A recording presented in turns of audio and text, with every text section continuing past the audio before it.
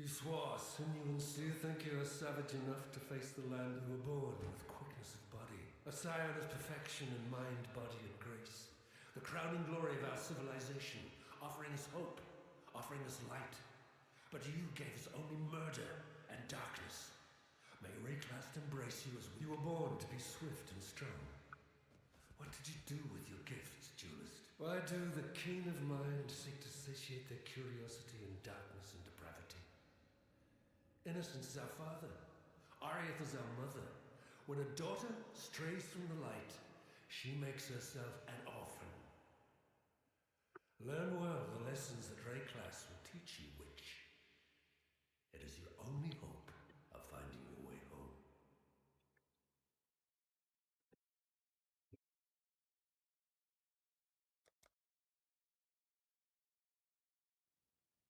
The Twilight Strap. Hold on. Let's fix. Turbo. P2, P1, campaign.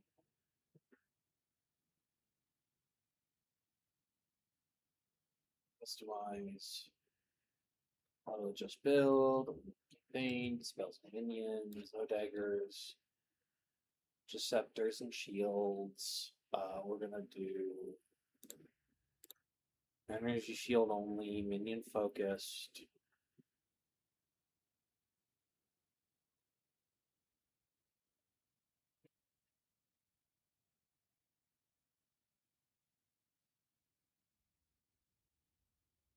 By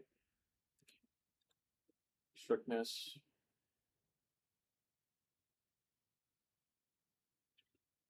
Alright, let's do semi-strict, softcore.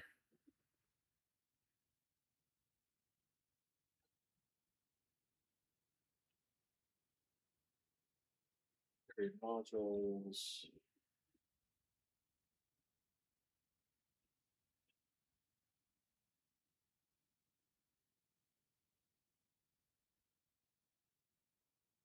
Control.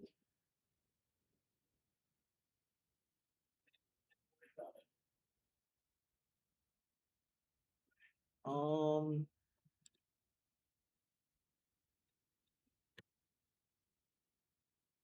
League.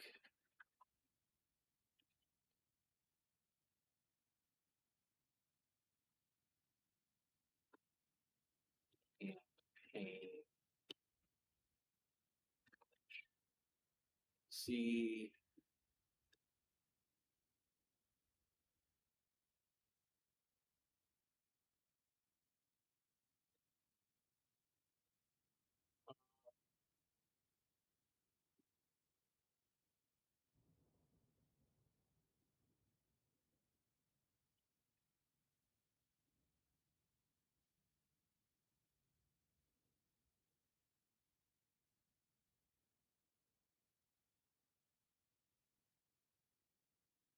Go up to this filter. Auto update.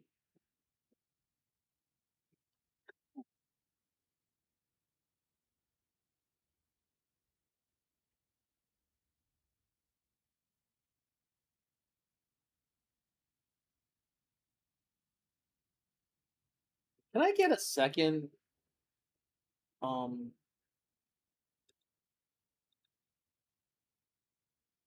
For that.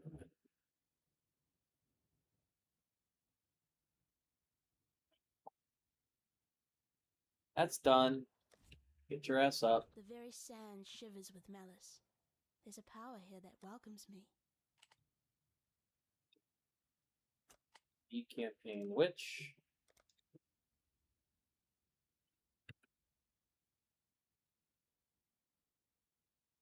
Alright, skip all tutorials.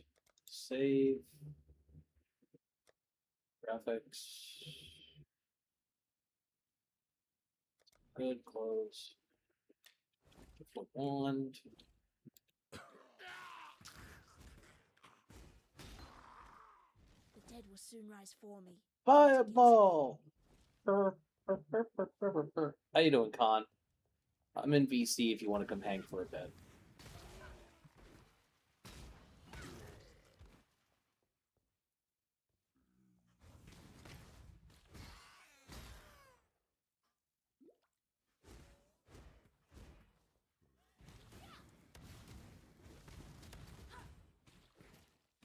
Hey, brother, what's going on? Oh, Lord. How you doing, brother? What the hell? The league. Hey, the new league started. If you want to come play PoE 1. I'm not at Dave's right now. Oh, okay. Yeah, I'm still at the camper. I had to go see my brother, Dog, and I went dog, to some of my clothes from there. do you want me to send you my Do you want me to send you my Starlink? No, I doubt it would be even useful here because my phone service is shit. I doubt it would even be good. That's not how it works. Do you have a clear view of the sky where you are? Define clear. Like clear enough. Like it's like you don't have a bunch of overhanging trees. Like there's some, but it's like you can like get a pretty clear shot of the sky. For the past month and a half, we've had overhanging clouds. That doesn't matter. I'm talking about physical obstructions. No, I live out in the middle of nowhere, but no, I'm good, bro. Like I said. Well, I say that because like it doesn't matter. Like that, like it pulls from a satellite for a reason. So yeah, if you I know that. So you don't have to worry. Like I said, there's an easier way for me to get internet out here. It's just a bitch to do it. Like actually having to get an antenna and put it together. Yeah, you might want to. Honestly, you might want to do it at some point. Yeah, like they're not super expensive. Like the best one I found is like a full antenna you like put on the roof of your camper, and then it like you just wire it into your camper, and then you can uninstall it when you go to take it somewhere.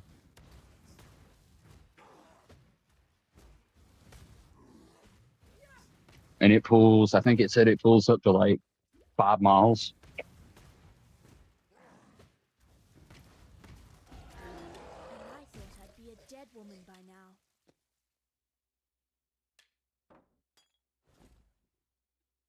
Right?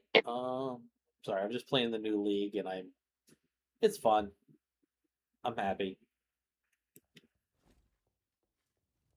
That Mirage or whatever it's called.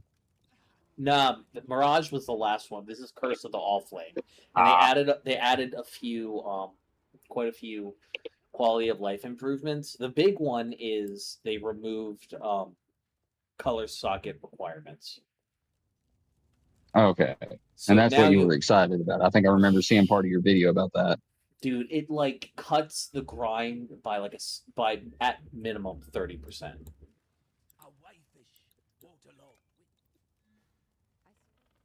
I just think it's so freaking funny, man. Like, I started playing PoE 1 to like start playing with you. You're like, no, I'll get you PoE 2. Gets me PoE 2. PoE 1 fixes itself. You're like, fuck that. I don't want to play PoE 2. I'm gonna go play PoE 1. Hey, listen, in my defense, there is a lot more content and a lot better content in PoE 1. It's just not new player friendly. It's now significantly more new player friendly. But you know what I mean? No, I find that ironically funny, and I don't blame you. I don't mean. It's so funny, dude. Sorry if it like comes off as like mildly hypocritical, but them's the breaks. No, it's funny. I mean, I'm not blaming you or saying anything stupid. It's a jokey thing because, like, how are you to have foresight that they were gonna fix this shit? Literally. Hey, Fastfinger, what's going on? Hey, hey, how you doing, my mate from the UK? I'm sorry, I'm not gonna do a British accent. That's fucking terrible. I'm sorry. Welcome. Good to see you. How's y'all handling y'all's perpetual heat waves? You doing okay, my brother? Also, it is late where you are, my guy. I know that heat be fucking killer out there. Yeah, it'd be a lot. And this is coming from someone who's been suffering 114 degrees. Yeah, it ain't no fun. But I got AC. Yeah. It's 3.14. Is it?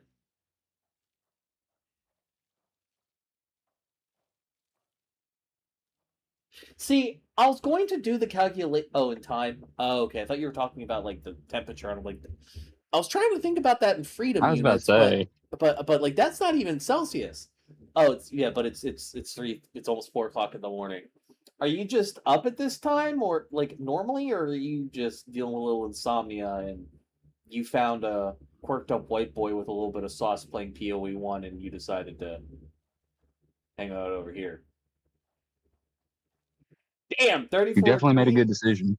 That's rough. Mm. Because like 34 degrees Celsius is like, eesh. That's like 86, ain't it? Yeah, but you got to remember Something that. around that. Yeah, but you got to remember that these are people that are used to like. No. I'm not saying that. They're not used to that. That's what I'm saying. Yeah. 86 is crazy. I'm saying I'm fully agreeing with you. 86 is crazy. Yeah. Because like I think the hottest summers y'all used to get like 20 years ago would have been like 78 at the most. The summer of the summer of 76, it was perpetually like 80 some degrees, 90 some degrees.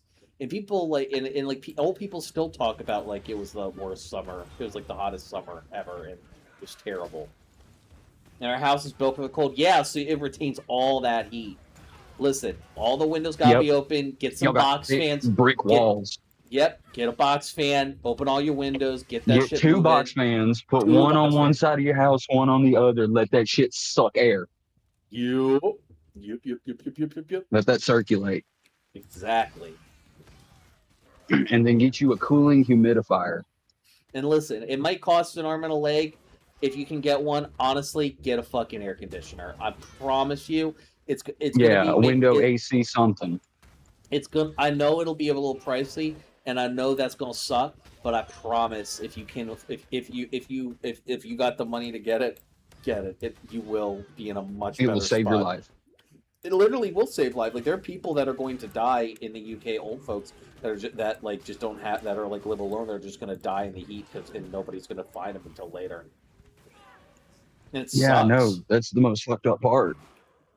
Yeah, man. It's like I know we have our back and forth with the islands, but my man, like we all going through it. We all need to be feeling this together. Literally.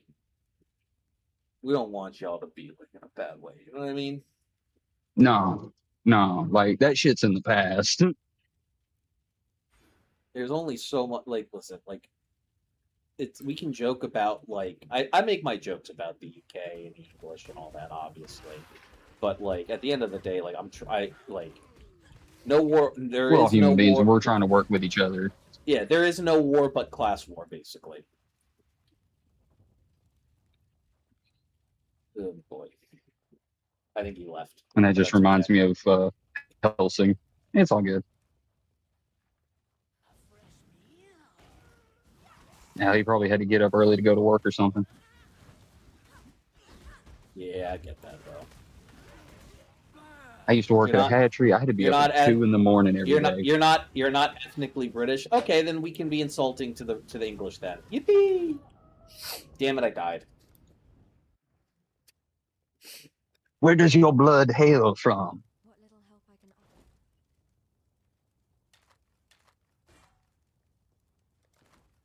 offer. Somalia. Okay, cool. All right. So you understand. So you're currently suffering from the lack of fucking seasoning in that country. I'm so sorry, bro. That sucks ass, man. Because you know that the British don't know how to fucking season their goddamn food. They stole seasoning from all over the world, and they still don't know how to season their damn food. They invaded 3/4 of the fucking planet for spices, and they don't use any of them sons bitches. And then, what, like 150, 200 years later, they come over here, and they try to take our ranch? Yeah, they're gonna try and colonize America again, just so they can steal ranch. Chabara, die. You are going to the Shadow Realm. What happened? Bot. Ah.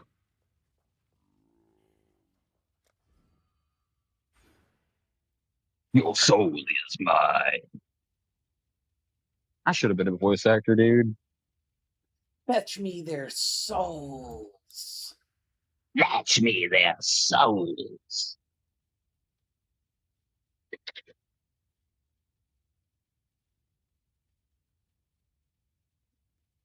Yes, I will do anything for the Aston.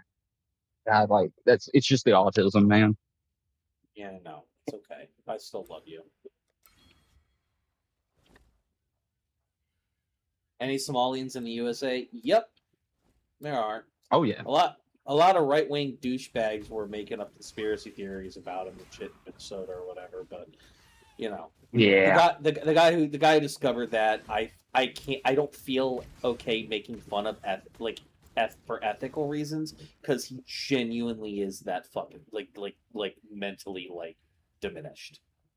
Like I would call the only people I call fucking stupid like are people who like say dumb shit and all that. Like if I make fun of him for this, I think it's genuinely ableism. It makes me feel bad. So and they tripes that poor like guy out onto the fucking RNC stage. Really they.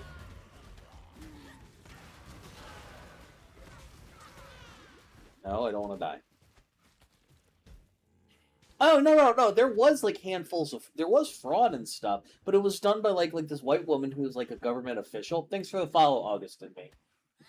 Appreciate it. But the people who were responsible for said fraud went to jail like 5 years ago. You know, he was just digging up old shit that wasn't relevant.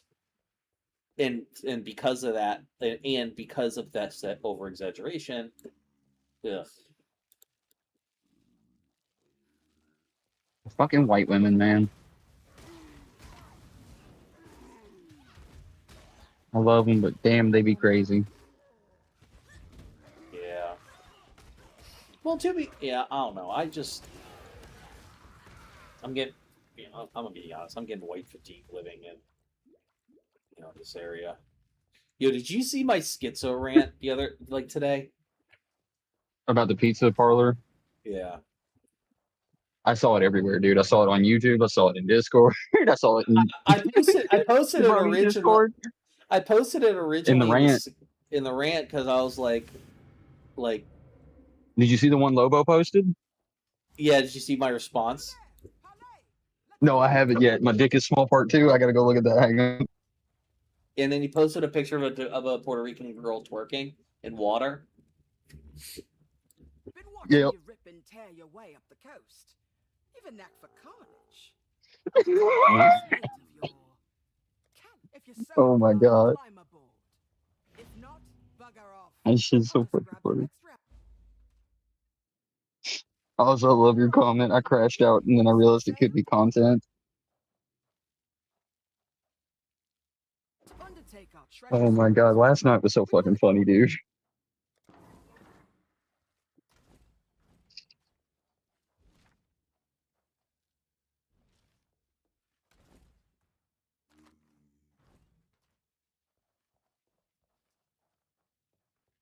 Before I do this, I want to finish what I was doing with the medicine chest.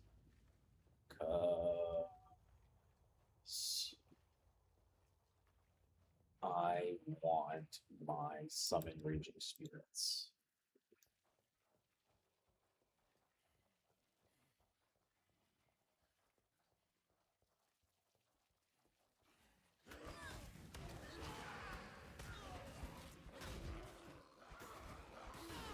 Man, I want to do a D&D session eventually with this Crooked Moon set that I got.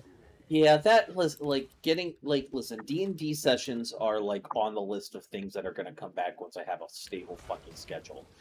The problem with working at a restaurant is I make a shit ton of money, but it's at the cost of like any level of stability in my life, which sucks.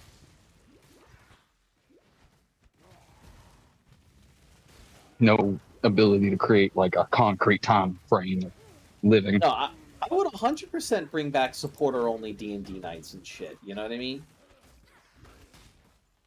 But like that Crooked Moon one, it's a horror one, but like I'm not gonna run it horror. I'd run it like comedies. because it's really good and it adds some really nice classes like the doll class and stuff like that. Like you can play as a doll, and if there's a 1x1 space, you can fit in it. You just want to play like you just want to like use that as a backboard for fucking Bloodborne, the D&D game. Pretty much, but the only difference is like I want to have like a character. I know it's wrong to usually have like an omniscient like character for the DM to play with, but he will do nothing but just talk shit. See, I actually like building a character in such a way where the DM is able to like make like have NPCs that are intrinsically entwined with the character that gives the DM like storytelling opportunities. Yeah, that's what I want to go with, especially like a lot of adventures go off the rails, and I'll let it go off the rails because that's where the most fun is had. But when it's time to get back to the story, I drop them in. You have to remember, it can be funny and it can be really funny and entertaining, but it will derail. I have been the person who has derailed entire campaigns. I have to. But do you derail them to the point where it's like kind of hard to like get them back on the rails to a degree? Bro, I derailed it so hard we had to take a 30-minute break. Oh no, I'm talking about it killed the campaign. That's it how almost bad I've did. done it. Like dead ass. Like I jumped into a bag of holding as a pixie. Don't do my that. DM had to figure out. Yeah, my DM had to figure out what that entails for me. So me, like everybody else, had to go outside while me and her deliberated what I stole from the bag of holding. Well, you're gonna get eaten by the monster that lives in the bag of holding. No, I got out. Okay.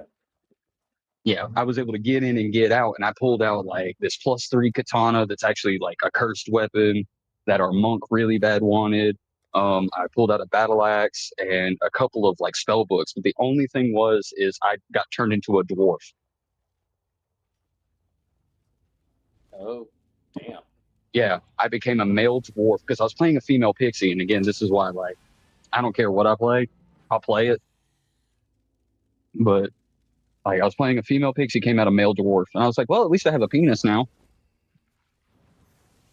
That's funny. And then I was like, damn, I kind of miss being a pixie, so I put some shit back so I can get my wings and turn back into a pixie because that was like my trade-off for taking a bunch of shit. And so I came back to being a pixie, and we were supposed to be fighting this goblin queen, and I had found her first somehow. And so I was going to try and like use like I can't remember what it is, like what skill I had to where like I could try and like mentally like persuade somebody. And of course I'm sitting here thinking it's a goblin. My intelligence should be higher than hers. I should be able to get, something. Turns out it was a black dragon in disguise. Well, damn. And it enthralled me. I almost party wiped our entire team by myself. That might have been a problem. Yeah, dude. They didn't know. Like she had to again tell everybody to leave while she told me what the Goblin Queen really was. Like I was figuring out shit too fast. She's like, I can't keep you here, dude.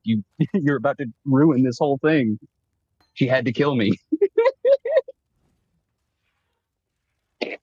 That kind of sucks though, being kicked out of the campaign.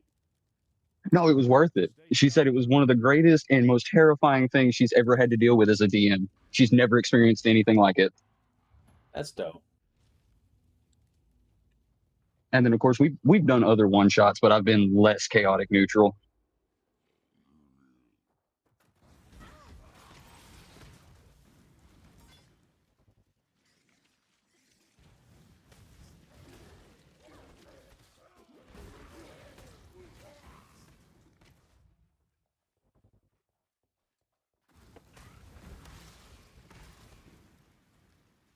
It feels good. It feels good to start a new league that doesn't feel like shit. And then we also had a half-elf that was pregnant with an orc baby. Why? Because they had a thing for orcs.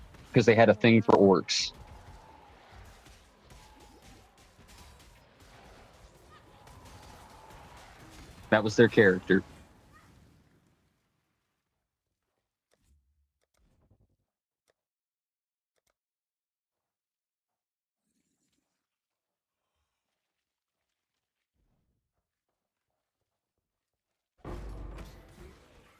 Better Tau Shield, Chart, Liver Transmutation. I'll take care.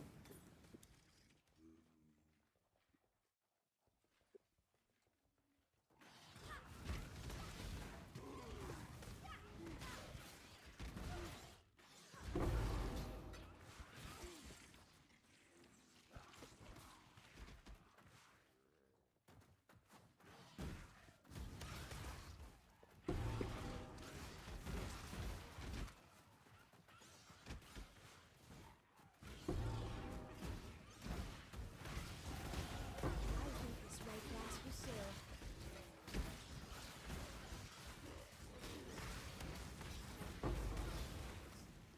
Oh yeah.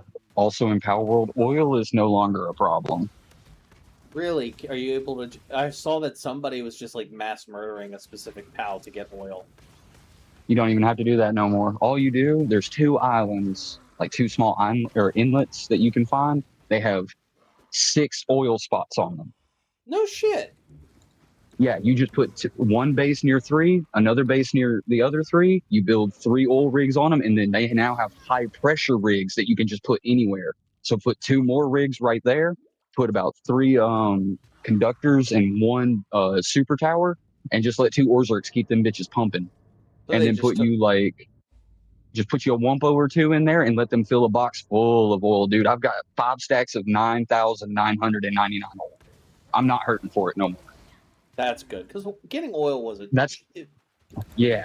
it was that was such just a from one bottleneck. island. It was just such a fucking bottleneck. Mm-hmm. Because Plus Steel made it so fucking difficult to get over that hump. Once you did, you were good. But now that they've added these 2 islands, the first one was added with the Terraria update before 1.0, and the second one was added with 1.0. So now once you get to those islands, those 2, you should have 4 bases at least there on those 2. 1 or 2 on one, 2 on the other. That way you have 10 oil rigs on each island pumping. Nice. That's 20 barrels every minute. And then you can also go in, I think it's either kindling or mining that increases oil production speed. I think it's mining that you research that increases oil.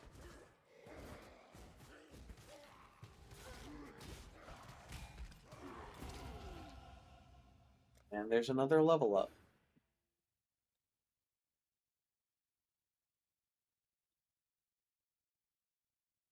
And then, of course, I increase, because I'm by myself, I increase my PAL spawn rate to 3. So that way when I'm flying around and I see Mimogs, there's 3 of them instead of just 1. So I get like a ton of dog coins. Nice. Especially when I go to like Faybreak Isle or... It's nice to see Power World getting a resurgence. Yes. Almost 1 million players, dude. That's crazy. Almost 1 million players just on Steam. And honestly, that's unsurprising, because Power World, like, it had content. It's just like, you know, it wasn't, you know, it was bare bones for now. It was bare bones. Like, it was there mechanically. Like, the mechanics were there. It's just like you needed more. If you needed purpose. Yeah, it didn't really have a whole lot of like depth to it, like in character development and stuff like that. Yeah. And now it kind of does. Granted, I really don't feel like the storyline goes too far. Hey, it's better than nothing. Yeah, it's better than nothing. Do not get me wrong. That final boss fight is so freaking cool and fun. I haven't seen it yet. Although I have seen the clip. I'm not going to spoil. I have seen the clip of the dude flying. Of the flying, like, fly, you fat fly. Yes, dude, that shit's so fucking funny. That's you have to catch that PAL just to get into the world tree.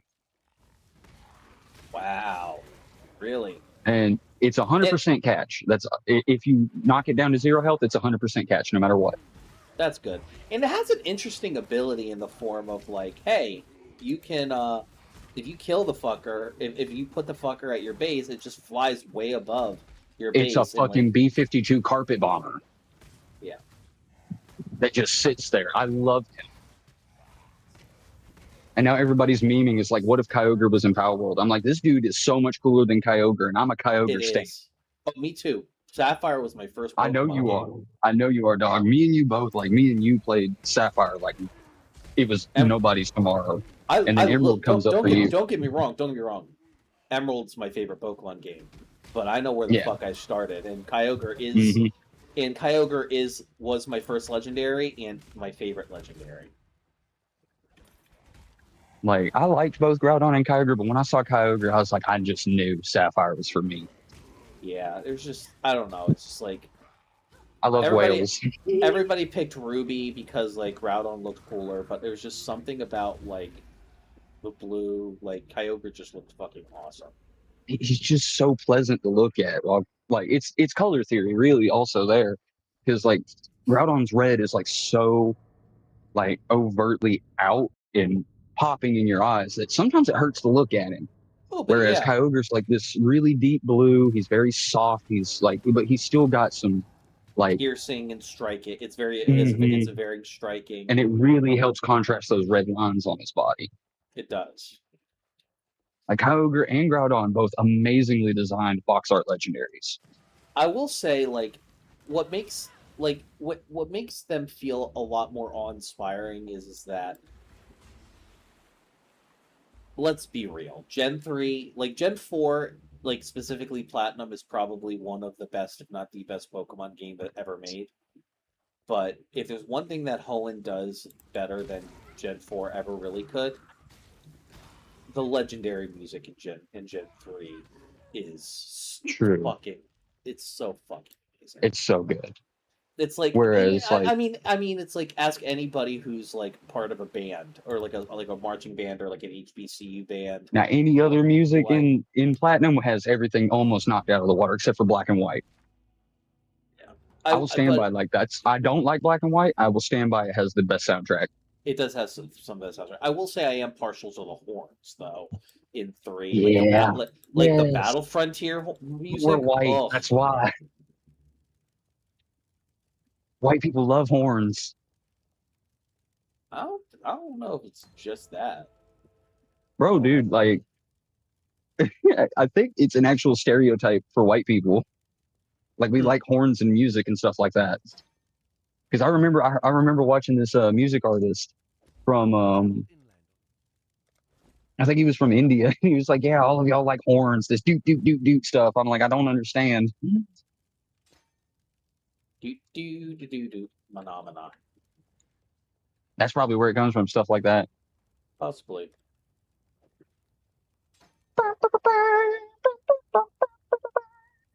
Stuff like that. Just constantly hearing them shrill brass sounds.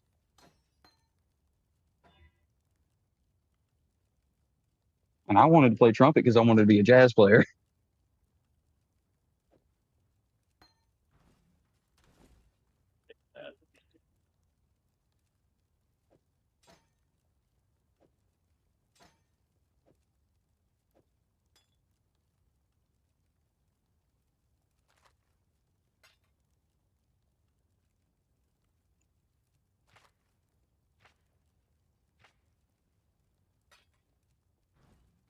What little help I can...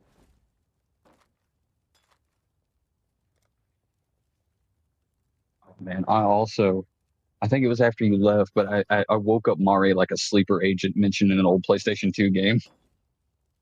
That's funny. How did he respond? Hello. He's like, dude, I said, have y'all ever played Metal Arms? He's like, hang on a second. He started Googling, glitch in the system? I'm like, yeah. He's like, dude, that game is so fucking cool. I'm like, we just gushed over it because it's such a good game, dude. It's so goofy. The game starts up, it's telling you about like how this scientist robot wanted to make better robots. He accidentally made a fucking tyrant that took over the planet they live on. And then as you wake up as your character, there's just this doctor bot going, I don't know what the wrong with him. There you go. Now, climb into the bathysphere. It's just there, hanging off the side of the ship.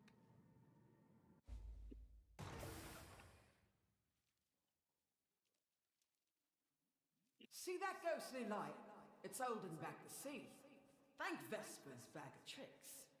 Now we place the lanterns. Won't get any treasure without them. Just shout out where you want them.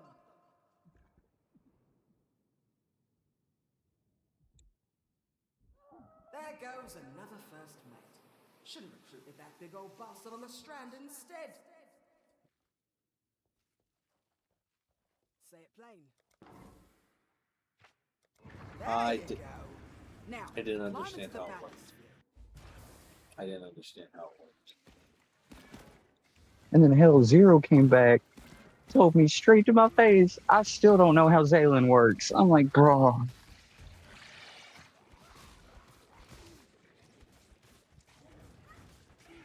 I drew this man a diagram, very simple diagram.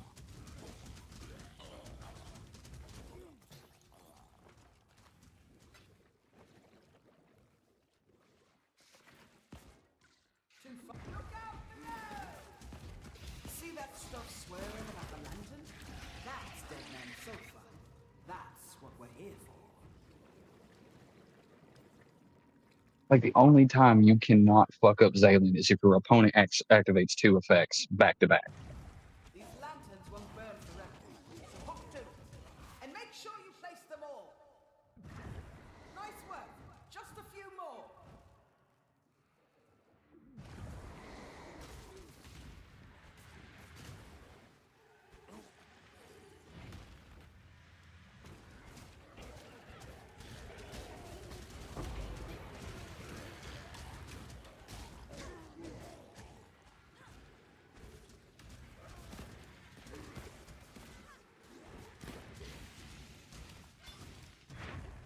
I need more mana.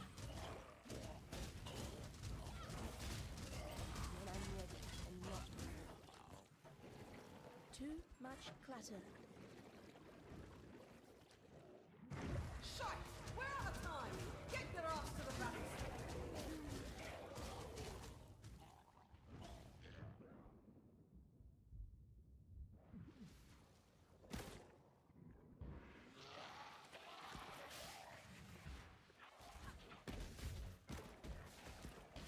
Okay, I think I understand how this is supposed to work.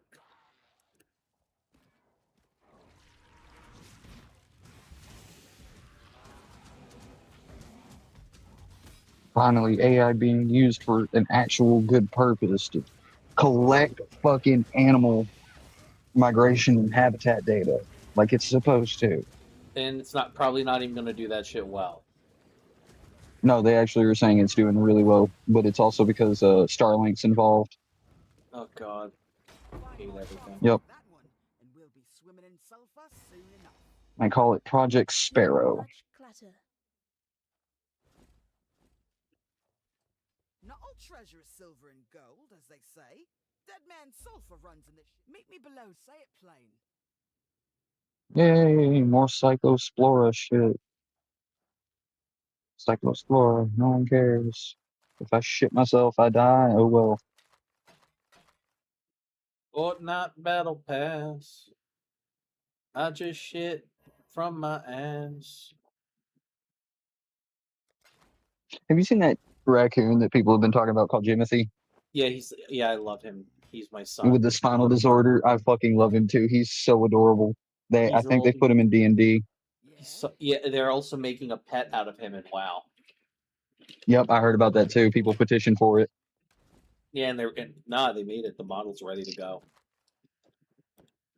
He's got an intelligence of 6, wisdom of 10, charisma of 14. This raccoon be fucking. Shut up. He's baby. Do not lewd the baby. I ain't doing it. D&D's doing it. He got a strength of 5, dex of 15, so he can fight. He got some scrapping, con of 10. And this is why I hate freaking. Oh, okay, good. Never mind. I can actually look at it. He's got a +4 to initiative, It's all right. armor, or Don't waste your strength. 12 AC, 17 HP. He can move 30 feet and climb 30 feet. That's crazy. Oh, and he's got a +2 mod to charisma, so he's got 16 charisma and +2 to his saves. Oof.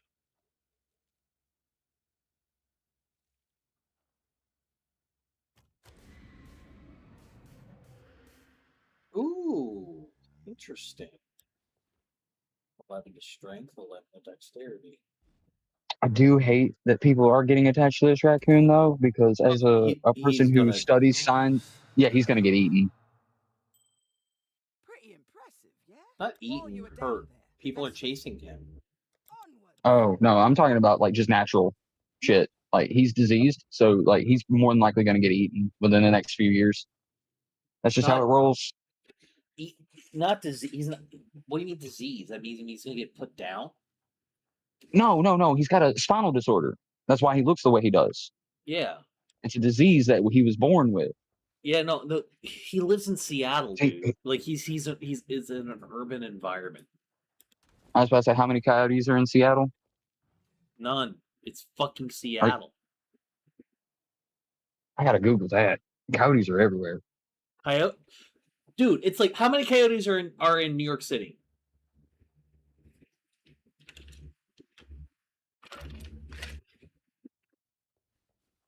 I know coyotes are everywhere. They're not in fucking Seattle.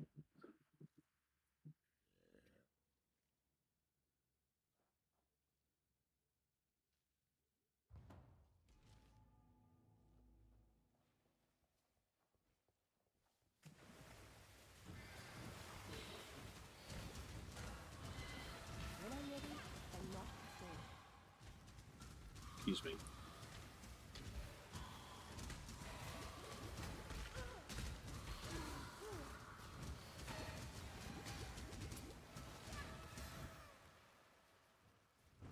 Substack, Washington Department of Fish and Wildlife. There we go.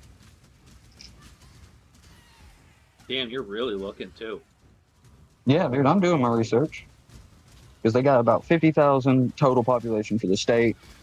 And they say they're well developed within all of Seattle, the parks, waterways. They especially hang out around like the coast. Yeah, he's in the urban area where like all the houses and shit are, where like coyotes don't exist. Like the biggest thing Jimmy has to worry about is a mean cat, Or someone's pissed off dog. basically. And other people. Yeah, the big Because he's thing he has to basically a worry. person at this point. Yeah, basically the big thing he has to worry about is the fact that like people like be chasing him and shit, and because he's a celebrity. They're trying to get a hold of him, yeah. Yeah, I mean honestly, like I would rather him like go into a zoo and like have a long, healthy life with like caretakers who want to make sure he's okay. With a nice, like, 800 by 800 enclosure. And I'll be honest with you, like, do you know how like much people would like love to go see Jimothy? Dude, we be getting people from all over the world to come see him. Yeah, literally. And he'd be a great like he could be a great ambassador for like animal like genetic defects and animal deformities. Exactly. I love Jimothy. He's such a good boy. Not, but I don't love him. He's like he's only Elsa. He's a good girl. Sorry, I love my cat.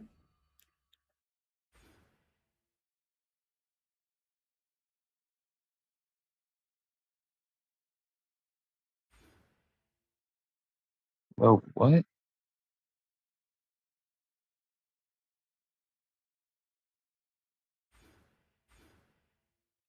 Oh, shit. When was this? Yesterday?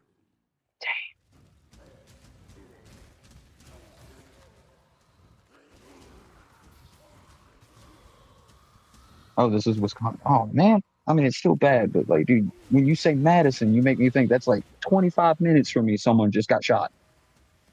But no, it's in Wisconsin. My heart's still to the family. Prayers to the family.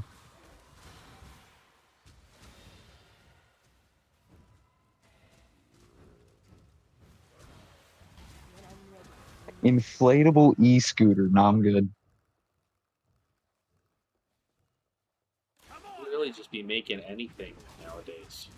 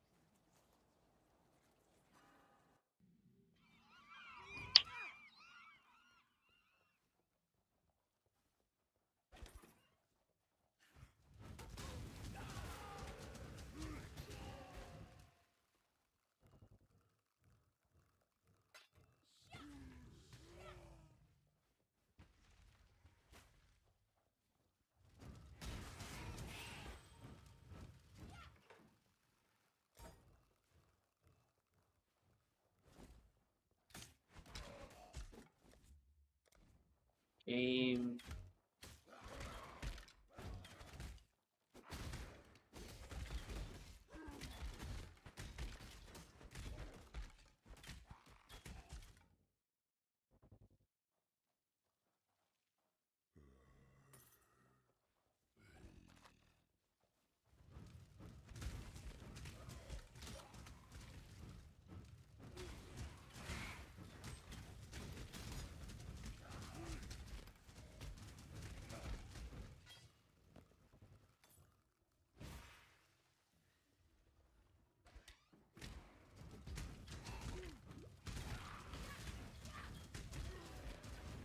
Oh Lord. I was meaning to like do the thing that Mari sent. That'll probably be like the last thing I do on stream tonight. Yeah, it's pretty quick. It's like I finished it pretty quickly.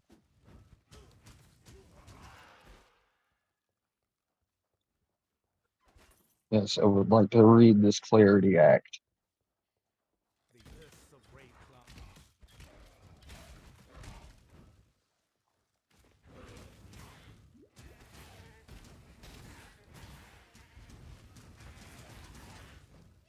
How does light radius matter? Light radius PoE 1.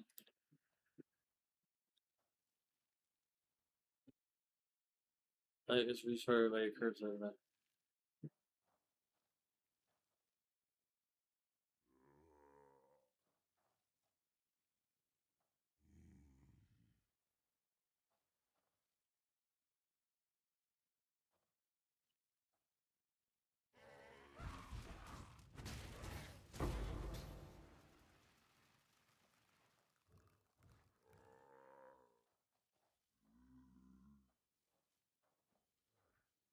Okay, so light radius doesn't actually like meaningfully help experience game like it does in PoE 2. Got it.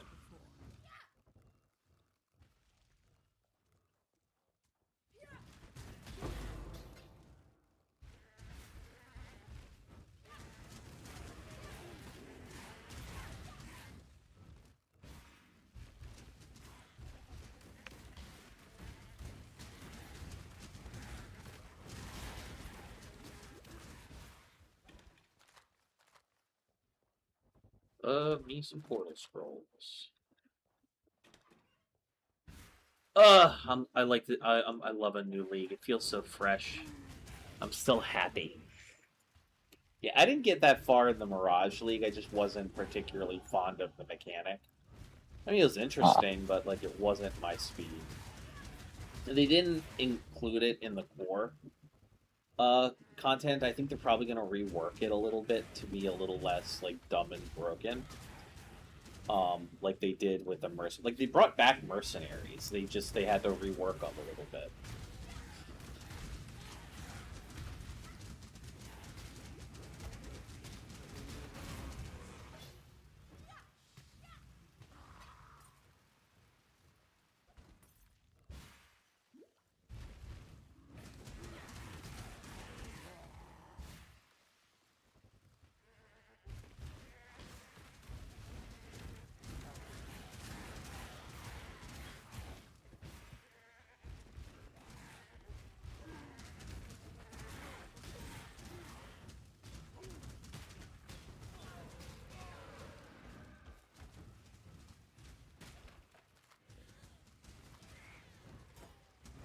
I need more mana.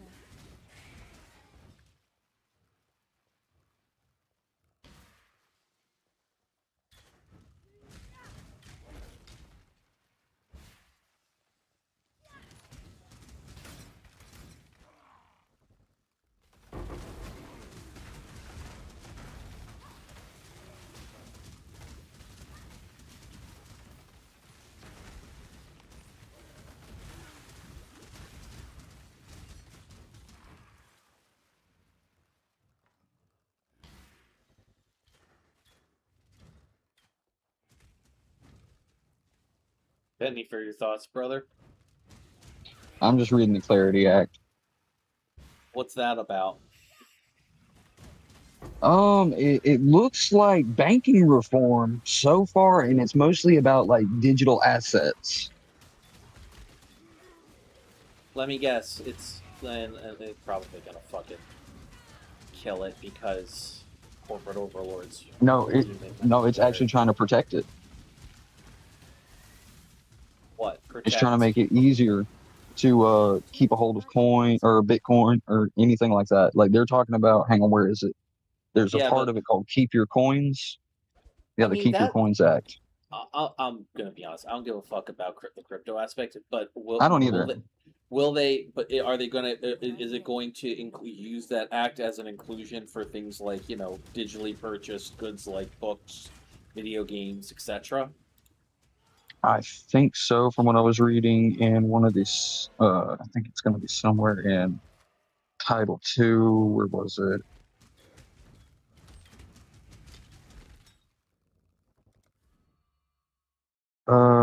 Study on illicit use of digital assets.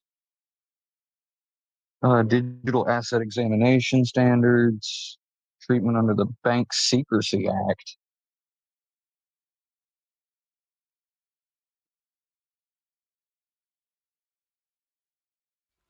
Illicit financial obligations.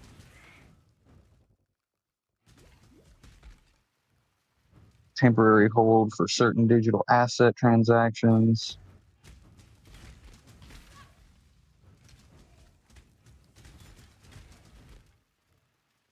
No, I'm not entirely sure this is talking about like books or games or anything. I'm thinking this is talking more money and like stocks, bonds, and stuff like that they're trying to move to digital.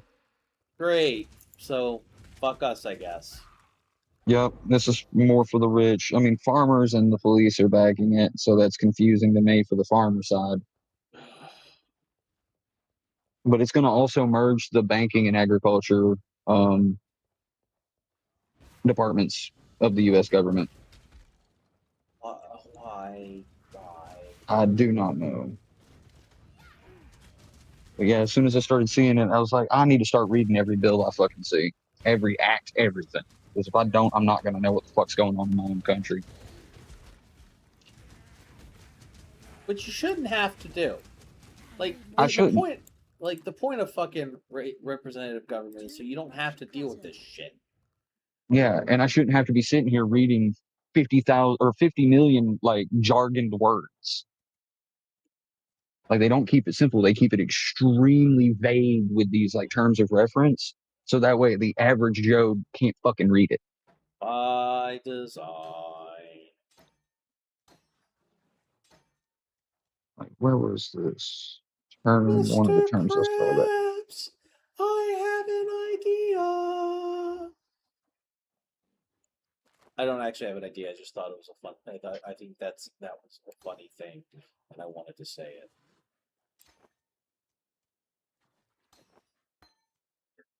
Fireball. Spirit. Energy shield, the better.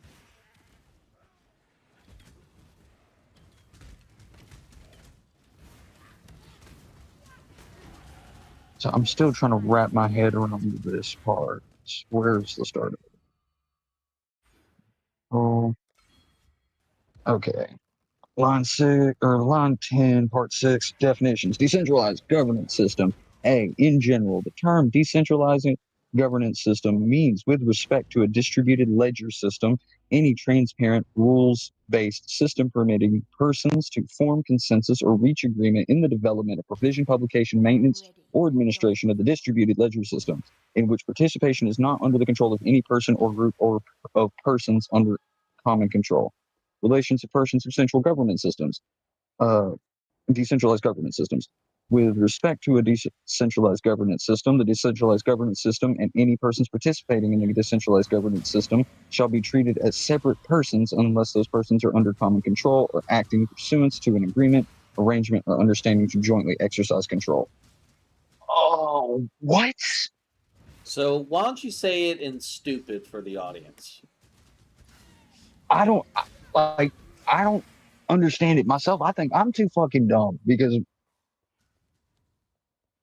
like I read that out loud and I still can't wrap my brain around this jargon. Like basically what I'm getting here is in my defense is I wasn't paying attention. I'm sorry. I should have been. I won't. I was like only half hearing because I'm also playing the game. Oh no, you're good.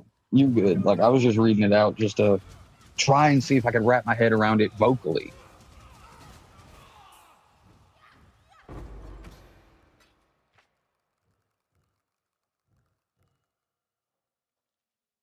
Okay, I see now. Too much So in clutter. layman's terms, the decentralized governance system will be like, say, if you and some dude overseas are making an agreement and deal, neither governments can get involved, apparently.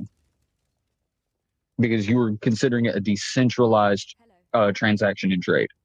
Oh, that's not going to have any negative repercussions. Oh no, sorry, Bob. That's Oh, going to no. work just Oh, fine, no. Andy. Oh yeah, we're going to be seeing a lot of people become like stupid rich over nothing. I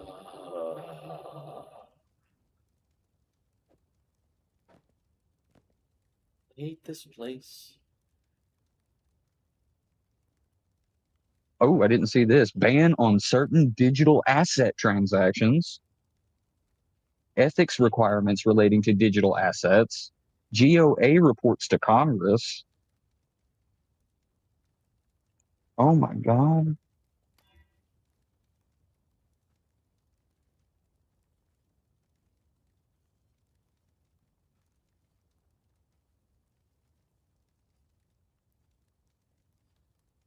Guarding unprotected aging retirees from deception.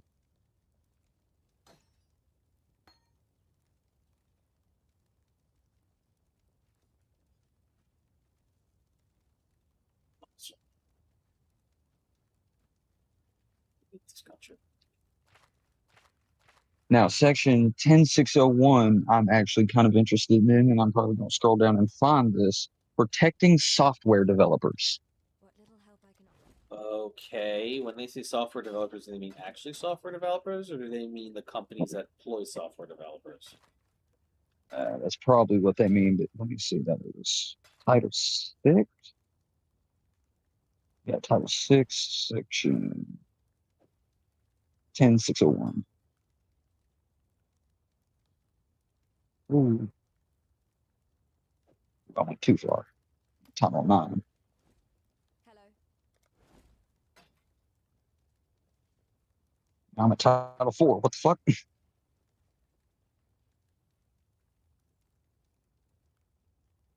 uh,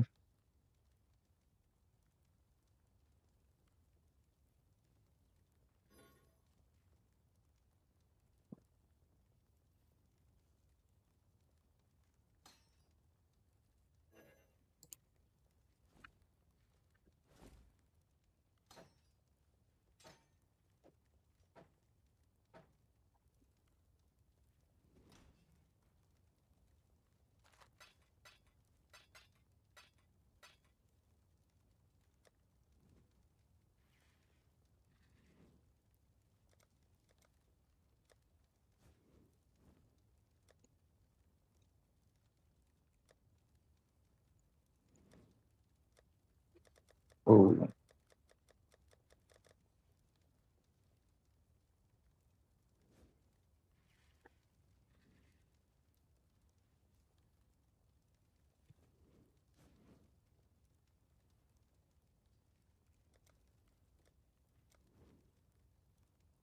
Actually, I think this is going to allow AI to start doing trading, like full. Oh, the joy. Like, because I'm now scrolling down through Article 5 of this shit, and it's talking about like straight up financial products or services with artificial intelligence.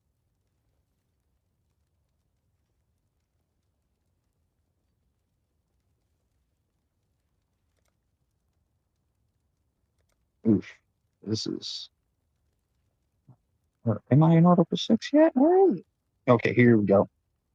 Software developers and software innovation. Amendment to the Securities Act of 1933, the Security Act of 1933, 15 U.S.C. 77A. Its sequence is amended by inserting after Section 27B, 15 U.S.C. 77Z-2A the following. Distributing ledger system defined. In this section, the term distributed ledger system has the meaning given the term in Section 1001 of the Digital Asset Market Clarity Act, application software developers. Notwithstanding any other provision of this act, a person shall not be subject to this act and the regulations promulgated. That's a word. Promulgated under the act solely based on that's the first time I've ever seen this word. God, jargon, dude. Jargon be teaching me words I never even knew. Under this act solely based on the person engaging in any of the following activities, whether singly or in combination in relation to operation of distributed ledger system or any component thereof. Compiling network transactions or relaying, searching, sequencing, validating, or acting in similar capacity. Providing computational work, operating a node or Oracle service, or procuring, offering, or utilizing network bandwidth, or providing other similar incidental services. Messaging.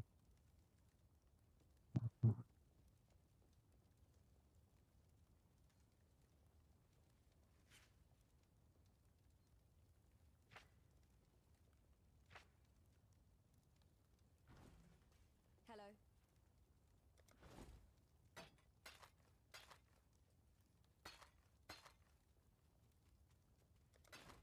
Goodbye.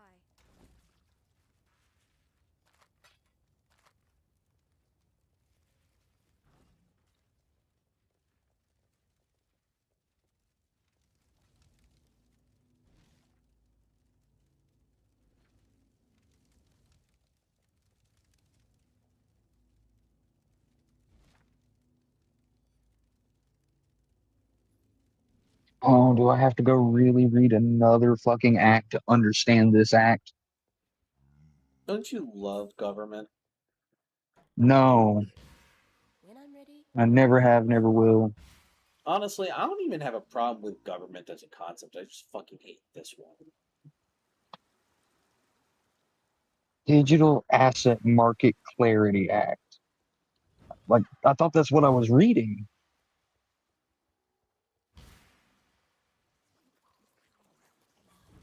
1001. That's literally the top. The short title, yeah. Right.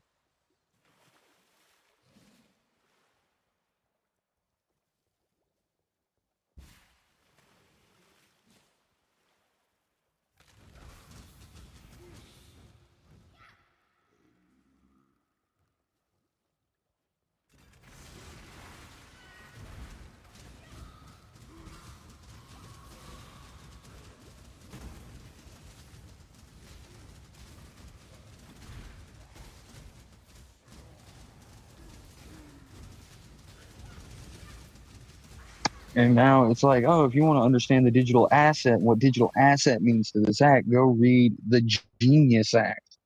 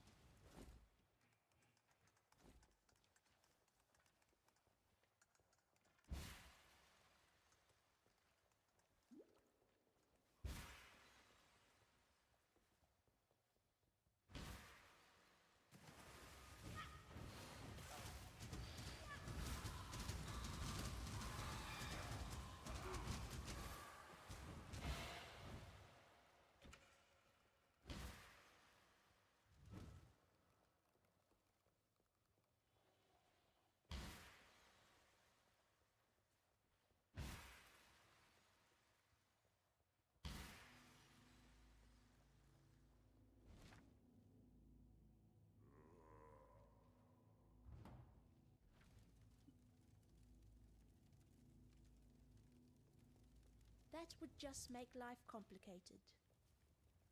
Still working on it. Yes?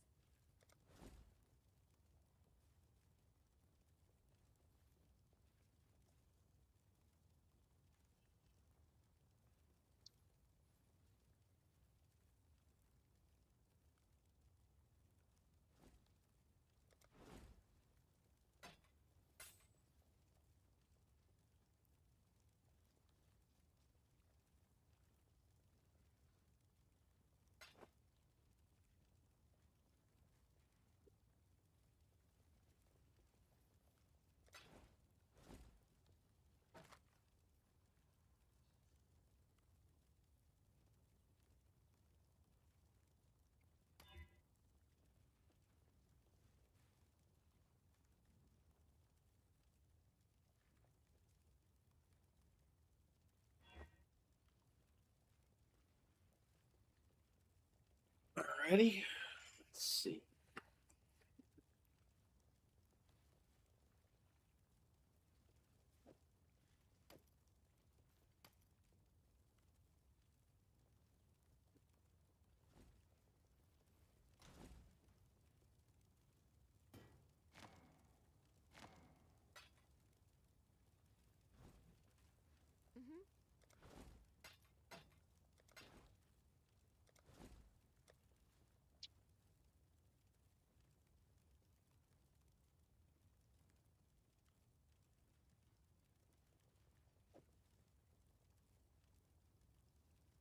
Yep, definitely need to stop looking at that. Oh, Stressing you the fuck out? yep. And not in the I don't understand it way, in the I understand it, and it seems like it's going to allow non-existing entities basically to just fucking trade. Yep. Yep, that sounds about right. But I did also read that it will help like keep a stable like funding for agriculture at least. Like there's some like decency to keep our farmers going. Yeah, so But they're hiding a bunch of other shit in it. that's just like a giant fuck you. Mm-hmm. Like you can tell there's just a bunch of shit in there for like rich people to make more money. Yep. And that's usually how these laws go. They'll sit there and they'll wave, "Oh, look how nice this bill is for y'all. Look how nice it is. Let us get it passed in the law." And there's a bunch of fine print that allows people to fuck over the small dude in the long run. Yep. They think I'm dumb. Like I know they know that there is a dumb portion of this population, and that's because they were fed the bullshit that education is unnecessary to them, or they just didn't want to. Like hell, I didn't even fucking pay attention in school, and I'm still smarter than most of these motherfuckers out here. Yeah. That's also because like most of the shit that I was being taught, I already learned. Like it was crazy. When I went to Addison, I was learning like apparently high school algebra. And then when we got into high school, I was relearning the same algebra that I already knew at the new school. And I was like, why am I even here, dude? This repetition's horseshit. It don't do nothing for me. Now, if my math teacher had said, have you ever heard of fractals? Bruh, he would have caught me into math so fast. Ah.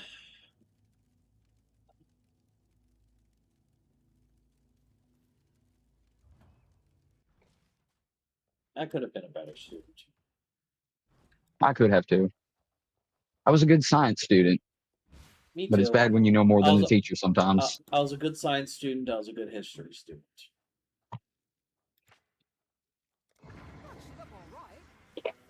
Like I've already told this story before. I'm able to answer questions in my sleep for science.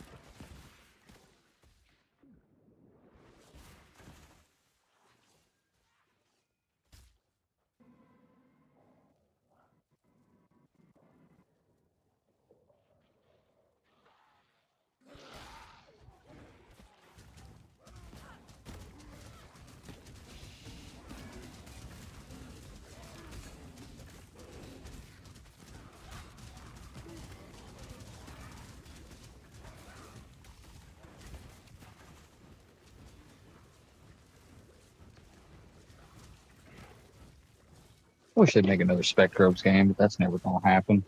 No, it's not. Even though Spectrobes is really cool. It was such a cool concept, dude. I loved it. That and Fossil Fighters. I never got a chance to try Fossil Fighters. It's pretty fun. It's a little goofy, like in a good way. Like it leans into like this almost I'm trying to think of the comedy, but like slapstick comedy in some cases. But at the end of the game, I think you get the choice between like a human girl and like this dinosaur species of humanoids as like a love interest because it's a kid's game. It is. They had And the dino girl can turn into a raptor. Of course, they had to slide that shit in there. Yeah, bro. I was awakened. Is that your awakening? That was one of my awakenings, yes. Viper was another.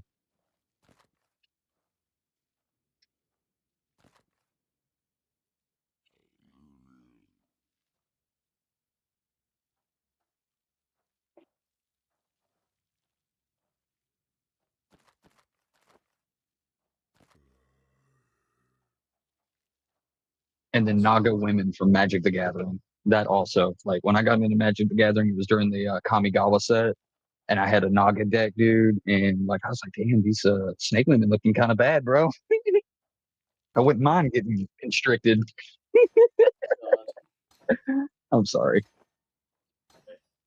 I just keep forgetting fucking people. Scaly. I'm not a gooner. I'm not.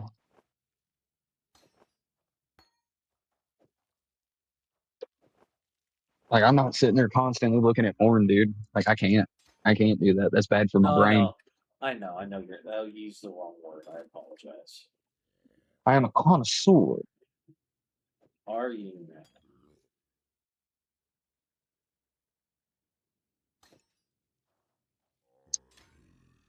man? My taste I can't find on any plate.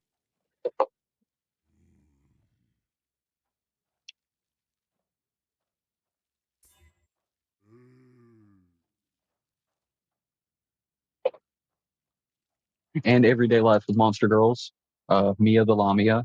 That one woke me up. And I also, as I was reading that manga, kept asking myself, why am I still reading this? Yeah. Why were you still reading? Because it was funny. Like, I initially looked at it and I was like, I want to say 15. So, still in the horny phase. And so I was like, ooh, like, big titty snake bitch. I started looking at it and I was like, this is kind of funny. Read the next chapter. He met Centaura. This is really funny.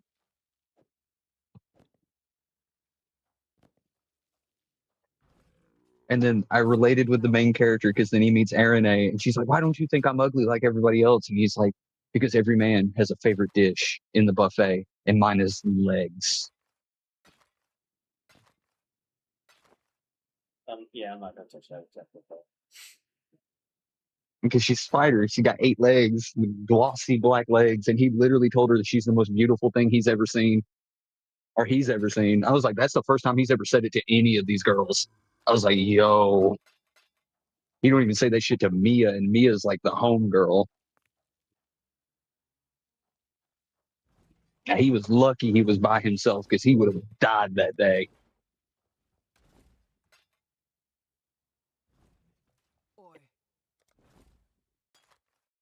Like, it's so bad. Like, everybody loves, all these women love him because he's like so plutonic to all of them. He's just a sweet dude.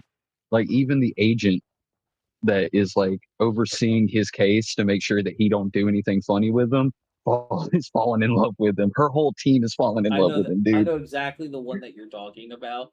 And I was like, I got 10 to 15 chapters in, and I was like, all right, I'm done.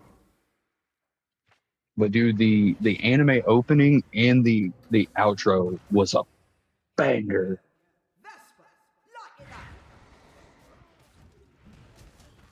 And then I remember I was watching the anime with my friend, and he sat there for a minute. He's like, "Why are we watching this?" And then his girlfriend came over. And we all sitting there watching it. And they both look at me. Why are we watching this every episode? And I'm sitting here like just completely casual, just watching it for the laughs. Like I'm not even horny about it. I'm like 23 at this point. And I've got a girlfriend. I was like, it's just funny to me.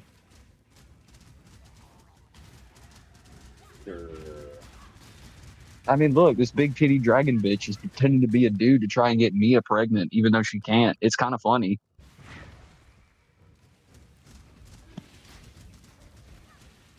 I need more mana. Oh, look, the zombie bitch's titty fell off. Ain't that funny?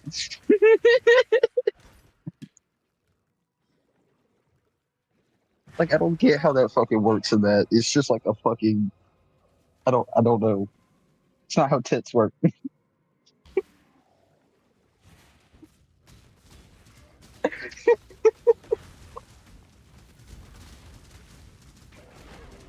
I'm sorry, brother. It's content. It's content. You're not sorry. I am sorry. I am sorry about this, talking about it. Like, I know I need to stop, but the autism is, like, talk about it. It's so funny. Come on, I need to stop. It's like the Green Goblin mask. Whisper it in my fucking ear, dude. Do it. For the content. Do it, cons.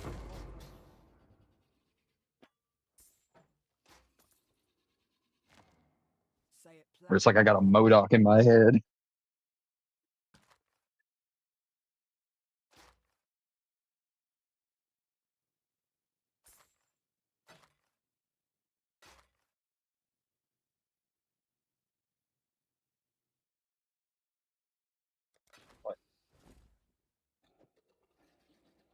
And speaking of MODOK, they did my boy MODOK dirty in that new movie. Like, you don't make him goofy until after his first fucking encounter with everybody. Like, he's supposed to be a serious threat, and then they realize he's not actually a serious threat.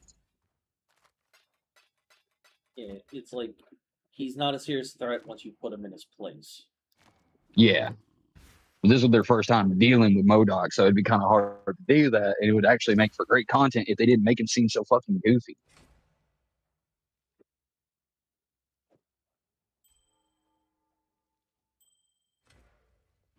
Like, my boy MODOK, when he first showed up in the comics, was a menace.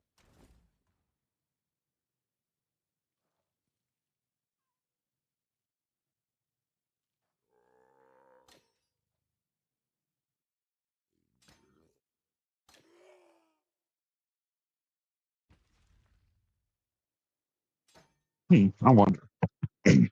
Last time on Dragon Ball Z. Nah, that's not good. I just wanted to see if I could do the Dragon Ball Z announcer voice. It's such a good voice, dude. When I'm ready, and not before.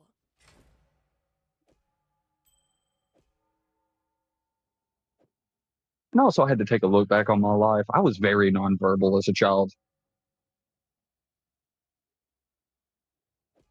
Like, I wouldn't talk to nobody when I was a kid.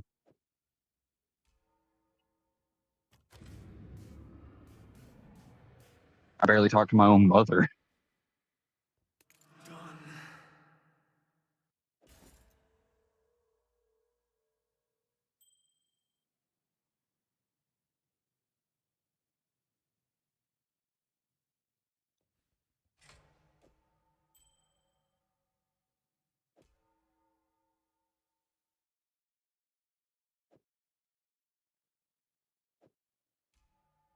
And like, you know how I feel about my mom. I do love her, but I just don't like the person she is or what she's become.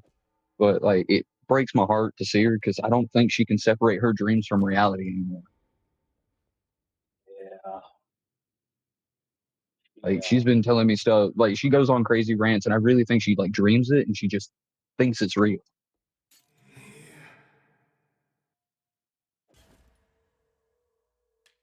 They should legalize cybacillin. That would actually help her a lot. Yeah, but you live in Alabama, dog. They ain't gonna do that shit. I know. And it pisses me off, dude, because it would fix not just like stroke victims, it would help PTSD victims. There's so much research behind cybacillin as like a chemical compound to help heal the human brain.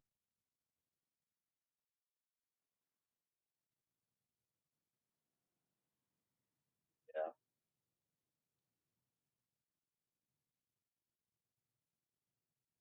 And like the fact that cybacillin is in the same chemical structure as serotonin, which means it seems like it's almost perfectly fit to go into our brain. Or any brain for that matter, that produces serotonin.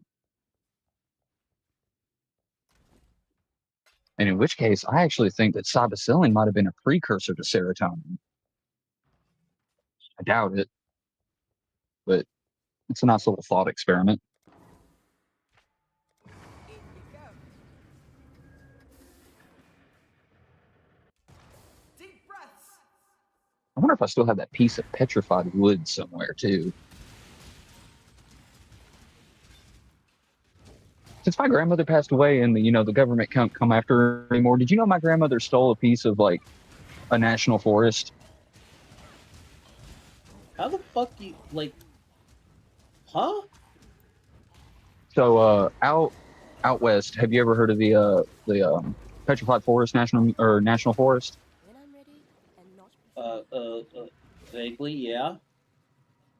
We went there, and my grandmother just happened to see pieces of the trees, and she said, "I'm gonna take that. Don't tell anybody."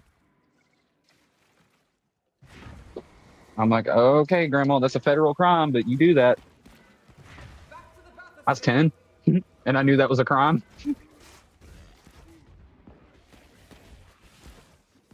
Of course, my grandparents are fucking doing cocaine when they were young. I can't say they ain't fucking crazy. Yeah.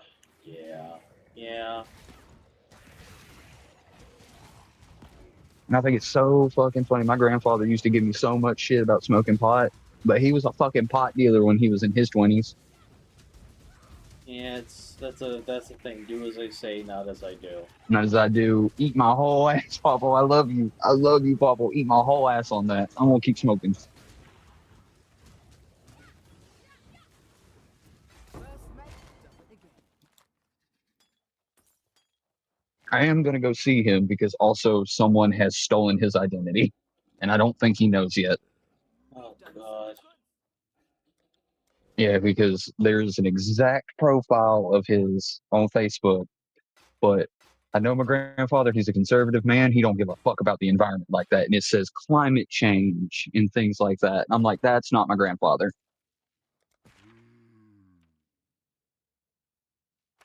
Don't message like he does. I'm like, this is fucking weird.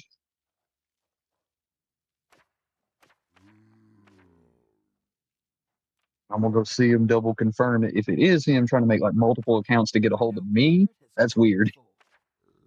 Because I don't use Facebook like that.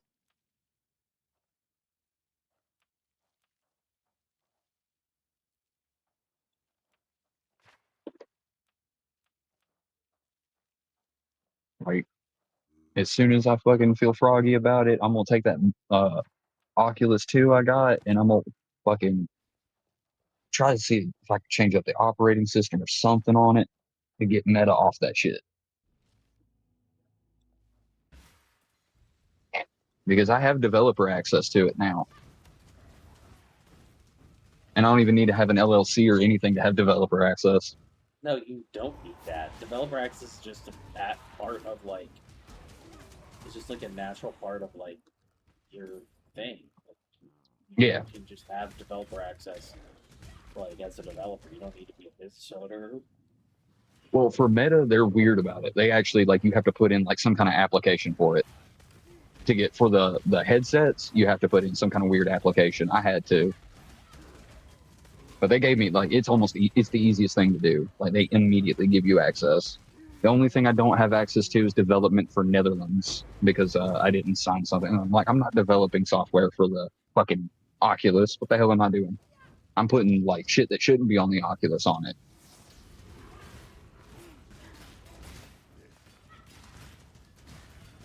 Like Steam Link and things like that, so I can actively play like Steam directly through it instead of doing it through Meta's actual applications because they don't work good.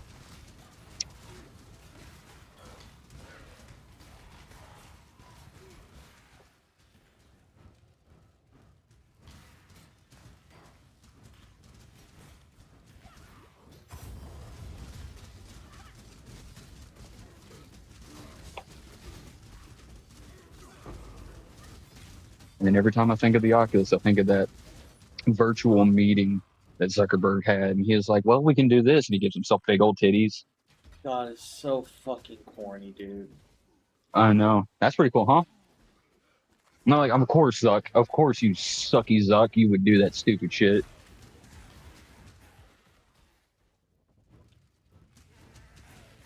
Perpetually 16 fucking years old in his head. Same with Elon.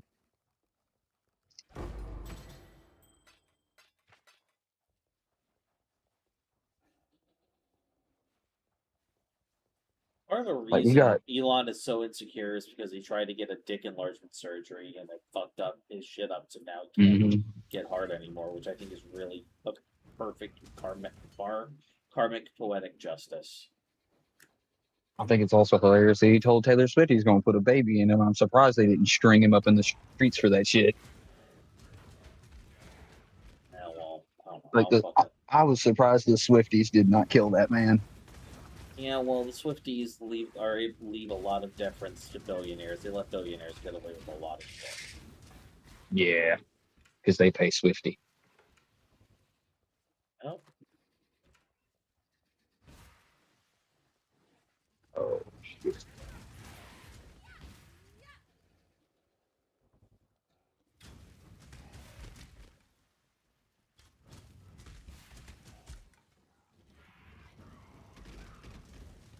Of course, while I was over at my brother's, I picked up some of my old clothes that I needed. And then Amanda used to work for the Space and Rocket Center in Huntsville, and she left her jumpsuit there. And then I talked to her about it. She's like, "No, I don't want it no more. You know, it probably smells like cigarette smoke." And I still grabbed that bitch and brought it with me because I'm like, that's memories that you have fond, like, thoughts of. You should keep it, show it to our kids, stuff like that. Get them interested in space. Space. The one place unaffected by capitalism. Space. And you know he loved that shit, dude. They had to do, I think, 12 takes of that. those are the takes they kept. Mm-hmm. Like he couldn't help but fucking laugh every time he said it. Like you can see it when he goes to say it in the take they kept. He's like his face twitching hard. He was having so much fun with that shit. It's so dumb and campy.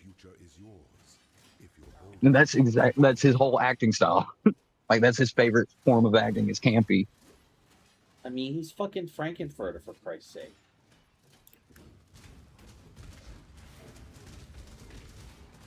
You know? Space.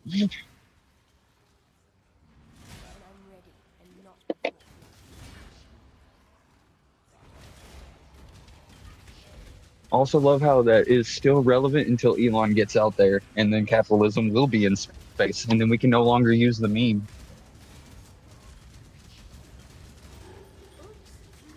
You are made of stupid. What are you? An idiot sandwich. Exactly.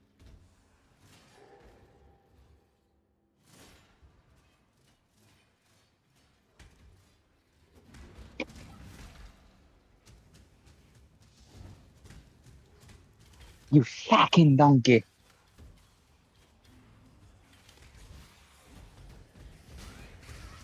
Also love how Shrek was considered like a fucking concentration camp for animators who couldn't fucking work. Yeah, and they ended up creating a fucking masterpiece. Mm-hmm. And then proceeded to make sequel after sequel that was just as good. Well, I would argue that stopped being the case after the third. Really? You don't like Forever After? No, I don't know. I haven't. I'll be honest. I haven't sat through a whole thing of it, so maybe I should run my mouth. But you know, I will say that like timey-wimey, like manipulate time. Going back in time stuff, yeah. That's usually the hallmark that like motherfuckers have run out of ideas. Yeah, but it's fine because like I don't think they made another movie after that, did they? Until they're trying to make this new one. Yeah, there wasn't a Shrek 5, was there? No, there wasn't. Yeah, like that would have been the perfect cutoff point because you jumped the shark. And especially the scene where he's like trying to get Shrek to sign it and his toes come straight out them fucking shoes and claw the floorboards, dude. I thought that shit was so funny. He's like a fucking crackhead.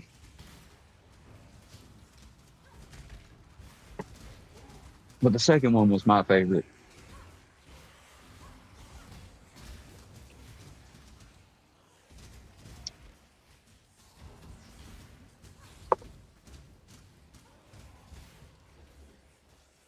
I just want to say for the record that, like, I don't know what the fuck is up with, like, the humans of Far, Far Away. I would have absolutely pushed Ochre Fiona through the fucking mattress. I don't know what. Dog. She is so bad as an ogre. I don't know what the fuck the rest of them were smoking. I see exactly what Shrek sees in her. Yeah, I'm just like, dog, she's bad as fuck. Are you kidding me? Strong, independent, beautiful, smart. God, she got it all, dude. She's the perfect woman. I wouldn't even talk about. I mean, like, obviously all that's the case, but I'm talking about like a fucking. She was like a fucking T-Pace song. Shawty got looks and shawty got class. Shawty got and shawty got ass. She had the whole freaking package. She was bad as fuck. And then had a voice so powerful it could kill birds. Literally. Like, Snow White can bring animals around. Fucking Fiona will drop them. And then she proceeds to beat the brakes off of all of Robin Hood's men. Which was so fucking funny. And then proceeds to rip a whole arrow out of fucking Shrek's ass.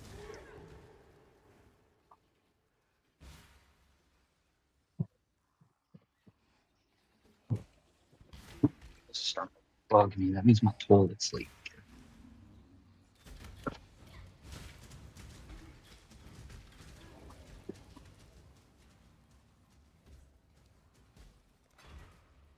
Oops.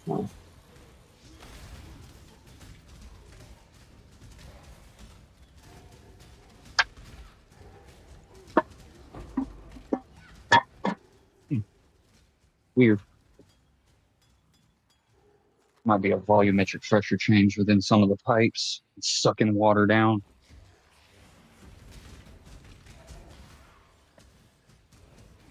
Oh, I'm gonna have to redo any shit pipes. That'd be disgusting. And I am dreading having to replace a fucking seal valve for my septic. Have you thought about just getting like an RV or some shit, and just so you can like play? We're planning on it. And hanging out with like homegirl with Amanda while she's like on the fucking road and shit. Well, that's the thing. Like, we're gonna try and get an RV, a drivable one, because I told her that's the only way she's gonna get me out on the road to go work with her. Because I'm not leaving her animals, and I'm not giving them up. I get it. I have invested too much and too much love into these animals. My heart is literally inside each and every one of them.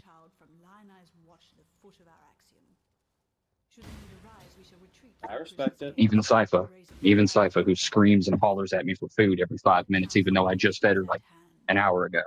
I'm gonna be honest with you. Like, if they raise my fucking rent like too much here, I might look at. I'm honest to God thinking about looking for the same.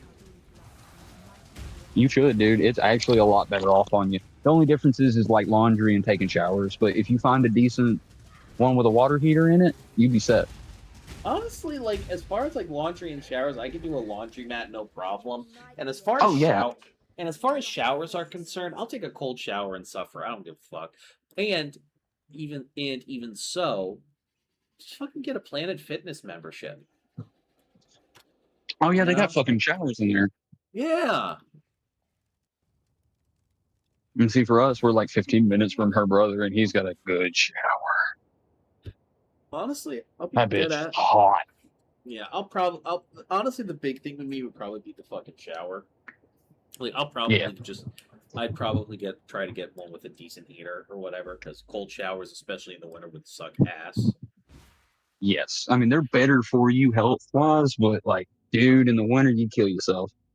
Yeah, dude. Especially. I think Elza would be a little iffy about the constant movement, but she get used to it.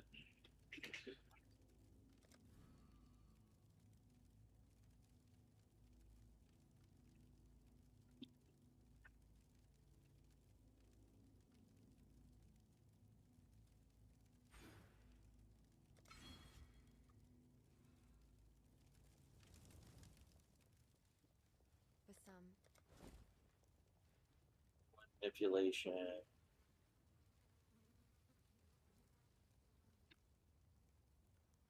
Life. Board.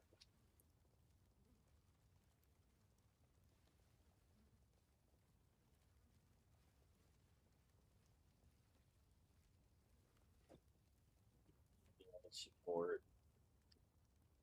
Yeah, the whole motion thing is what's going to have me worried because Stormy, in particular, does not like riding in a car. Well, she's gonna have to get used to it. Yep. She will puke and shit herself immediately after so much. Like, she gets bad motion sickness. Now, my snake's atrium, on the other hand, will be perfectly fine. Like, I ain't even got to do anything with it because it weighs over 150 pounds by itself with about 30 pounds of dirt in it.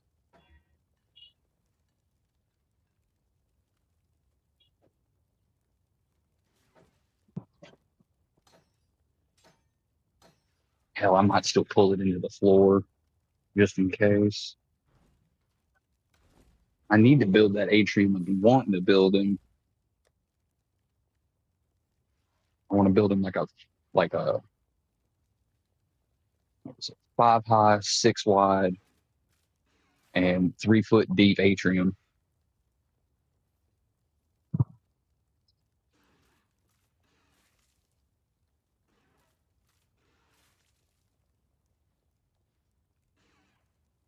And see if I can figure out an artificial rain system and things like that.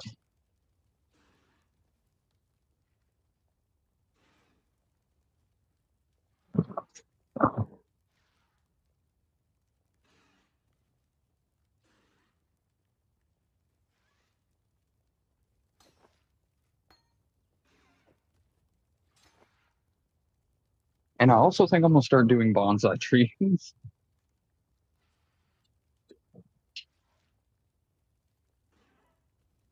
Like, my brother has grown over 200 red oaks, and he don't know what to do with them. I told him he should do bonsai, like, because if you can get a red oak to a decent size, like decent maturity, they run from anywhere $3,000 to $5,000 a piece. He's got 200 of them.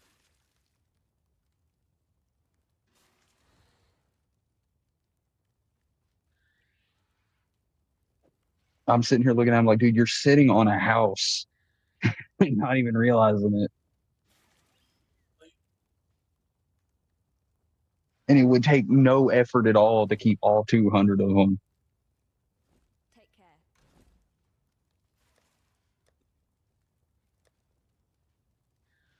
And then, like I said, the parent trees are from, like, their parent trees are from the Alamo.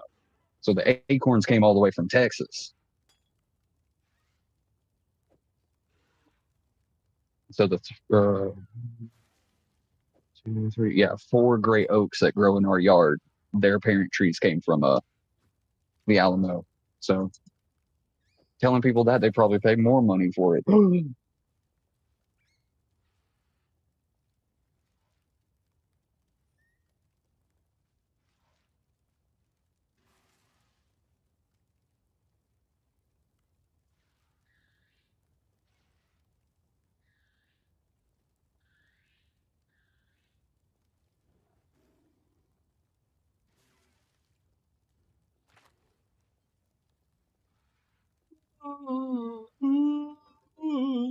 Excuse me.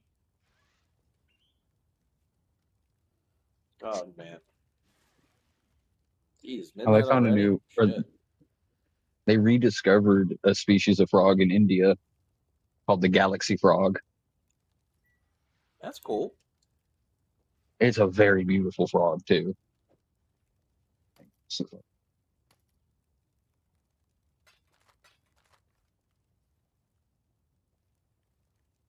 yeah, no, I don't want to purchase a galaxy frog. They're an endangered species. Yes? Oh, not camera.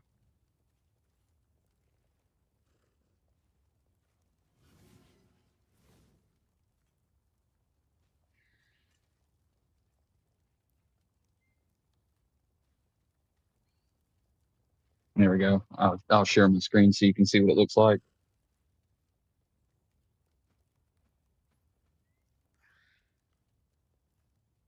Oh, that's a pretty little boy. I know they're adorable, aren't they? They are. But we appreciate them from afar. Yes, if I'm correct, they are poisonous.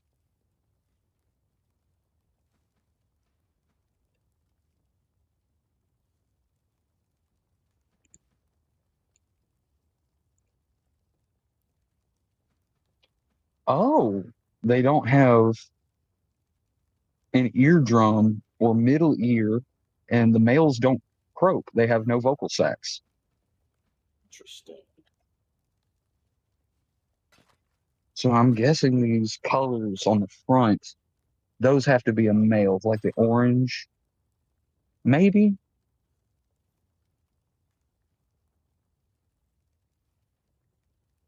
Because how else would they attract a mate? Other than being so damn cute.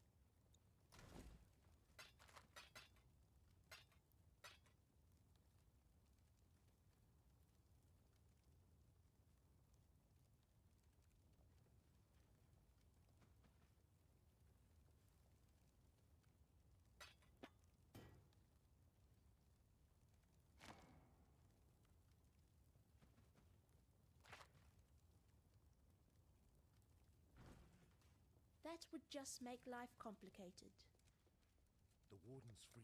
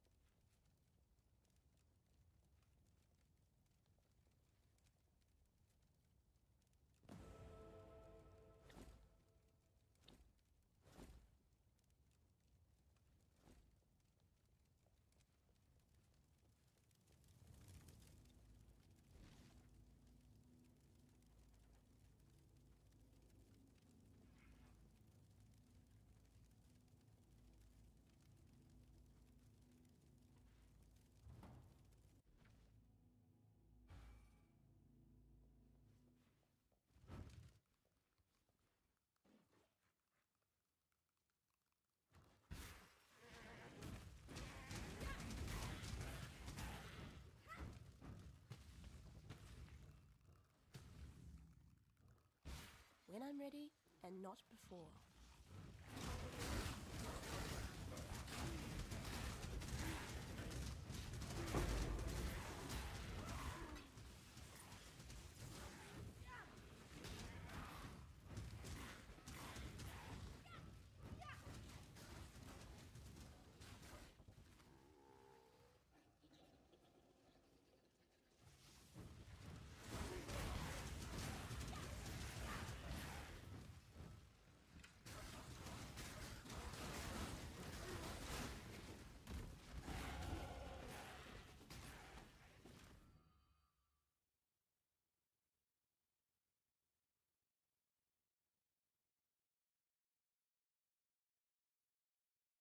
Okay, so both male and female have the orange.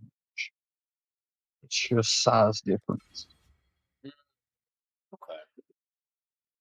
The females are a little bit bigger, as usual in frog species. How much is a portal gem going for right now to start? Damn! A whole fucking chaos orb for the fucking portal spell? These people are smoking crack. Shit, I'll wait a week. Probably. God damn. God damn. Look at this. Like, I will pull the PoE trade. They're asking for a fucking Chaos Orb? For a portal gem? Motherfucker, what is wrong with you? Isn't that like a paid item?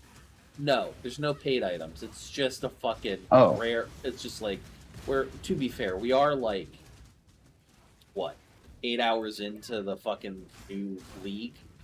So everybody's at 0, but like, really? Who the fuck has a Chaos Orb? Shit.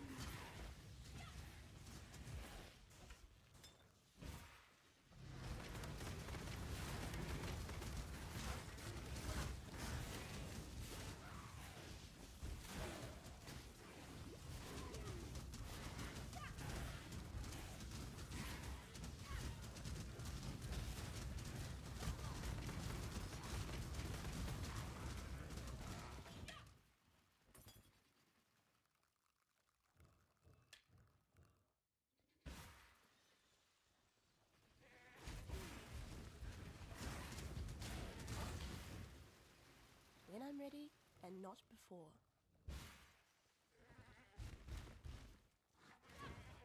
You know what's crazy? What? I hate to say this, but I think both of those were scammers, dude. Who? The two Somali dudes that were in here, what's his name? Fast Food? No, wait, that's a different dude. Okay, good. The Kahabra dude, and then like August to me was like, I blocked him from the restream chat. I, honestly, can't be honest. Okay. Like, there's a part of me that's just kind of wants to like I still have the YouTube stream up, but it feels like nobody ever watches them.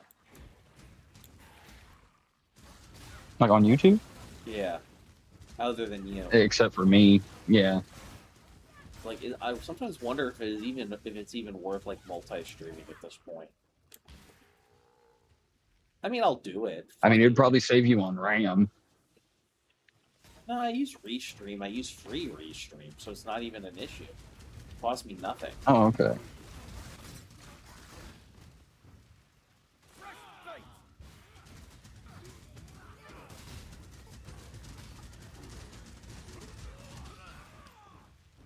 I just came across a video that says the narcissism of frenzy, the politics of Elden Ring's endings.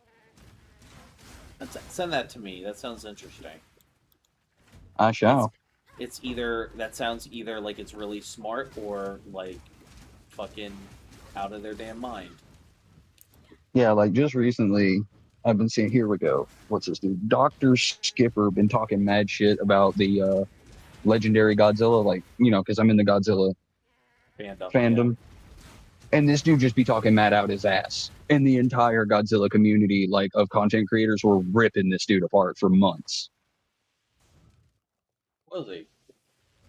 Yeah, because he was sitting there saying, like, oh, you know, legendary 2014 Godzilla, it's all about America attacking the Japanese invader, talking about the Muto, which started in the Philippines, and then one of them went to Japan, the other one went to fucking America.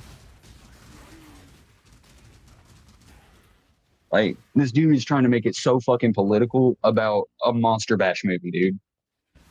And listen, Godzilla is inherently political. Godzilla started, as you know, and yeah, viewers might know, but like this one's not meant to be like that critique of criticism, anti like nuclear warfare. But like, to your it point, was more like just a representation of nuclear power as it is, and what devastating power it could have on humanity if left unchecked. Yeah, it adds it you know, gives a more scary face to the concept. Exactly. Something more physical you can actually see instead of gamma radiation, which is impossible, imperceptible to the human body through our own senses, other than the fact that we know something's wrong with us now. Like with the Demon Core, one blue flash and you're dead. Yep. You don't even know it yet. Whew. Days later, skin fall. I'm almost stopped there. Oof. Oh, God. I still feel bad for all the people at Chernobyl who did not deserve that shit. Yeah. All the people outside in Pripyat who lost their babies, lost family members to cancers, like, and then the Kremlin tried to sweep that shit under the rug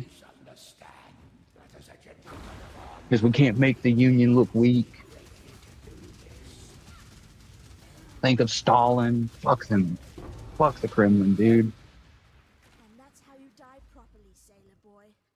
No Trying to save face, they let tens of thousands die, and then they left thousands out on the outskirts of fucking Chernobyl. They can never leave their homes. They can never leave. They're only given like 3,000 rubles a month to live off of. And they have to basically spend it right then and there. Yeah, no, it's still today. They're still getting only 3,000 rubles. There's people still living there today. And what happens is the truck shows up with their checks, food, and vodka. And they have to spend basically that entire check right there, so they don't have no money. Or else they won't eat. There's actually a YouTuber my brother watched for the longest time. Dude would go out to those like exclusion zones. He had permission, and he would like bring them like food, vodka, money, try to help out people out there.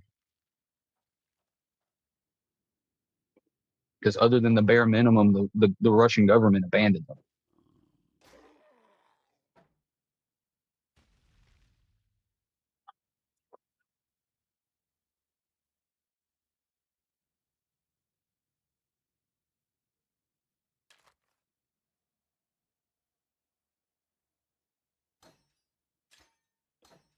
And then we've got an entire population of frogs living in Chernobyl that have gone pitch black to absorb gamma radiation. That's not concerning at all. No, it's actually kind of metal.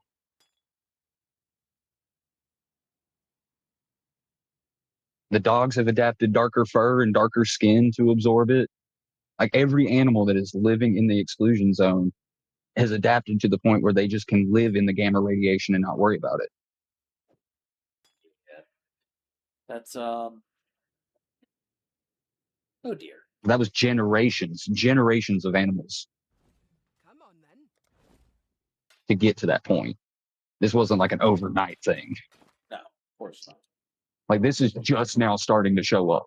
Like I think 2020 is when we discovered the frogs.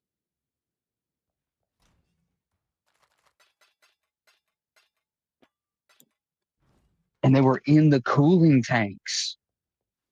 Real? Wait, they're in the fucking cooling tanks?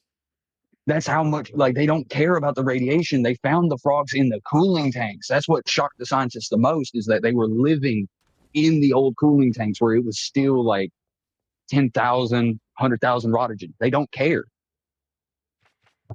Or if I'm correct, that's about like 50,000 sieverts. Oi. That's enough to kill a person easy. They don't care.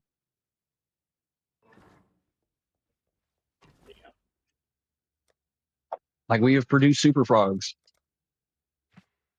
And I'm here for it. I love frogs. Come on, then.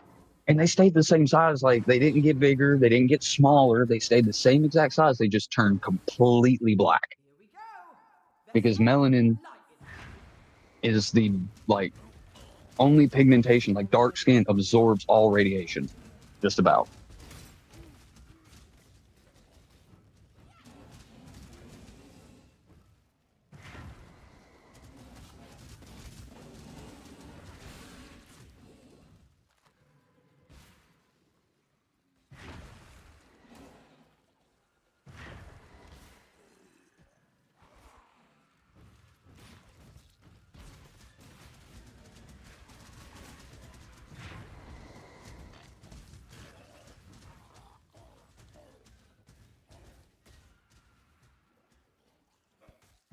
Time's running out.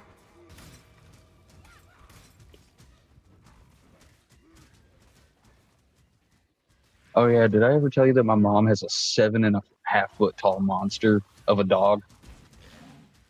No, you didn't.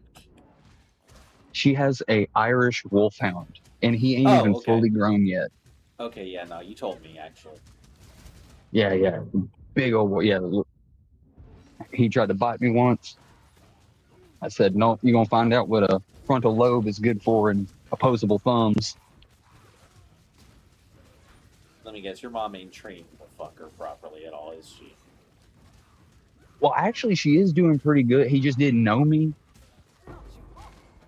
He had never met me before up until that point, so he didn't know my scent, didn't know me from some Joe Schmo on the street. He didn't know I was family. I bet he could pick it up eventually off smell. The But night like, he went to go calls for bite my thee. hand once. Hey, Mari, what's up? bro, what's going on? Poppin', gentlemen. This all flame stuff we're seeking. I'm pretty sure we had some Somali scammers in here earlier. Oh, nah. Yeah, no, I I hate don't to say that, but they were like dropping Discord and stuff like that. Hey, let's make this a daily thing. And I was like, oh. Here goes. Yeah, it sounds a little sketchy if you ask me. Oh no, absolutely. Rich. It's really you, right? I can see my hands. Oh yeah, Mari, have you seen the Galaxy Frog? I can think a shade better. The Galaxy Frog. What the hell? Is that a phone? It's it is a legitimate frog in the western part of the Ghat in India, or GHAT Ghat, yeah. As captain, I declare it. And they have just rediscovered it. They thought it was extinct, but it's like this little bumpy frog. But it is beautiful. Just if you ever get the chance, look it up. It's a gorgeous little thing. Alright, man, hold on. Let me see. Got something in mind. Galaxy. And they don't have like a vocal chamber, so they don't croak. We don't even know how they breathe or how they like do mating rituals. We don't know their mating ritual. Oh, that looks crazy. Hold on. Yeah, God was cooking in the kitchen with that one. Enhance the image. Hold on. What do you need? And he just looks happy to be alive. They look happy to be alive, unlike the sand frogs. And the sand frogs are going extinct, aren't they? Yep.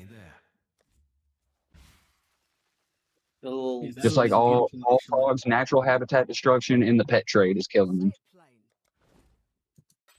I hate that. I hate that. I hate this bunch. I hate cat people so. Like the only reason I'd have sand frogs is if I was doing conservation. Like I love them to death, but I'd never go and buy one. Like I couldn't. I'd probably beat the fuck out of anybody selling them too. Like I can't stand the pet trade. Like I understand I've got pets. Like I understand I love animals. I love my pets, but the pet trade is just fucking terrible. Like I've seen so many videos of people going to pet shows and shit where like if an animal don't get sold, they just throw it the fuck away. It ain't even dead. Fuck you mean throw it away? Like just toss it in a trash can? Yeah, underneath no, in a bag under the table. They don't even give it the common courtesy of putting it in the fucking trash can. And then they take it and throw it out in the fucking dumpster. I'm talking live snakes worth thousands. Oh nah. Just because it didn't sell. That shit makes me sick, dude. Nah, we need to band together and like kill these people. Like, Peter don't know I'm the true conservationist here, motherfucker. Y'all kill animals. I've saved snakes. I've saved fucking salamanders, spiders, scorpions. I've saved every fucking animal under this sun if I can get my hands on it to save it. Butterflies, birds, cats. Evan, would you agree that we need to kill these people? Indubitably. I believe they should die in the way most befitting of their fucking stature, to sit there and throw them in a pit of Komodo dragons.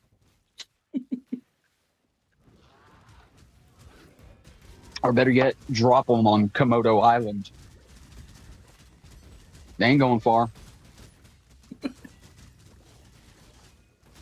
Hunger Games style, too. They don't get shit. They got the clothes on their back and that's it. Run.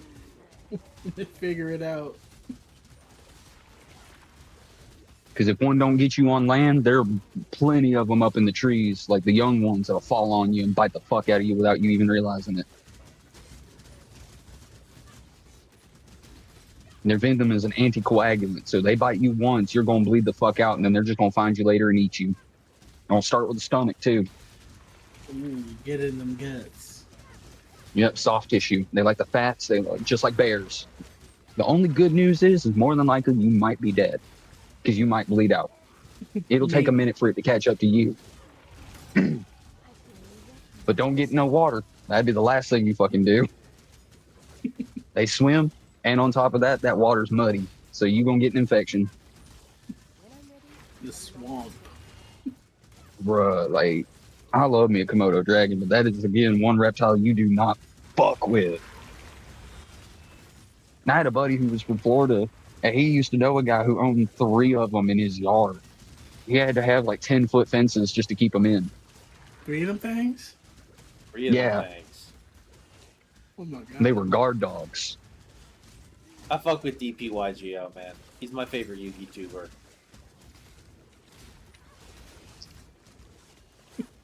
Even though he don't fuck with the game like that, I fuck with him. Yeah, I love his usage of battle rap clips. I think that's why I like him so much. Yeah, it's funny as fuck. Oh yeah, I'm glad you like that magic cylinder video. Oh man, I was rolling. Yeah, oh. Dude, I knew if I had set magic cylinder in the center, because most people pop center cards first, Yeah, I would have been fucked. That's why I put it on the left. I have my shit set to manual, so I can set my cards wherever I want. It's in our nature. We fear the center row. We fear it. Mm-hmm. That's usually where player, like the average player, will put their best card. I put my shit on the left. I be putting my shit wherever. Like when I play Radiant Typhoon and like I don't get to set the trap with the link, and I have to like search that shit. I be putting that shit in like the 4th row, the most left corner. I'm like, I can't put it in the middle because they gonna pop that. Oh yeah. You see, like with dual links, I've only got 3 spaces to fuck with, so I gotta be very judicious about how I put my cards down. But he didn't pop that fucking magic cylinder, went to go swing with Alexander and died. Here we go. Is Alexander I even was so- good in Duel Links? Because like, don't you Yes, need like he is so 3 others? he's so easy to get out. No, okay. I want to play. Like I can speed him out. Oh, sorry. I want to play a little bit more fucking Duel Links, man. It's been a hot minute since I last hopped on. I haven't touched it in a minute too. Because shitals are actually playable in that shit. I fuck with my shitals. Oh, we know. In fact, if I can get my ill swarm deck working again, I can actually get that shit going. I was like surprised that ill swarm even fucking worked in Duel Links.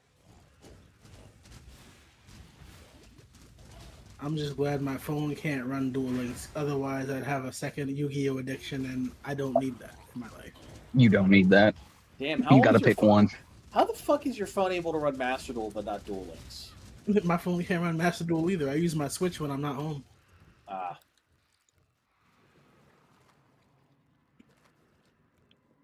Is your Switch got a touchscreen? What Switch there's has a switches that touchscreen? don't?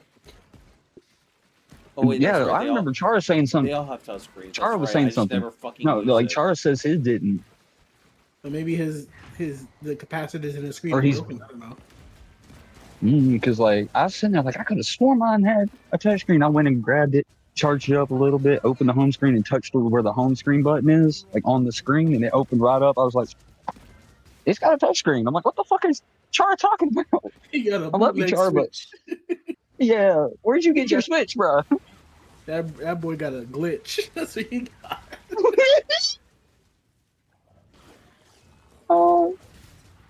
Oh yeah, I recently downloaded Glitch in the System, dude. Like after we talked about that shit, I went and downloaded that shit so fast. Let's go. I gotta stream that again one of these days. It's been too long. Bruh, and then I forgot you could make your own rule sets for multiplayer and shit. Oh yeah. If only I could figure out how to get it to work with like a LAN or like a wireless system instead of having to do like controller ports. And that way we could like stream a multiplayer match. That'd be so sick.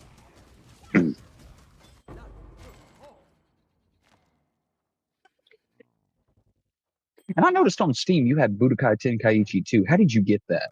Is it just purchasable?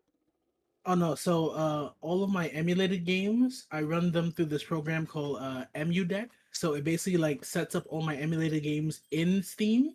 So that way like I can click the game and like it'll just open up the emulator and then just automatically play that game. So it's like an organizing thing. Okay. Okay, cool. 'Cause I was like, I saw that shit and I was like, dude, how the fuck did you get that on Steam? I was jealous. I was like, dog.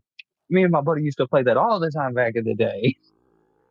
Because before I had my stuff just in like folders and I was like, this is unsightly. So I did that and then I can like Yeah. put the cover art on all of them so like it looks nice. Yeah. And see, I got PCX too, and it allows you to like actually put shortcuts for the games onto your homepage. Yeah. So I just click on those, it'll open the game straight. And then I've been playing Radiant Saga, which I forgot, or not, Romancing Saga. I don't know if you've ever heard of that game. Romancing. I've heard of it. I've never played it though. You said it's It's RPG? weird. Yeah, it's an RPG. You get 8 different playable characters with like a buku ton of like recruitable characters throughout the game. And there is a permadeath system too. Ooh. This'll be one for the songs. But it's made by Square. It's a pretty fun game. I like the story. The voice acting's kind of hit or miss depending on who's talking. And there's no like skippable dialogue. So like as soon as someone starts talking, you can't skip or go to the next part of the dialogue until they finish talking. So dialogue's a little slow. Mm-hmm. And then like if you do decide to play the game, fair warning, there's these little kids. They're called the Adventure Brigade Association. Talk to them every time you find one in a town and then ask them for a map. Okay. When I'm ready, and You do not like just diegetically get maps for areas. You've got to go out and find them. Let me see if my site has the ROM. Hold on. They'll have some like minstrel dude on it, dude. And I'm telling you, that open track is a fucking banger, dude. It is such a gorgeous song. And then also, fair warning, when you get into any inn or bar, well, tavern, you'll find the minstrel. If you have nobody in your party, he'll ask, "Oh, adventuring alone? You want me to sing you or play you a song?" And he'll play you a song and then go, "You've inspired me to join you. You can get the minstrel on your team." Ooh. So Okay, I found anytime it. you're like, Right now. anytime you are like partyless and you really, really need somebody, the minstrel will always join you if you're by yourself. But you can get like spellcasters, barbarians, warriors, and then there's like proficiencies and stuff and different classes you can select. Like, it's a whole bunch of cool stuff. And if I'm correct, every weapon has like their own unique like model in the game. Hang in there, Vesper. We're on it. I'm definitely gonna have to try this, but although I will warn you, I do have a history of not finishing RPGs, so I can't promise I'm gonna finish this, but I will try. I never finished it. I tried it like as a kid. It was a rental that I picked up, and I just fell in love with the art style and like, and then it stayed in the back of my subconscious for a long time until I saw something similar to it, and I was like, that reminds me of a game I used to play. I got to go find that bitch. And as soon as I downloaded Romancing Saga and opened it up, and I heard that opening track, all those memories just came flooding back, dude. I was sitting there fucking 11 years old playing that game. I was sitting in my living room, just. I can't. Oh God, I can't do the song justice.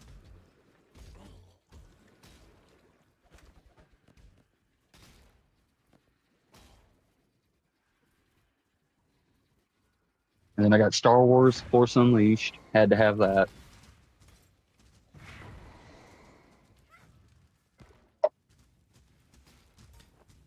Mega Man Legends for my PlayStation emulator.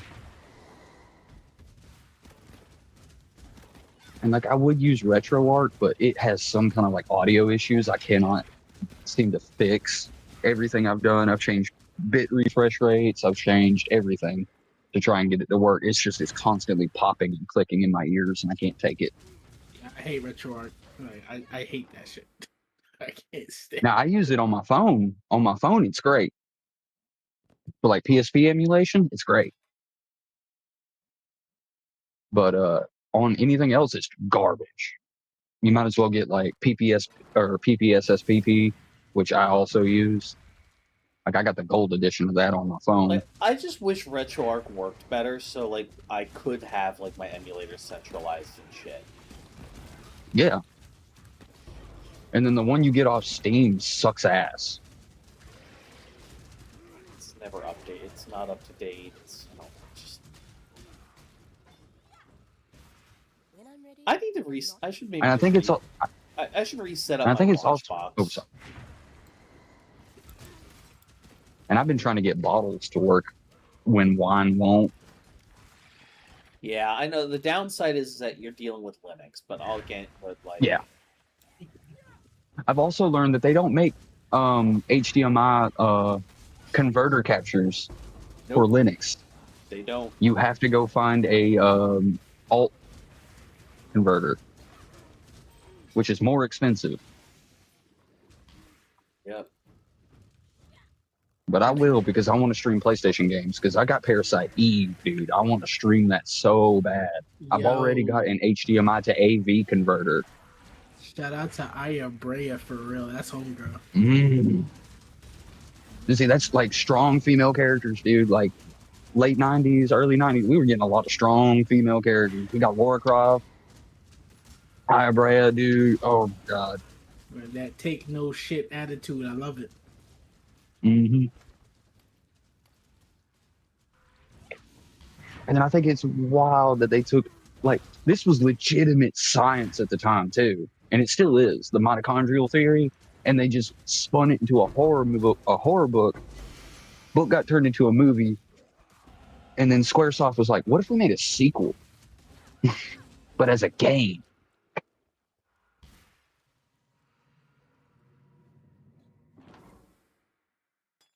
Only Third Birthday was actually good. Yeah, they went too horny with that. I'll never forget. I was at my man's crib in like 2016, and like I whipped my PSP out while he was like setting up his Xbox 360, and I'm playing the shit and I'm doing rolls. He's like, "Nigga, are you watching porn?" I said, "Wait, no, it's not what it looks like."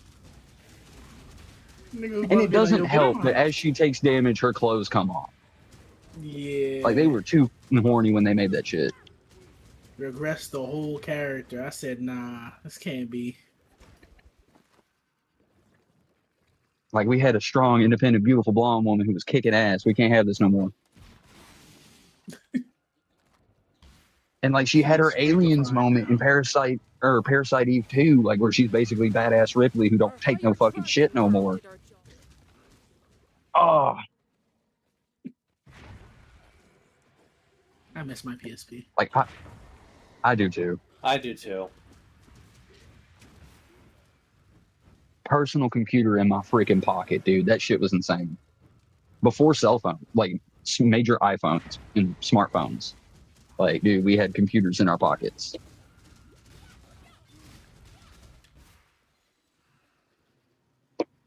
I remember I go to Subway, hide in the bathroom, start getting on Pornhub, start downloading porn.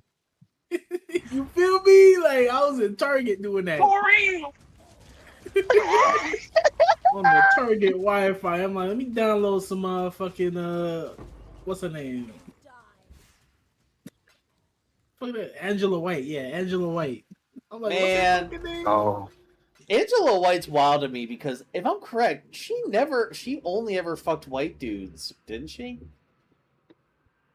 And she like, and like she had, and if I know, like she's like the one white porn star chick with a fat ass that I know, like every black dude I've talked to is like, man, I wish. she's a pog. But I would love to disappoint her in bed.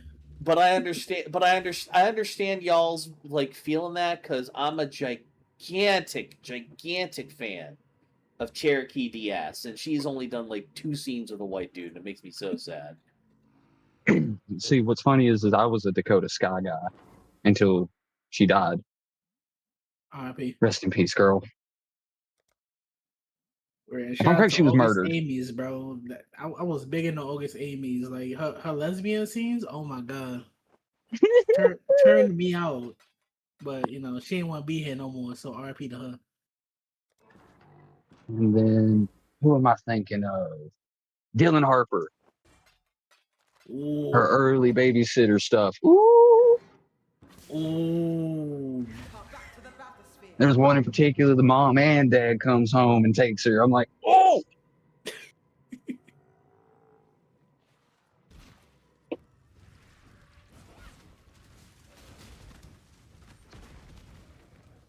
What are your guys' opinion on Cuba Noir? Wait, who? I liked her a lot. I liked a lot of her kink scenes. Unfortunately, like I did like kind of like I did follow her. I did like see a lot, not follow her on TikTok, but I did see a lot of her TikToks and stuff. And one of the things that I found out about her is that she's actually gay, and she did a lot of like straight scenes because that's just where the money was for her. And I felt bad, and so it's like I can't watch her performances anymore because I know she's just not happy at all. Like, period. Understandable. Understandable. You said her name was what now? Kira Noir. Cuban Noir? Kira. Kira. Ah, that's why I ain't fine. I could have swore you said Cuban. I'm like, well, that's a wild name. Kira. I like Kira. Oh, yeah. I like her. She's pretty bad. Right? Oh, goddamn. There's this one chick who's wilding out now that I'm really fond of. Her name is Little Puck. I don't know if y'all know who that is. I'll be honest with you, man. Like, I've kind of gotten past the point where like I've memorized like new ones. I'm just right now. I've gotten like I just find a video I like on Twitter and I just scroll through that shit and I just scroll like through the auto scroll like thing like it's fucking TikTok. Twitter got the good porn, so I feel you. Oh my god, she's in Goku's gi. Ooh. She could roadhouse me any day. Sorry, Amanda, no. Turn away. Turn the icon. Don't look. Yo, why like I'm not this much of a gooner. Why the fuck am I talking about this shit with y'all? Because it's men you're a shit. man. Like, is this what we talk about? We talk about everything, and eventually the conversation's gonna come around to like sexual shit. Eventually, like it always does. But does it need to? At least once in every conversation, yes. Sometimes. At least once. It doesn't have to stay there, but at least once everything has to be brought up. That way, women feel validated when they make the assumption that's all we talk about is ass and titties. Like, see, we're talking about porn stars, ladies. You see, we're freaked out. Yeah, we be doing exactly what you be saying. It's okay. You're right. Women are always right. That's a fact. Big facts. Big facts. And I'm not even saying that like fucking conceited. I'm being dead serious. Women are always right. Yo, and if they're wrong, no, they weren't. Clip that shit, bro. Oh, Christ.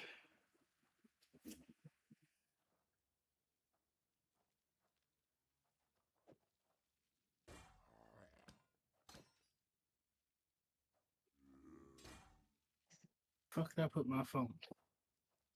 And then I saw one of the funniest fucking like comedy skits about like when you're talking to your wife, you don't want to say the first or second thing that comes to your mind.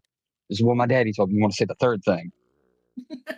Are you talking about basically something what was his name? Paul Owen? No, Greg Owen. Greg Owen. I'll have to look it up and make sure, but I think so.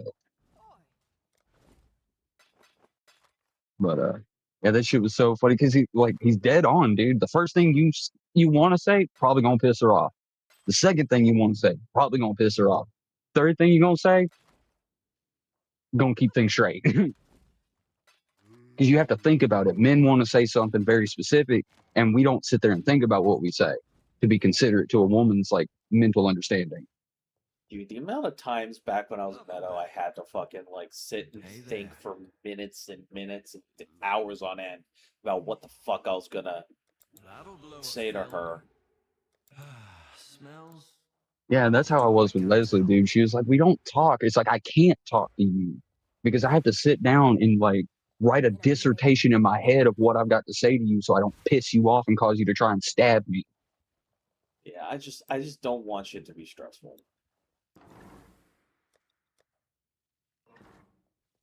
Yeah. That bitch had me writing poetry. Oh,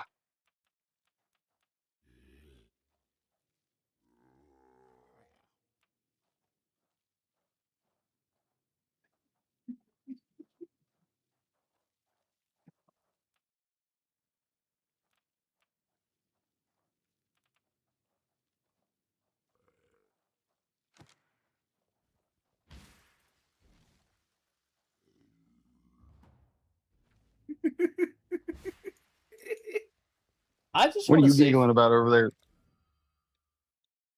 So I had just come back from Jabroni's house like not too long ago, and he just posted in our group chat because one of our other friends left his whole phone there. He's like, how is he gonna see this message? His phone is at my house. is in the Insta? No, it's our Facebook Messenger group chat. Okay, don't worry about that. I'm not part of that one. He tagged him too. Like, how's he gonna see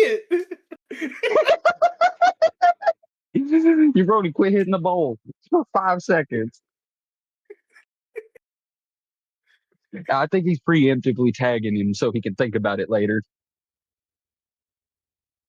He'll have to hop on his laptop like, oh shit, did I leave my phone over there? Think about what you did wrong.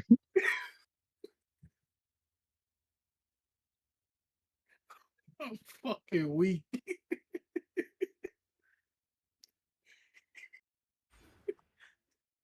Also, I enjoyed those dudes, but I will not be playing Yu-Gi-Oh for money. That's fine. I think they're. I will be like, the announcer. I will be announcer and a spectator. Yeah, no, you can. I need. I'm not participating myself. I was gonna be. Commentator. Yeah. I don't know. I think they're a cool group of guys, and I knew the moment y'all like Mario's group and their group met, like it was gonna click. Well, like, was I wrong? No. And the funniest thing is like that whole crash out dude was so fucking fun. Yo, legendary moment. Bro was supercharged. He was not playing. Yeah, I was. He was mad at me. I'm ready. You talking all that good shit. It was so funny, dude. Wasn't even that serious. I mean, Oh man, that's when peak comedy is made, though. I mean, I was right. Like, if I paid attention and actually played instead of like half-assing it, because I presumed I was playing against a fucking hero structure, I actually would have.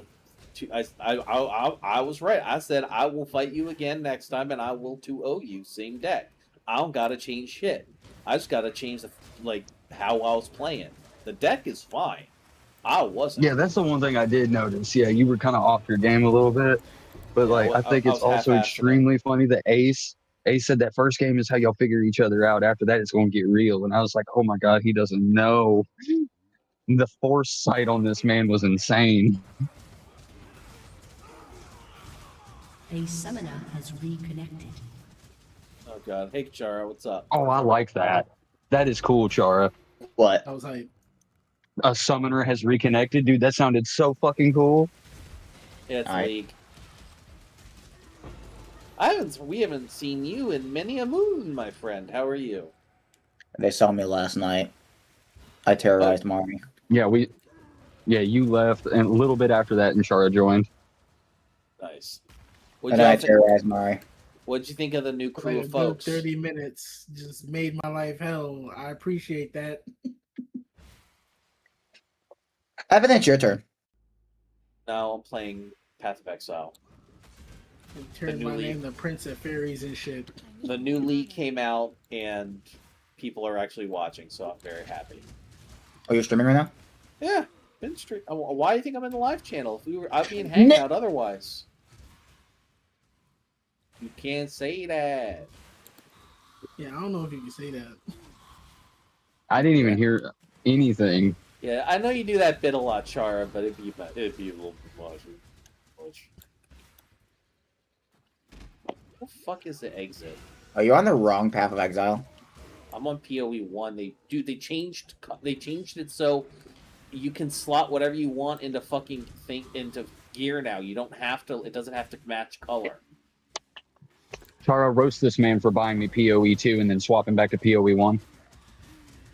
I'm gonna go back to PoE 1 once I get bored of this shit. I always fucking do. I want you to be roasted just for fun.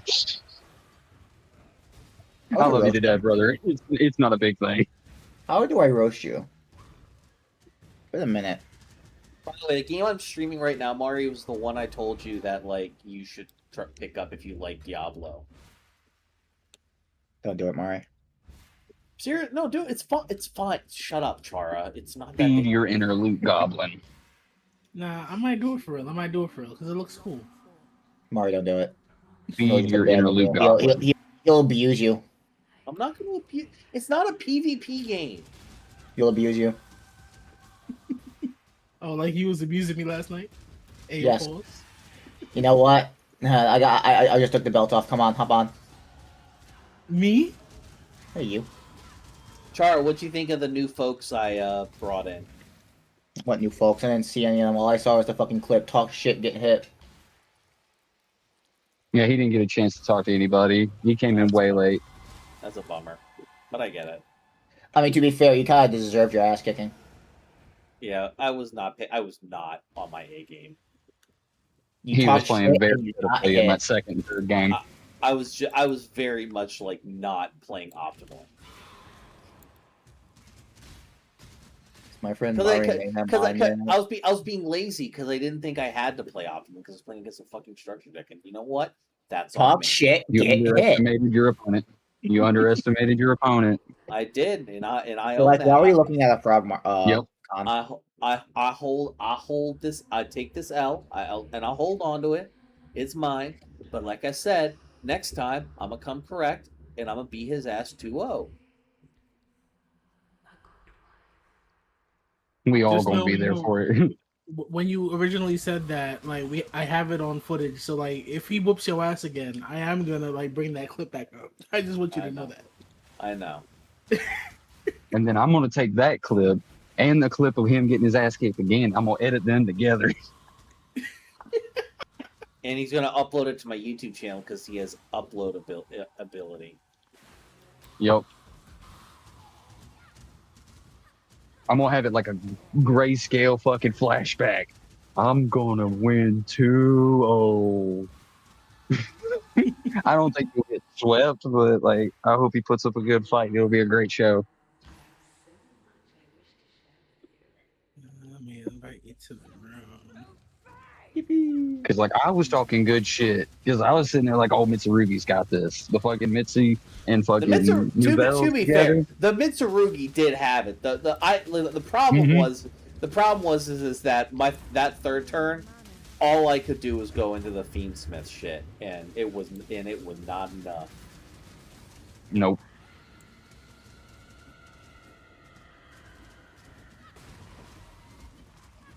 Mission failed. We'll get him next time. Snake.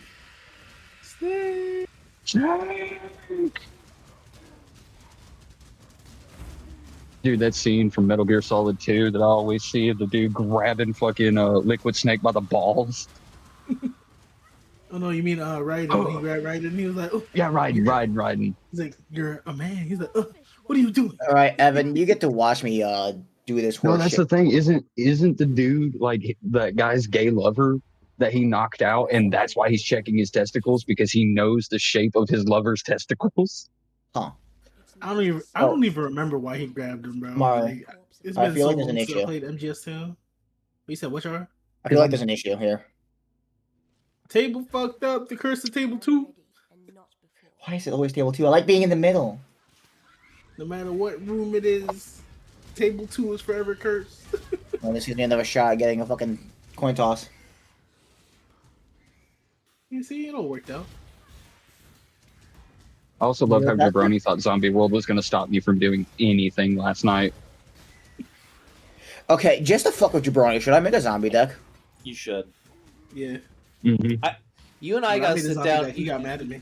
You and I gotta sit down and make trains one of these days, Mari. I agree. That shit was fun as I'd fuck. like to do that very much. Something funny over there? Your hand cracked, ain't it? No, it's not. It's actually kind of ass, but like this is really funny to me. By the way, go off, King. You know hand traps? No hand traps. No, let's see what I can do. I was really hoping that wasn't you joining my stream, Mark. Yeah, nah, I'm not gonna screen look. I'm not gonna screen look.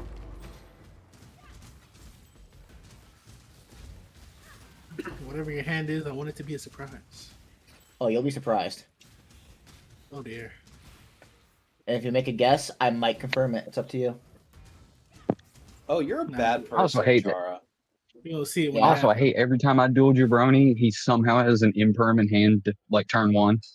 Why does that motherfucker run Imperm? Imperm fucking sucks, but it's only good in one fucking situation. That's always the situation I'm in. Sorry, Yeah, he I was uses trash- it on me. Like, I'll go activate Crimson Resonator to go pull a fucking level 4, and he'll imperm that shit. Cause like I'm sorry, but Imperm is the reason I dismantled Luna Light, because I always ran into it. And that Imperm's the one good hand trap against fucking Luna Light. You don't have Luna That's lights what I anymore? figured. No, I chipped that shit after getting Imperm 10 times in a row. Type shit. Let me guess, as soon as Liger hit the field, they impermed her and killed her? You can't No, Imperm Liger. you can't Imperm Liger. Oh, okay. What are you getting impermed with then? On either Kaleidoscope or fucking Golden Leo. Okay. Golden So they're Leo's not a letting your big extenders go fucking- through. No, it's starters. Oh, your starters. Okay, Yeah, the because whole I'm not point big on the of fighting Luna Light is archetype. to stop them from getting to the Liger. Like, if you can stop them from getting to the Liger, then Yeah. like usually win. If I had known that, I would have been running imperm in my Cool Tunes deck just to do that. That's okay. I'm playing shit that doesn't matter about fucking Imperm. I know. You change all my shit to fucking Prince of Fairies, and I can't, like, synchro summon shit. I mean, I could synchro summon, like, the generic ones, but if I wanted RS, I'd be fucked. I mean, if I'm playing into Yukon, I'm playing Mike and Predator Plants. I'm sorry, but your shit's level 1 now. That's understandable. What do Because I you know draw? I run that RDA shit, and if This I is if I funny. even get close to Supernova, it's almost over. Hey, Mari. Top decks, am I right? Which I was able to get fucking like Yeah, full you- Supernova on the You field really online super turn you 1. really fucking super polyed him. Bro, he super polyed me like 5 times last night. I'm not Alright. doing it, bro. Bring that shit Mari, back. Mari, I want you to know. I had fucking nothing. I don't care. You could have had diddly dick. Tired of super poly. I'm tired Wow, of who it, sent bro. that video? I'm Who tired sent of this, that video Grandpa. of 3 super polys? That's too damn bad. It's okay. I can't three super. By the way, Mari, I had 2 super polys in my hand when I fucking drew. I lied to you I about bet that. you fucking did.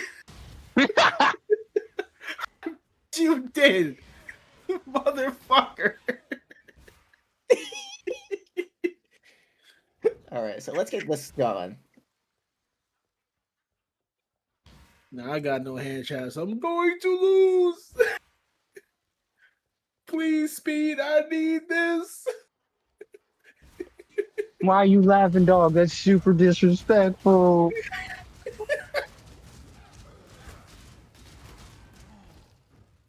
Please, sir, speed. I need this. Why are you laughing, Lord? That is extremely disrespectful. Oh shit!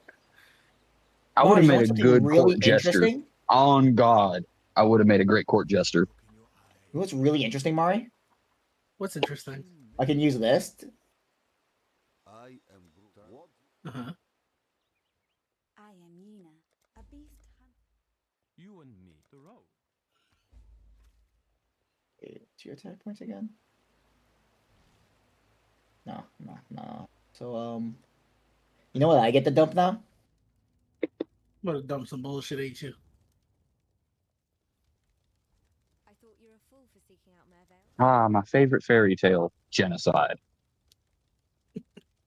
So let me just put that right there. Man, what the fuck? Let me read this card. How the fuck this shit even work? Hold on. If this card is banished or sent to the grave except from the field. Alright, bro. You just putting any words on paper now. Hey. Quite the lady killer. Fairgraves was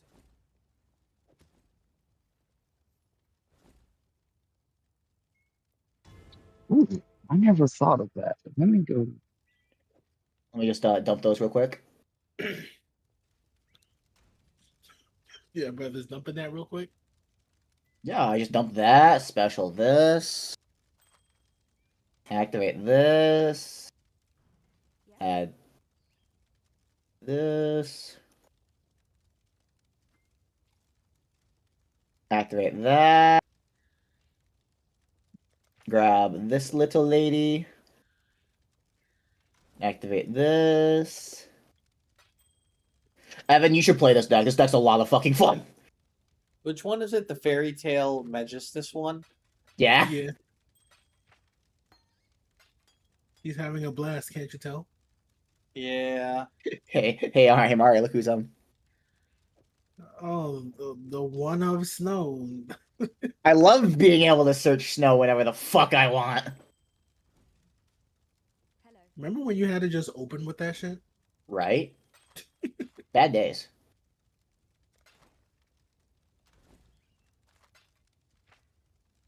You know, Charo, what's it like being a bad person? Erotic.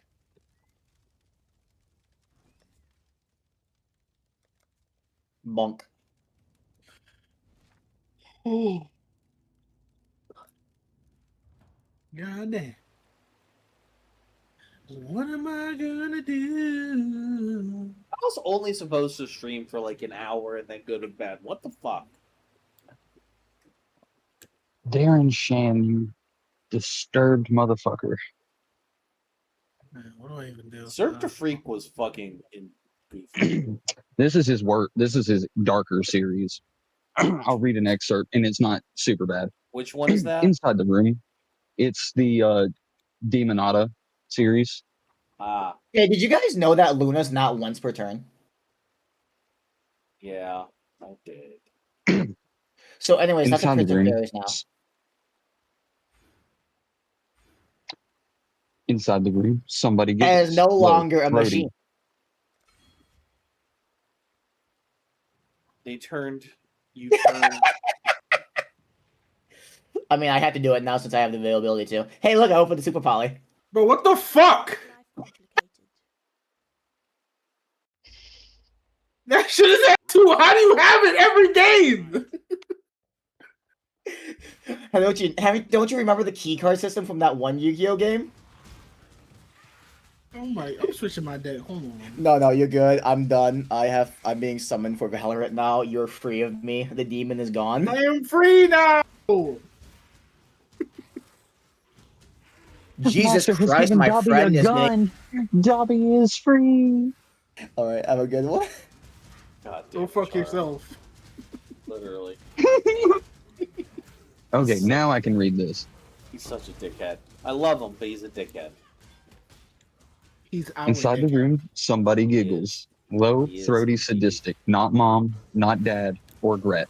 There's a ripping sound following by snaps and crunches. My hand turns, the door opens, I don't want that. hell is revealed. That is all I'm saying. That's the end of chapter 1. That's all I wanted to read. Trying to give a nigga nightmares, bro. Remember, this is the same dude who wrote Cirque du Freak.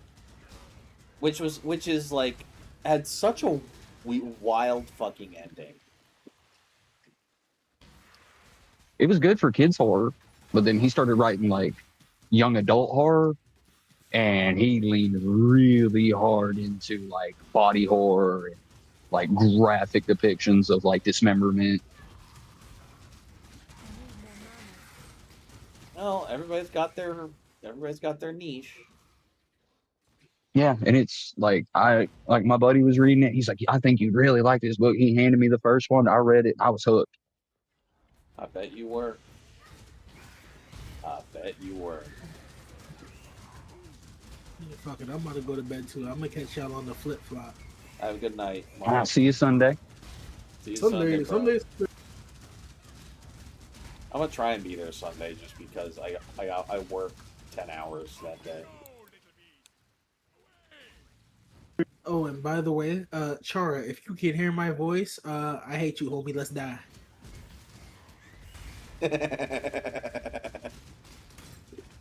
And honestly, like I feel bad because like I feel like I should stop showing up so much so that way Sentry can show up. I know he's not showing up because of not just you but also me. I feel like it's more me though, No, because I say some of the stupidest shit. He gets pissed. He really doesn't like me because after I made fun of his hairline. Oh. Yeah, the dude be very sensitive about that. I would too. Yo, when you roasted his appearance and that nigga got mad upset, bro. That nigga was so mad. And see, I thought it was me, dude. Why are you looking at me? I actually thought it was me because he stopped showing up a little bit after I started showing up. And I thought I'd run him off, and I felt it was my fault. No, it was my fault. He was mad at me. Yeah, ever since that day, he was like, "Nah, fuck this guy." Blame him. Damn, I don't even think I was there for that. I don't blame him. So that wasn't even in the Discord. That was in the Instagram chat, bro. Oh, that was just a. All right, good night, brother. So that was just a fucking Tuesday afternoon like comment. Yeah, literally, and he was mad as shit. He was so bad.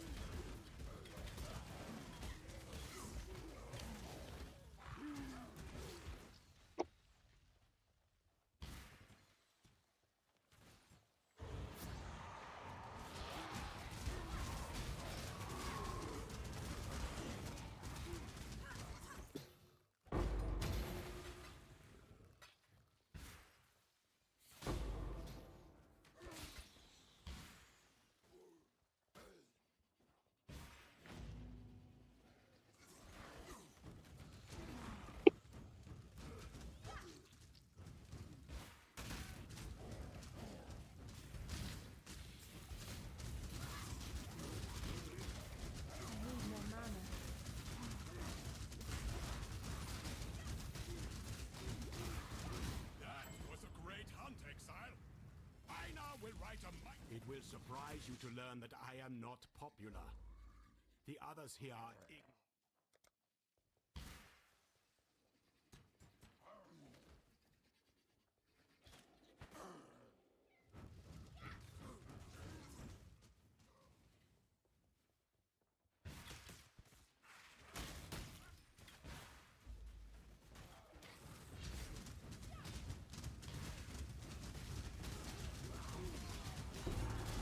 And I've been replaying Liza P. How's that going? So far so good. Like I'm replaying as a balance build instead of doing my usual motivity build. I want to do a what is it called? Where like it's like upgrades all your like elemental buffs. Yeah, advanced. I really want to do an advanced build because that seems like a lot of freaking fun.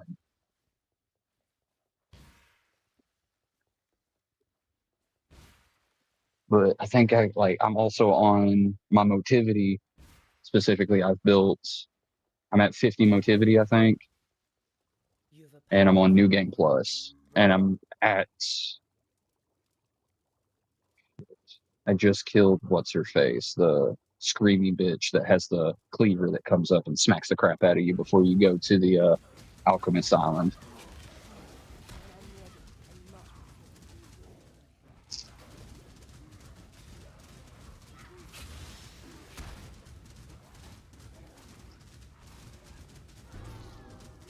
You missed a valuable lesson, sister.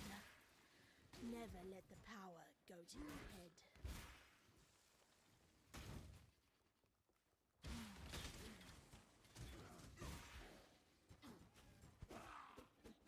And then I can't wait for him to make the second game. It's supposed to be like Wizard of Oz. Something like that. Yeah, Dorothy is supposed to be the next one. I don't know. I would hope that like even if like you're not gonna be playing as a puppet, like they're going to have like What if you're the Tin Man that could work, but or the no, Scarecrow, and Dorothy's more like your maiden? I guess the problem though is that we saw Dorothy. You know what I mean? Yeah, we saw her, but we didn't see her do much. We just saw her standing there with the ruby slippers, and then she clicked her heel 3 times, and it went to black. Yeah, I don't know. We'll see. I So don't know. I can't wait. I know they're working on it. You know. Oh yeah, like I'm not gonna rush them, dude. Liza P was Liza Peak. Yeah, Liza P is Liza Peak, and it's like I look forward like that studio as far as I'm concerned is the same caliber of like while the world wasn't as like interesting and engrossing as like a FromSoft game, they I would argue that they made choices mechanically that were better than a FromSoft game, personally. Oh, facts. Like instant like durability repair. Charged attacks that actively change depending on weapon customization. That all like leveling up and like mattering like meaning something. Yes. Sense of that. Okay. Actually, my Being able to take like, for instance, a fucking advanced hilt and turn it into a motivity hilt. Yeah, they really did do a good job at making the shit compelling. Mm-hmm. Character designs were great. Voice acting was great. Music was great.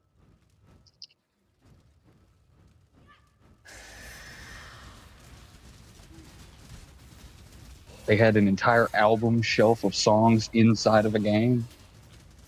Yeah, and they're bangers too. Mm-hmm. A lot of them are really good songs. Like I'll just sit there in the hotel and just listen to the phonograph play. I don't have all the songs yet. I'm still working on that. Yeah, me too. Like especially the gold discs. Yeah, those take time, and those take multiple playthroughs too. Oh yeah, because you got to get like certain endings too to get some of them. And that's what I'm working on next, which is kind of hard because if you do a new game plus where you've like lied all the way through, it actually affects you in your new game plus. You start closer to human than you did before. Yeah, no, it's something like you actually like aren't supposed to technically lie. You're supposed to do like the good thing, kind of. You know what I mean? Like, Yeah. You're not even the like good your thing. first playthrough. You're supposed to tell the truth. I lied. Not even the good thing. Like what you're supposed to do is you're supposed to like make choices that are emotional, not logical. Yes. But if you're wanting a very specific item, you got to lie through the entire game. Got it. You mean the gold cane? The golden lie. Yeah, that's like the best CC weapon. It depends, because there's multiple versions of it. You know, there's a weak version of it, a mid-tier version of it, and if you lie to everybody, and I mean everybody, you get the most powerful version of it. Maybe I should do that next time. I fucked up and accidentally forgot to lie to Aldero one time, and I was like, fuck. So I got the medium one. You have to do every lie. So even when, what's his face? Simon asks you what he's doing with the alchemists, you have to tell him he's creating a cure, even though he's making monsters. You have to feed his ego.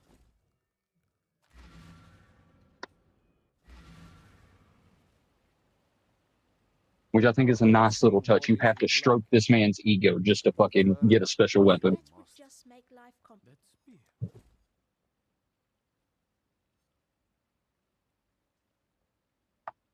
And the fact that P's hair changed as he developed, that was something cool to me. It actually showed like true character maturity as he's going through like all of Krot.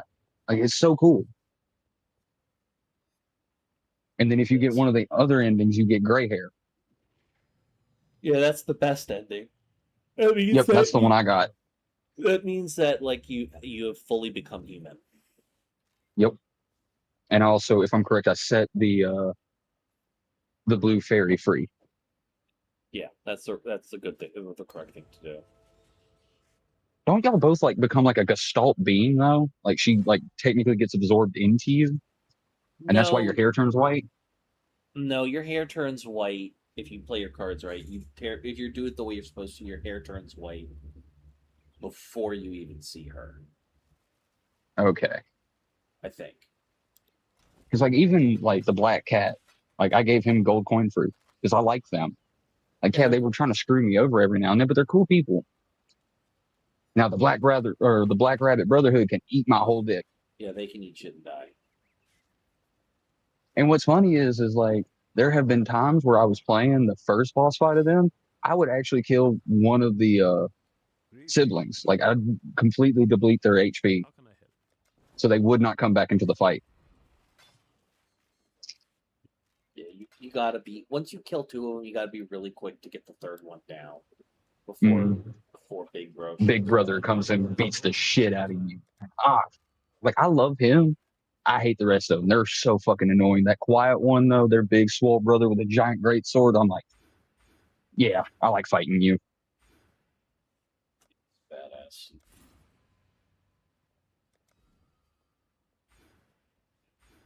The dude with the spear can eat straight grave gravel, dude. Like Yeah, that dude pisses me off so much. He's a pain. Because you be sitting there focusing on somebody, all of a sudden you're poked. Yeah. And then his little sister comes in with her dual fucking swords and stabs the shit out of you, does a backflip, kicks you in the face, and then he pokes you again. I'm like, stop. That's why I love the saw, dude. That saw swings wide and they can't get near me. Oh.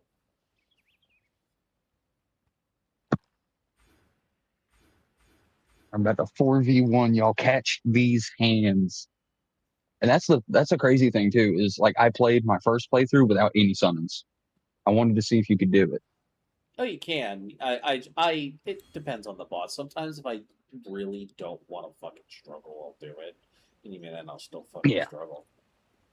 Like on New Game Plus, I'm summoning that. Because like there are times where I need somebody else to take that fucking heat off me or I'm gonna die. Yeah, literally. Because they do hit like a truck. Like the green thing that you fight out in the swamp. Dude, that thing was knocking 3/4 of my health off, and I was high on HP. That boss fight is like the mountaintop of giants. The swamp monster is, you know, the skill check of the game. Yeah, for me, immediate fire on my weapon, nothing but heavy charged attacks when I can. Honestly, it's like the boss that like genuinely teaches you, like if you don't learn how to like parry properly, you're not gonna fucking get through the rest of the game. Yeah, and you got to learn how to like parry block multiple attacks at once. Because when he does his usual arm swing, the first arm will hit you, and then a tentacle comes out and hits you again. You got to be ready for that. And he uses the Bobby fucking body, so when you're fighting it, like, you already know the moveset. I love that, too. They've already taken an established moveset, and they made it better within the same game. That is crazy. It took FromSoft a whole DLC in Dark Souls 2 to do that shit. Yeah.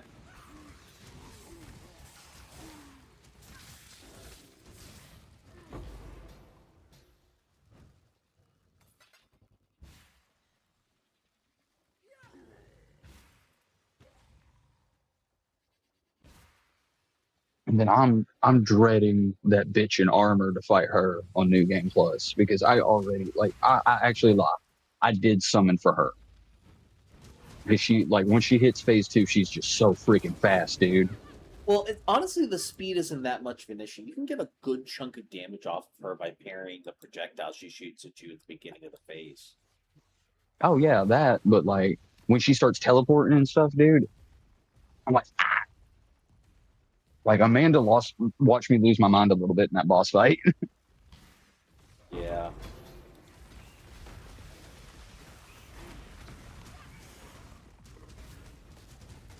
But then who else was it that I fought that was I thought was gonna be? Oh yeah, the final boss. I thought it was gonna be hard. I beat him first try by myself. Now, granted, I had no freaking healing and about 10% of my health left by the end of that boss fight, but I beat him.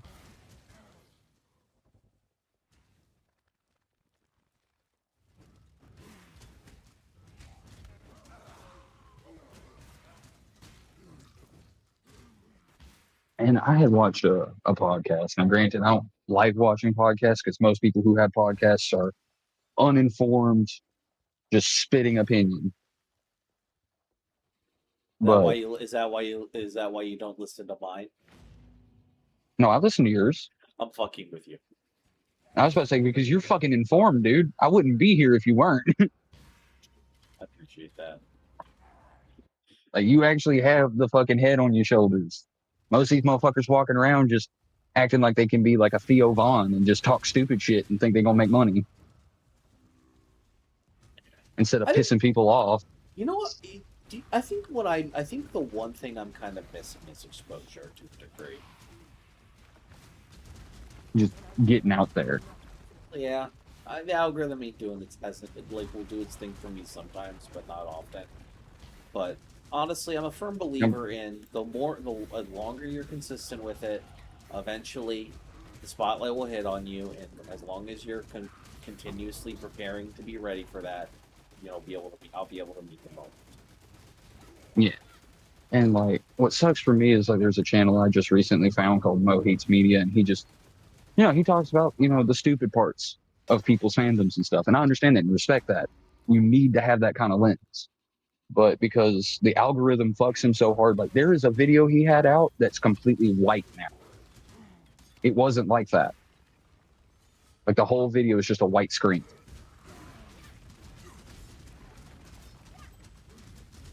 YouTube was actively suppressing his shit. So I think the AI algorithm was taking advantage of him. Now he's completely moved off every platform.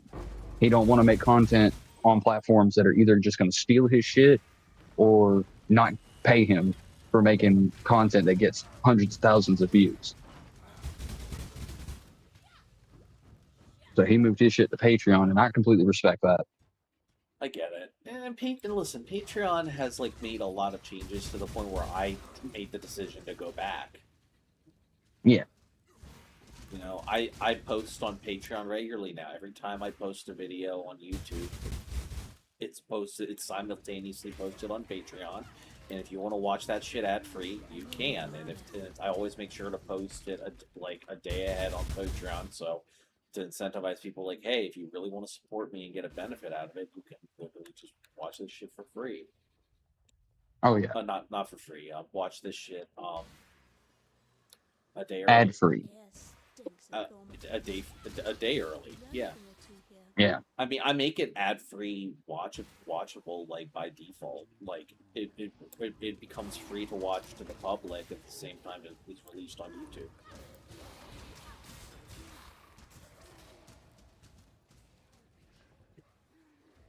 Yeah, I'm trying to think. Did I ever get ads watching back stream VODs and everything? Because I do watch back a lot of shit we do, dude. Yeah. And I'll watch a lot of your stuff, dude. I really try to help you out with them views. But I'm also sitting here trying to learn stuff and read stuff on my fandom. It's so difficult. I don't know if you've ever seen the movie Serenity. There's a character in there. He's got 50 TV screens and he just watches them all. I feel like that's going to end up being me one day.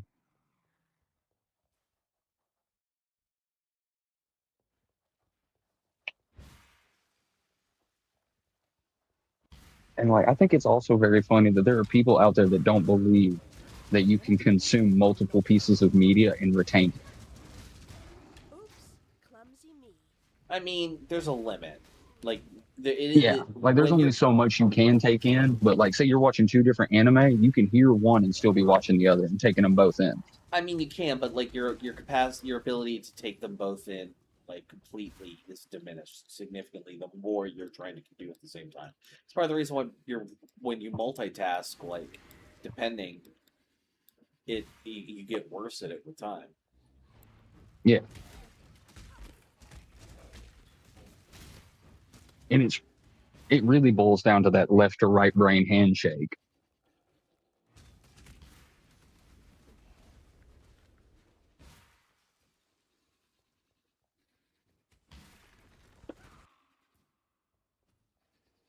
And I think it's wild that we have two different hemispheres of the brain that actively have to handshake to freaking make us work. Yeah. Like if they like just like a Jaeger. Yeah, not a good point. I mean, that's kind of that's the principle behind the Jaegers, right? Like it's that's what I just said. That's that I just now put that together. You were the hemispheres of a fucking brain. Oh my god. I'm a fucking idiot, dude. Guillermo del Toro, you're a fucking genius. Fuck the second movie though. You ripped Evangelion too much that time. Yeah, fair enough. Like that fucking ending, dude. Like as soon as I saw the drone versions of the Jaegers, I was like, that looks like Evangelion. And then they became monsters. I was like, that is Evangelion. I know it inspired you, Guillermo del Toro, but you actively are just ripping it now. I was half expecting the Spear of Longinus to come out of fucking nowhere. Yeah, but it's fucking Evangelion. Like, pedophile shit aside, it is like a foundational piece of like, you know, that type of like like form of monster movie. Yeah, other than fucking, you know, the whole Shinji like hospital scene with Asuka. Like that whole scene still fucks me up every time. I need more mana.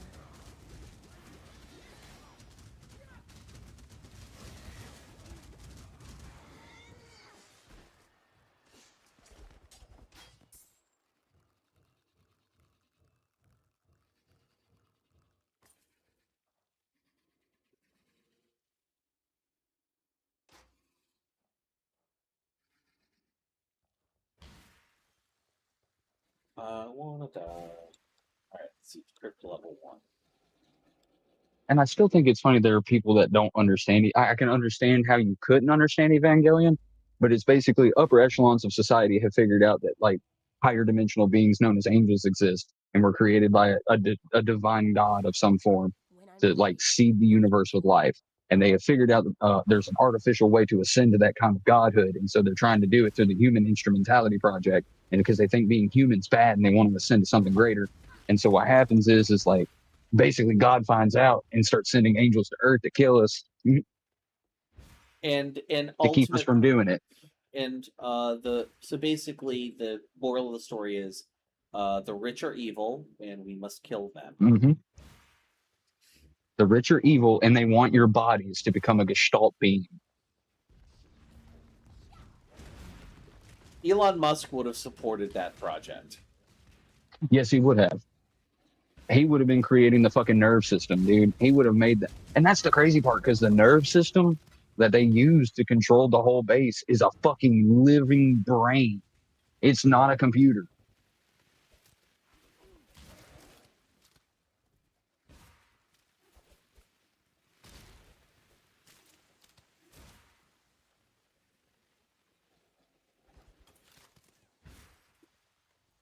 And see, I know I'm going back to Godzilla here, but one of my favorite Godzillas is Godzilla's Singular Point. And the reason is it goes into quantum physics hard. Like some people say you need a PhD to watch that. Well, maybe not that much. In some cases, it actually is.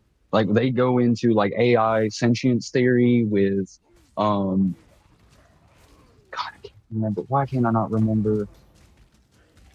It's not leopard. A robot that humanity makes kind of like as a civil protector. It's not Mecha Godzilla. No, that's Panther. Damn it, I'm gonna have to look this up.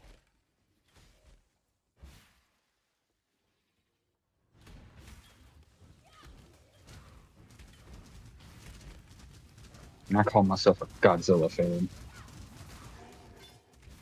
Oh, hush. Don't be that hard on yourself.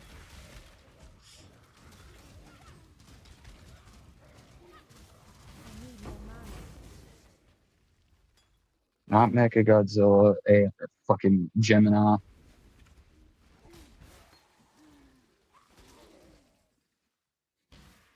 Gemini's whack. AI is whack. Jet Jaguar.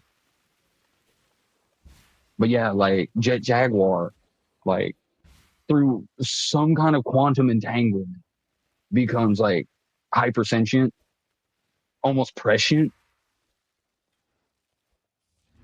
and is able to like calculate within like petaseconds, like almost instantaneously calculate how to deal with Godzilla and all these other things, and basically just disappears. I'm like, what? Oh, it's so good, dude.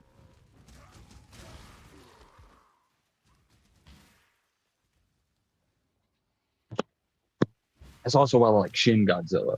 It's because Shin Godzilla really breaks down like that version of Godzilla as a living, walking nuclear reactor that is in constant pain because of what it is. Just like the first one. Like Godzilla wasn't destroying people to destroy people. He was a new being brought into a world he did not understand, and he was actively like upset because his growing pains were killing. Yeah, I'd be hurting too. And see, like, even though he was like the monster in the movie, like they even at the very end, the original Gojira, not Battle of the Monsters that we got in America, but Gojira in 1986, like at the end when he dies, like you see people actually sympathetically feeling bad for him because he's just a living being too.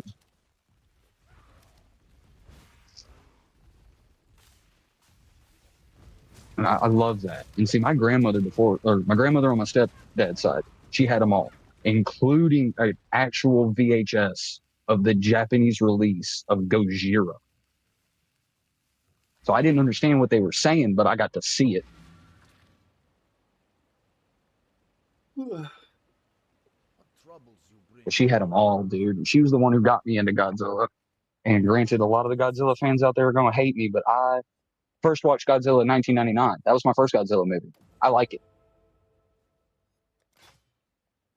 That is my opinion. I'm not going to push and say it's the greatest Godzilla movie in the world. It's not. That's Final Wars.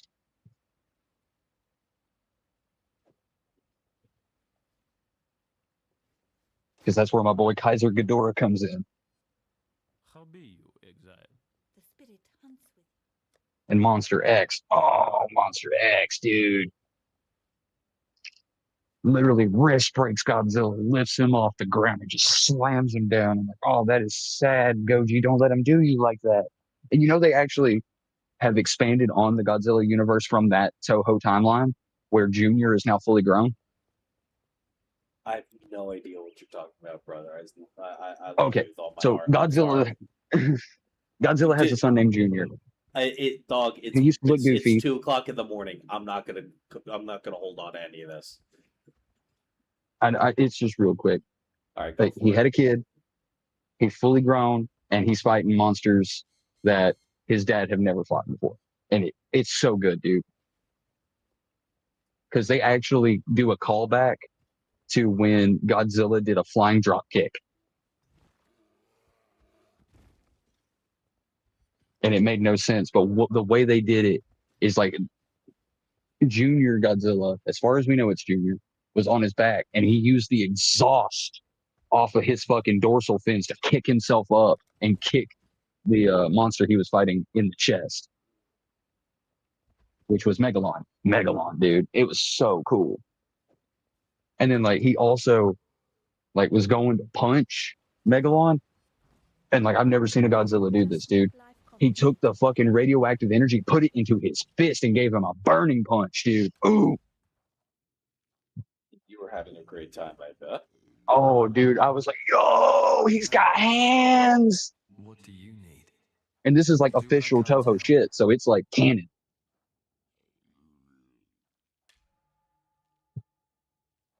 Done and dusted. And it also shows that the flying dropkick canonically can be done by Godzilla.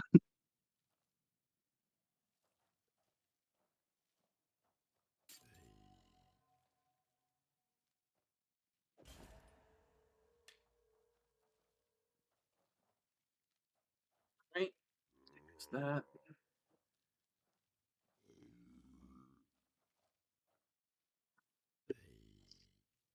Speak. What are we after this time?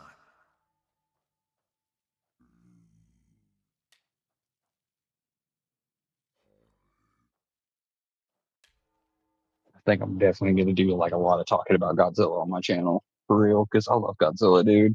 I could talk about that for years. For when a blade just won't cut it.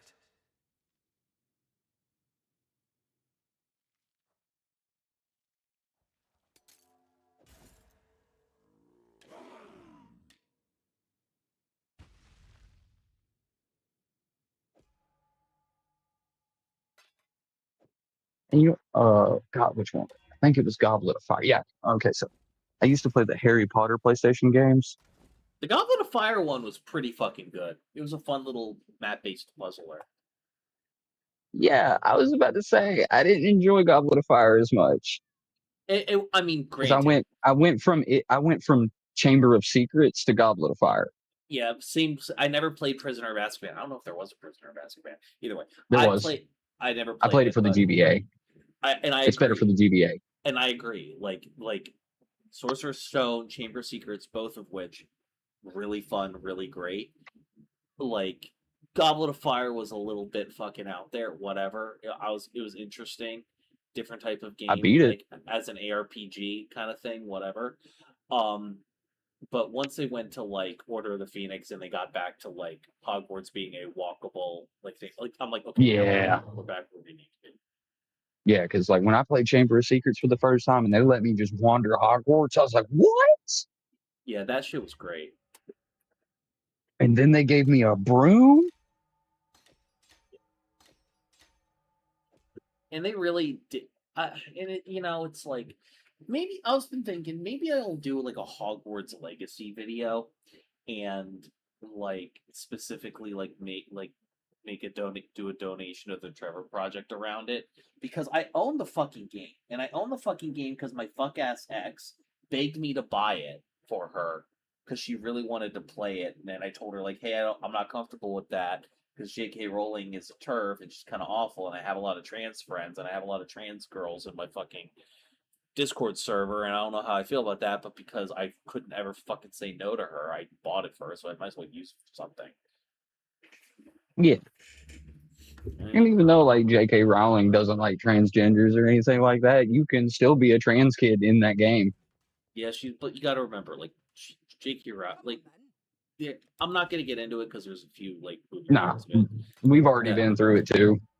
Yeah, it's like the one piece of transgender like positive representation was named Serona Ryan. Like, are you fucking kidding me?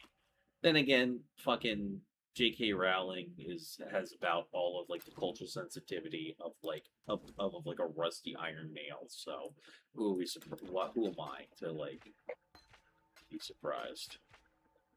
Yeah.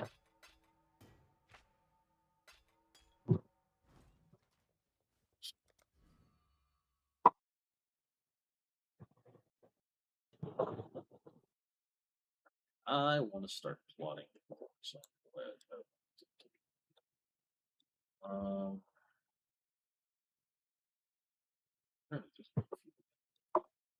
And it's funny too, because like in the books, like most wizards are fucking racist to muggles. Oh yeah, no, they're awful. It's just fucking Voldemort was being a Nazi about it. Yeah, no, it's like the lesson that which is wild to me that J.K. Rowling has become such a conservative hack, because like the entire lesson from Harry Potter is the neoliberal status quo, which does not which admonishes people's racism and ignorance, but does not do anything to dismantle the systematic racism and ignorance, leads to ethno-supremacy, and which leads to authoritarianism, evil, and the downfall of society. And that, because like that's the fucking parallel, that's the allegory in Harry Potter. And then J.K. Rowling becomes a fucking Nazi. Like, what the fuck is going on? Like, it's like, did you even... The money got her.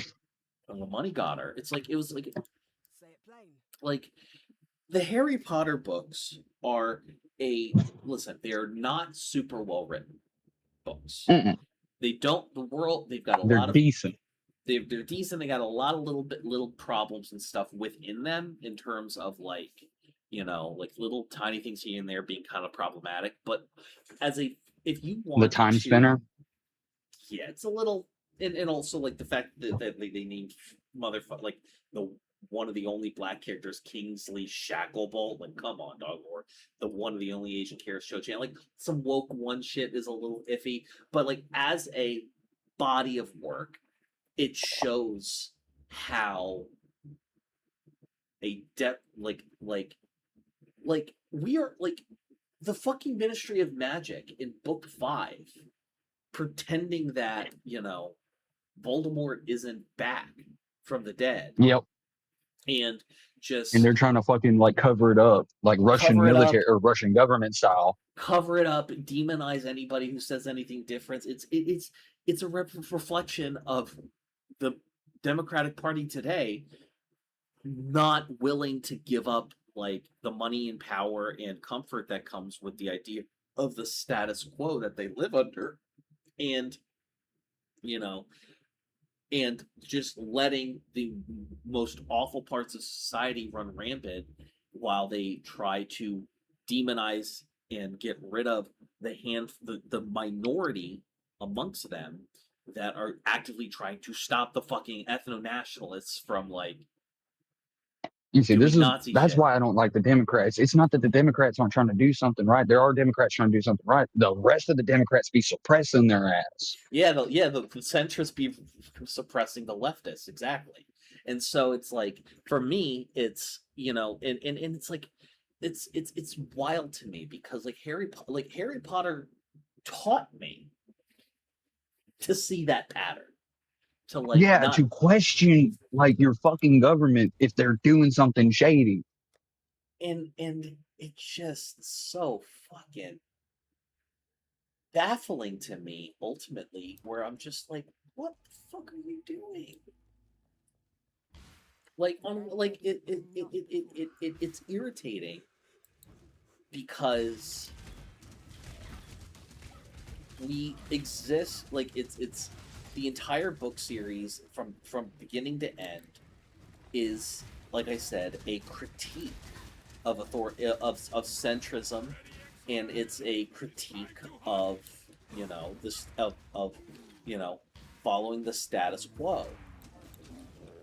It teaches you that authoritarians and right-wing ethno-nationalists are going to still try to make the world bend to how they see it, as absurd as that is. And you have to fight them tooth and nail. If you don't fight them tooth and nail every step of the way, they're going to win. We are living in the reality that the Harry Potter books warned her of, and the bitch that wrote them is like, doesn't see the irony. Now, yeah. Could it have been an accident that she wrote it to be this way? Sure. Like, Does it like is her neoliberal tendencies and J.K. Rowling's like liberal like neo shit lib tendencies, you know, present in it? I was like, yeah. What person who had been through everything that Harry Potter had been through decides all right, I just stopped, you know, ethno-nationalists using authoritarianism to basically murder and oppress people. Now that all of that is done and I had to spend my entire adolescence dealing with that, I am going to go be a cop for the government. You know, so, like, obviously some things don't, like, square. Like, some circles don't square. But, like, regardless.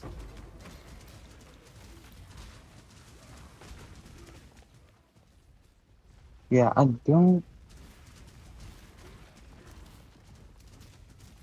think Justine Musk is the author I'm thinking of.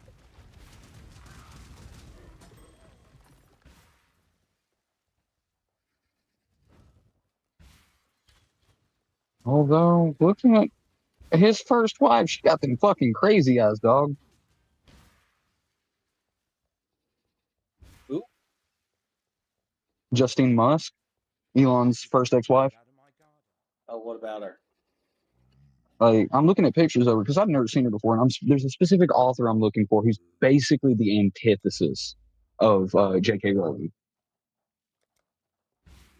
Or J.K. Rowling. And I cannot remember her name. She's actually written a lot of fucking books I love.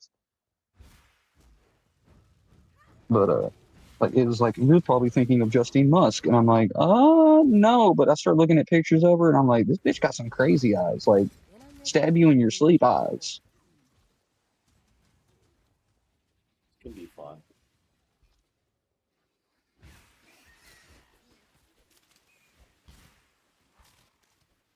Like, she's got this picture of her standing in front of like what I can assume is a $35 million house with a tricycle and a fucking like little dog beside her. She looking like she's trying to be all Billy Badass, but I feel like I just drop kick her into the pool behind her and punt that dog. Elon Musk really is the example of no matter how much money you have, you can't make people love you. And that just makes me smile. This dude has to pay women thousands of dollars to like sleep with him and shit. Yeah. Every fucking time. And I'm just like, I have a nice personality and women do it with me for free. It's insane. Like I just And it's crazy what being a decent human being will get you. Yeah, it's like trying to make connections on a human level with a person and establish trust and, you know, affection. You know, it's like, oh, fucking don't get, you know.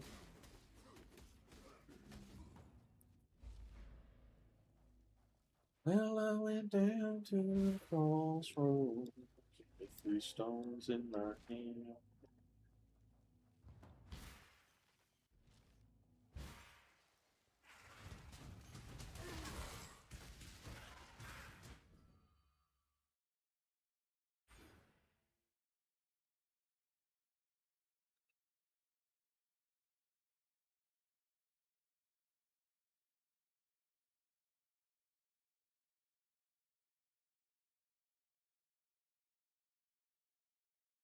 That's another book series. Hunger Games was so wild to me, dude.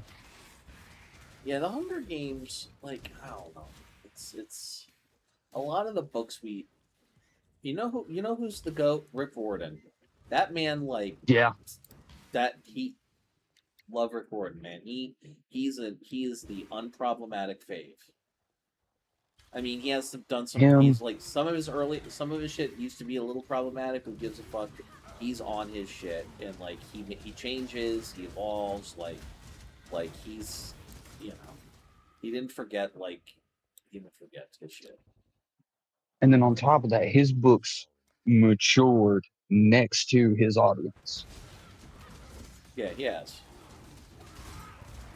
And like every new book series that came out was for that next audience. Like, for instance, like, yeah, I read all of the Olympus Chronicles, but then I went into the Pyramid Chronicles too, and I realized, oh yeah, this is definitely for the newer generation of kids who are now just getting into his books.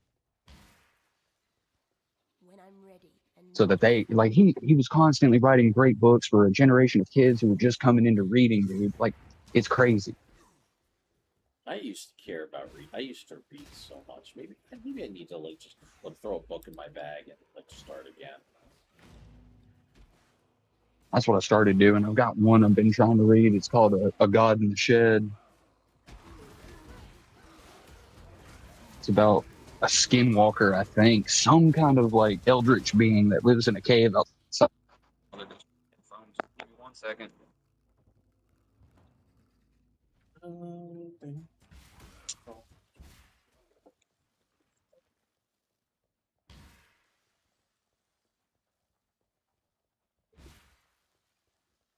You hear me?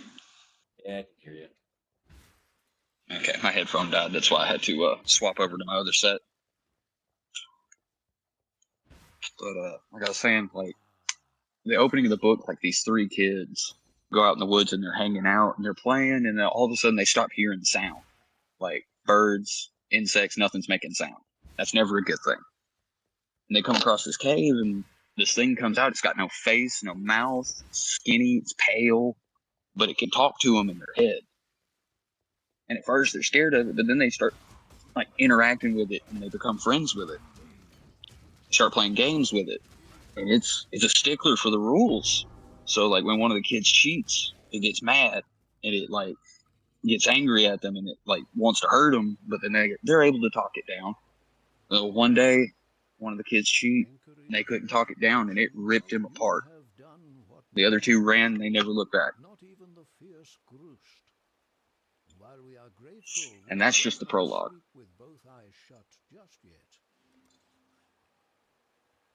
There's also a cult in the town that a lot of the older heads in the town they know a lot of shit that they're not letting on. I'm still reading. That would just make life complicated. Will you quit clawing at that box? Get out of there. That cat loves stressing you the fuck out. Serious. You're supposed to be a good little battle sister. Do not turn to chaos now. Do not fall. Do not falter from your emperor.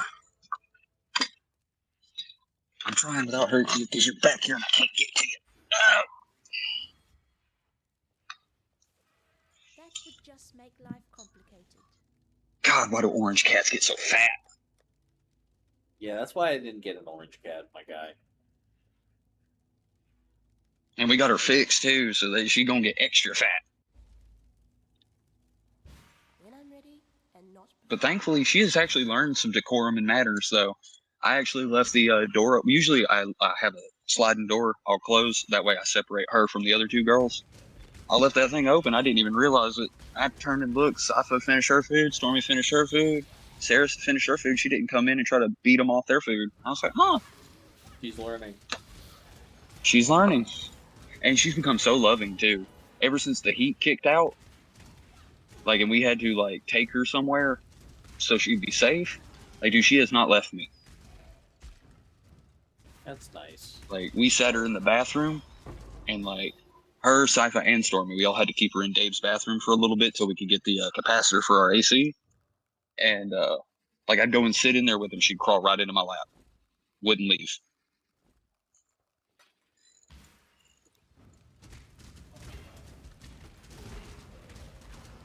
Little daddy's girl. So is Stormy, or Sypha, too. I don't know what it is. Like, Sypha's Amanda's cat, but she loves me to death.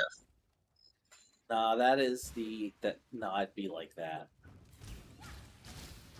Like, she even does the affectionate cat crap that I don't expect cats to do, like nibble on my nose and ear. Yeah. Elsa like will boot my like nose and my like upper lip. Yeah. And That's how Stormy does me. Yeah, and she'll lick my cheek and shit. You know what I mean? When I'm in bed and yeah.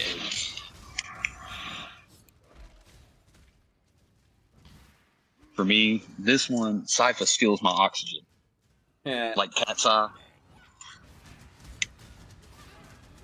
Like she'll sit on my chest, like not even half an inch from my face, and all I feel is like little tiny cat breath on my nose, and I'm like, Yeah, I love cats so much. They make me so happy. Elsa makes me so happy. Like, I'm glad you were able to get you a cat. yeah, me too. Like, and you know what the funny thing is about it though?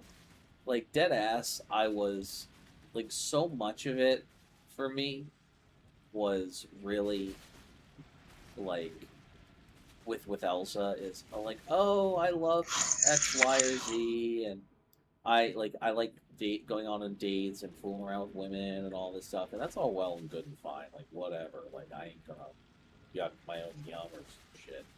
But like, one of the things that I did kind of like fucking realize with time is I only really like want the touch of a woman like twice a day. Once it'll randomly during the day, like at 3, and like the other at like 11 p.m. Otherwise, I'm just like, Kitty, and Elsa's the only like my life I need as far as like a woman, like a lady's. She's the best little woman. She's my own queenie. When I'm ready and not I don't know. It's That's just so freaking adorable, dude. like dating is a pain in the ass. I love women. I love sharing a bed with a woman. Like I sleep better when I have a partner in bed with me. But like, you know, and I would love to have somebody who's like my right hand, who's like my best friend and, you know, my partner. But Yeah, that's hard to find somebody on the same wavelength. yeah, and honestly, I feel like I do better finding that person back down in the DMV. I need to get the fuck out of the Hudson Valley. I hate this shit.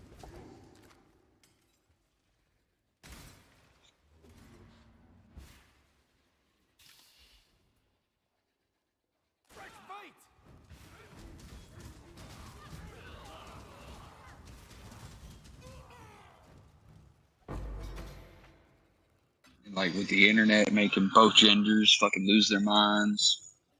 Dude, both sexes, I'll say that.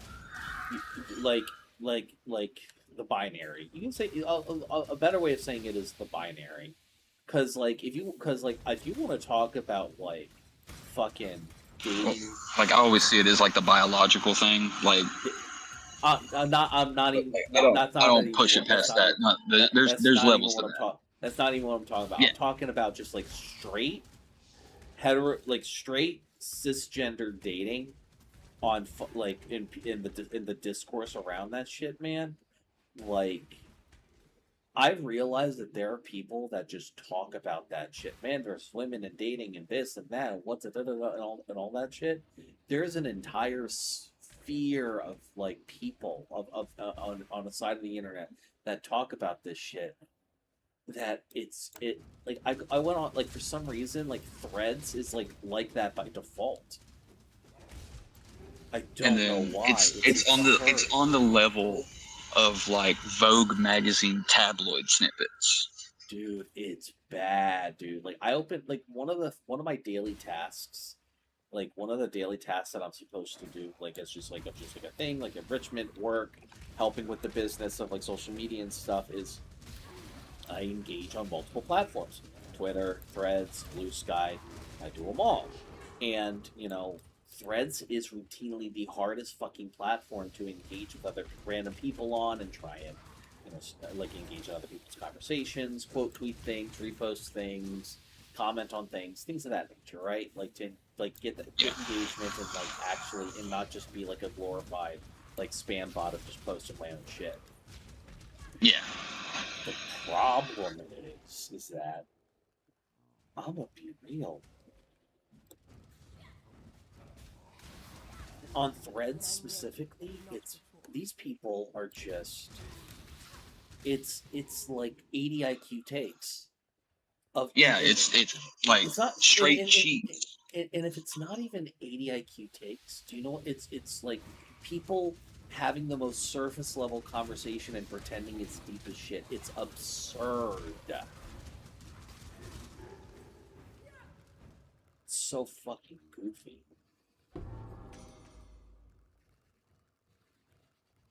And then that whole ick thing, dude, that shit kills me. it just icks me the fuck out, dude. It's so fucking wild, dude. It's just like these people are Like, I don't talking even about like that. Like, it's a dumb term to me. Like, but there's oh nothing. my god, something makes you feel weird. Wow, you're a human being feeling your emotions. Feel them. No. So what? So the thing is that the ick, what the concept of the ick is, actually has. It sounds childish to me. No. It has a meaning, and it has a definition that is not described really effectively by any other word. And so, what the ick is supposed to be, it is supposed to be of somebody you are on a date or dating, or and does something that it that you can't explain, there's not a good like logical reason behind it, but they do something, or something happens, or some interaction happens where you are just like, oh, I like that just made me not interested in you. It is. And see, that shouldn't be what it is, because that is an active like human brain thing. We do that. The ick describes the moment in which somebody does something that makes you lose all. It's called precognition. Yeah, it's called precognition. We get it from our subconscious. Yeah, but you know what? Like at the end of the day, it's like it's an easier way to describe that shit. That's the beauty of the English language. We can have big words for large philosophical conversations, and then we have abbreviated terms like ick or the ick to make it like easier in lighter conversation. Because listen, some people just don't do big words. Yeah, true. But like, you're using one of a human that's one of our superpowers, dude, as a human species, to be able to look at something, like consciously not realize it, but our subconscious is flicking something in the back of our brain, like, hey, something's wrong. You shouldn't be here. Yeah, but ultimately, because your subconscious is picking up on those minute human details that no one else thinks they're doing, like eye movements, finger hand movements, twitchiness, things like that. The minutia of human motion. It's so cool. Like, I did a lot of research back in the day. Like, again, I've already told you, my mom had a stroke. I had to understand psychology, neurology, and a lot of like how brain chemistry works. Hello.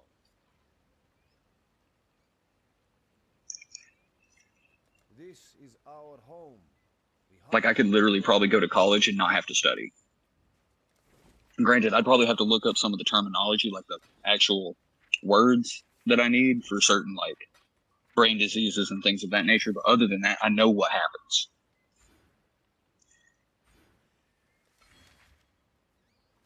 Because I'll admit, I don't use big words all the time.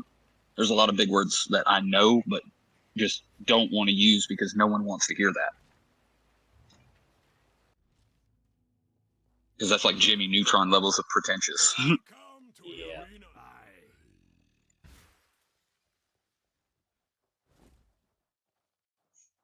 And I want to be able to have a meaningful conversation with somebody. And if I'm going over here telling them, oh yeah, sodium chloride, motherfucker, they're going to look at me like I'm an asshole. But if I sit there and tell them table salt, we having a conversation. And that's what Jimmy Neutron taught me as a kid, because I was a really smart kid, but like watching him act smart to people and no one really liking that, I was like, I shouldn't do what he does. I should keep my mouth shut and stay humble. Helps. So Jimmy Neutron taught me a deep lesson, dude.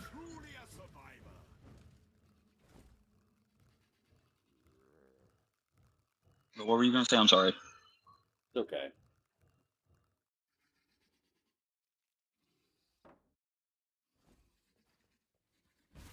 When I'm ready, And of course, Fairly Odd Parents is just, the lesson there is unchecked power in the hands of someone who is too ignorant to understand how to wield it will always backfire. I just think the entire concept of giving children fairies that grant them whatever the fuck they want is a bad idea, broadly speaking. Yes. But the fact that Timmy got them. Yeah. I hate what they did to Cosmo, though. Yeah. Like, the pilot version of Cosmo was great. Yeah, the first season of Cosmo was great. The problem is that they flanderized him. I mean, like the pilot one, he was smart, but after that they made him dumb. I mean, he was like the whole purpose of the Fairly Odd Parents originally was that Cosmo and Wanda are two halves of the same brain cell. Like they're both kind of stupid and they're both kind of smart. And you know, they just leaned into Cosmo being a dumbass. I mean, also the entire Mpreg storyline was a little fucking weird, but like honestly, like whatever. I didn't question it. I just watched it like either. Cosmo's pregnant. I didn't question it either. I mean, like if I saw that as an adult, I'd be like, that's a choice. But then again, like even as an adult, I've been like, fuck it. Who am I to judge? It's art. Yeah, but then again, Dan Harmon is a weird ass evangelical, so like, why are we surprised? Also, the pregnancy was also came with one of my favorite scenes where I think, if I'm correct, he grabs Timmy by the collar and just screams in his face. Wish it out. Yep. Yeah, I remember. Shit was peak. And then they have him in court. Dude, oh, my voice broke on this. When did you make the wish? 50 years ago? Yeah, that was the final episode, wasn't it? Mm-hmm. Because they finally pulled him in. They were like, how are you staying this young and keeping your fairies and all this? And he's like, I made a wish for Cosmo 50 years ago and then made him erase his own memory so he wouldn't remember giving me the wish. When did you make this wish? 50 years ago? I forget what the wish was. He wanted to remain 10 forever. So he could keep his fairy godparents. He tried to cheat the system. Just like Timmy always tries to cheat the system. I mean, that boy be trying to break the rules. I mean, I'll be honest, that shit worked. Yeah, it did. They didn't catch him for 50 years. Probably because the nature of the wish. I think I know when he made that wish. The movie. You remember when he met himself? I think he realized the first one when he goes to the TV and everything and he meets his older self. And then after he meets his older self, he realizes he loses his fairies. And I bet he made that wish with Cosmo to make sure he never lost them. Even though they're with his kids. Yeah. Yeah, he found that shit out. It was like, not happening. Nah, dog. I like having godlike power. I think I'm going to keep this. And again, that like unchecked power in the hands of an ignorant mind.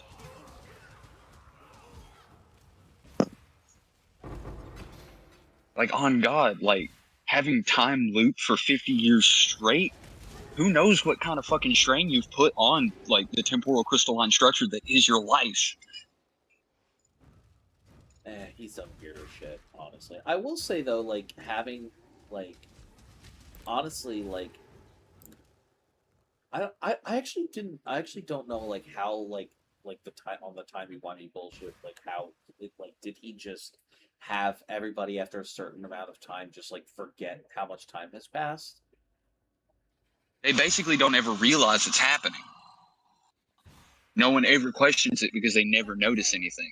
It's like a cognito hazard for everybody else, and for Timmy, he's the only one that knows. So technically, if he was 10 when he made the wish, he's a 60-year-old man inside a 10-year-old's body. Yeah. But, like, also, I will say, like, how much of that is also, like, he never experienced any, like, he also didn't, like, a big part of, like, the mental change between being a 10-year-old boy and, like, being a 15 or a 20-year-old person is, you know, is the hormonal changes and the changes in size and changes in societal expectations and all that stuff that comes with it. And this may actually explain a lot of his later wishes. Like, he might have been suffering from, like, some kind of mental degradation, like, psychologically, because he wasn't able to grow up. Yeah, and I mean, he experienced what being an adult was like with that one wish of his, you know? Yeah. But also, like, imagine the body technically never aging, but mentally you're aging. Like, what kind of effect does that have on you psychologically and physically? God, I need to stop thinking about Fairly Odd Parents, temporal physics. It's never gonna make any sense. It's a fucking kid's cartoon. Nope, it's never gonna make any sense. Just make life I gave the Ebony Legion. That's also why I like Ed and Eddie, dude. They never fuck with time. Keep your life. They were just three dudes trying to make quarters to get jawbreakers. Yeah. And they had a bopping PlayStation 2 game. Now that I've reminded myself, I need to go download that too.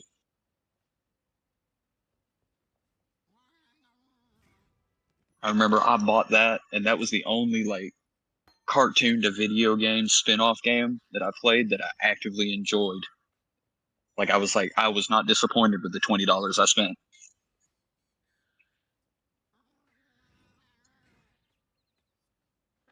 And I 100% that game too.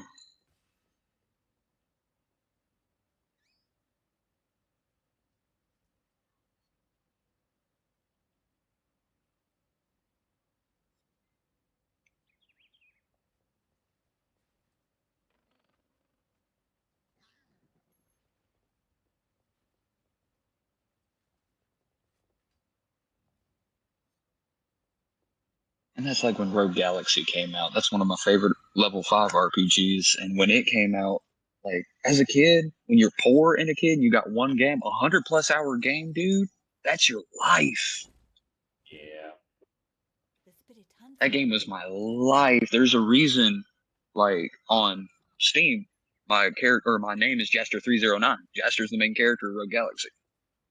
That makes sense. He's one of my favorite characters, the Star God. So cool.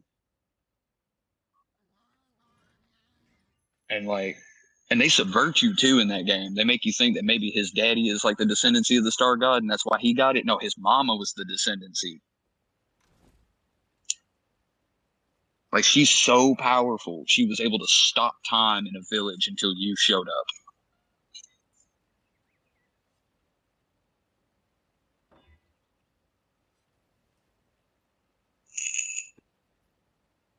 And then you meet her, and she tells you about your ancestry and how you were actually like the descendancy of this being called the Star God, who like helped create balance within the galaxy against the rune and the creature known as Mother, which is like this evil deity bitch. Super cool boss design though. And then she has to test you to see if you're ready to even take on that power, because it could kill you. Or you could lose it and like kill everybody around you, because it's like literal galaxy level power.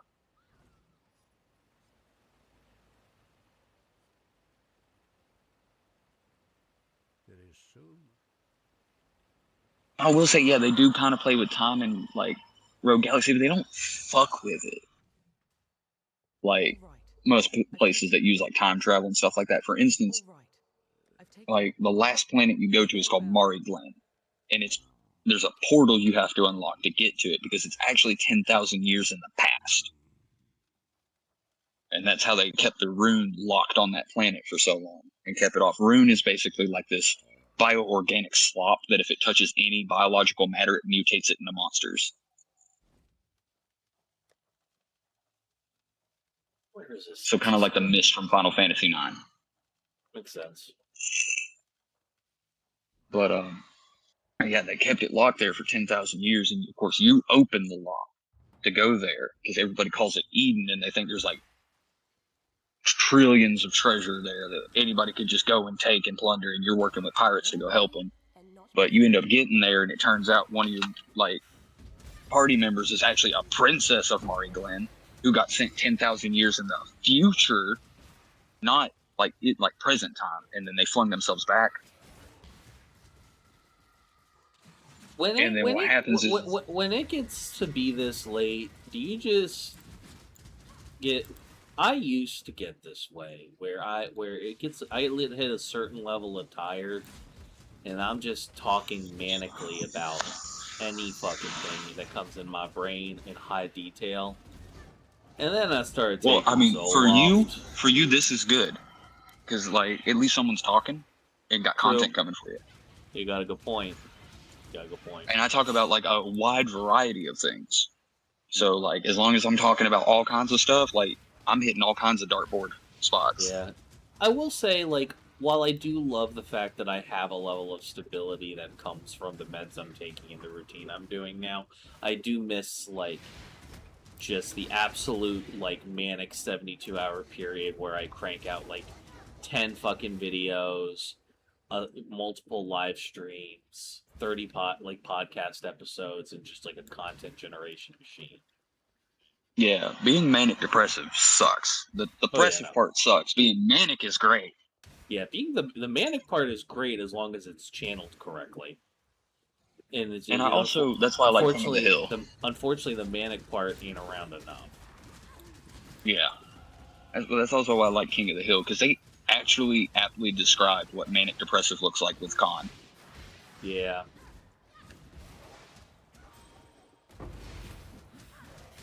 They were like, why is he acting like this? He ain't on his meds. Oh, that's why he ain't being a dick. I find it wild that Cotton, like, in King of the Hill is, like, a notorious racist, but, like, if he's going to be a racist, he's going to be accurate about it. Yeah, you got to give him that. Even though you have to hate on him for his racism, like, at least he's accurate with it. Fuck that knock-kneed old man. I'd kick his fucking legs out from underneath him. He said some cross shit to me.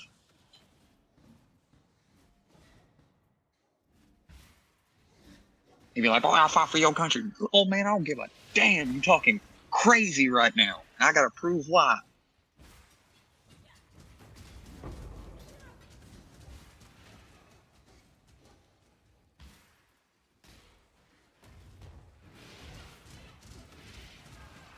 And see, like, Cotton was an apt description of what fathers were like growing up in that time period, too. Like, older fathers. Yeah. Crotchety old men, didn't want to touch their fucking kids, fucking hug them, nothing. I couldn't imagine being a father like that. Like, and that's the thing, it's like, and that's the thing about King of the Hill, right? Like, Hank Hill was, like, a lot of people's dads. Like, there was somebody who was nervous and unsure about new things, but would accept it with, like, things that made sense within reason, and, you know, was like, knew what they didn't know, but and all that stuff. And then all of those men who were like that started watching Fox News and Rush Limbaugh, and it got worse and worse in the age towards the time of the age of Trump finally, and then like all of I think that's part of the reason why King of the Hill is such like a darling show of like liberals and millennials and stuff. It's because like this is the dad from their childhood. This is their dad when they were a kid, when they were a girl, when they were a little boy. Like this was their dad. This is an authority figure we actually could respect. Well, this is somebody who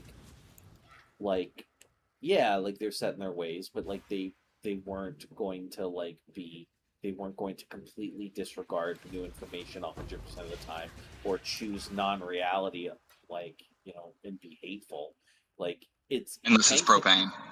Hank Hill is the idea of what a lot of people thought their dads and granddads and uncles and stuff were, when in reality, like that was ultimately a facade. I think a lot of the people that did end up like falling into the Trump MAGA cult do believe a lot of the awful things that Trump had espoused, is that immigrants are the problem and all this other shit.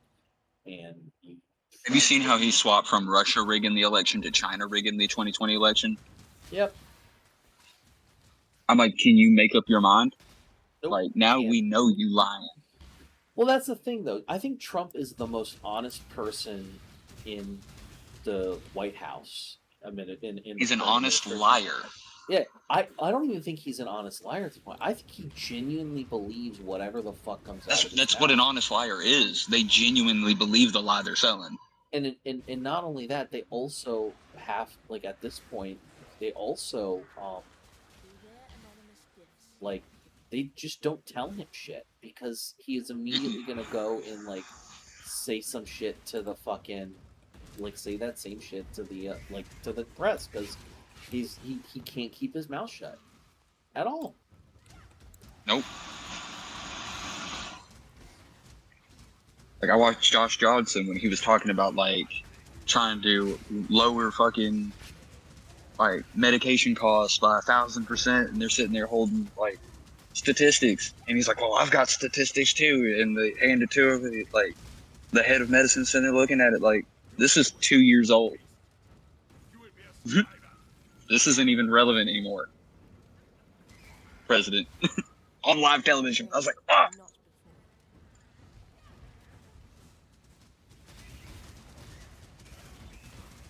Like, why do you go so hard to make yourself look so stupid?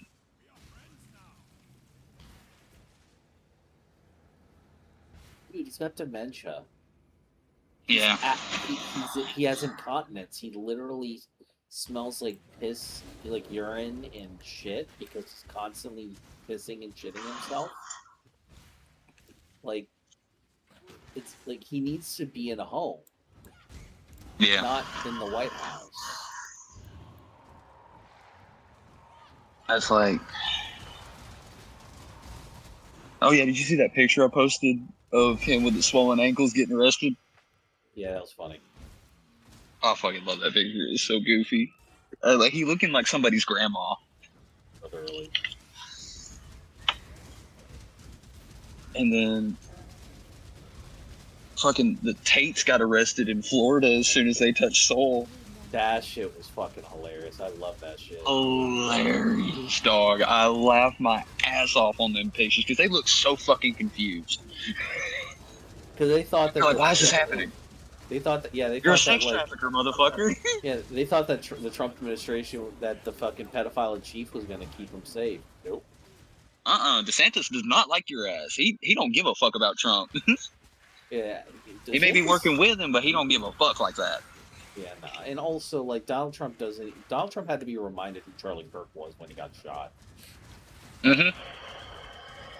That's how much of a fucking scapegoat. And they were trying to make a martyr out of him, dude. That's why I continue to think that the Republican Party assassinated him. Charlie Kirk, we carry the flame. Dude, that's because it's wild for like a week later the Iranian like military to release a video talking about how it was all a fucking op. And how they had like video and photo evidence of like where the concrete got hit with shrapnel and stuff from the explosive on his chest in the microphone.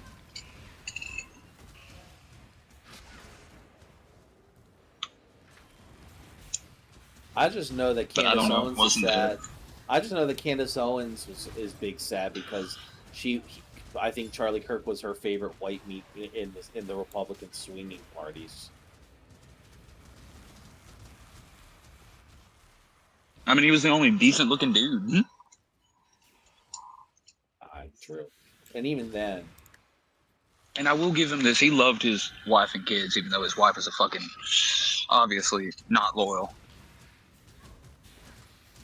He loved his kids. Well, no, it's like they were both grifters. They're both grifters.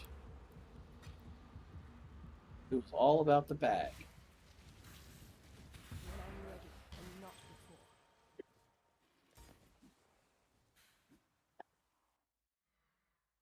I guess I've just walked with too many good people in this world. It just confuses me how people can be so fucking vile.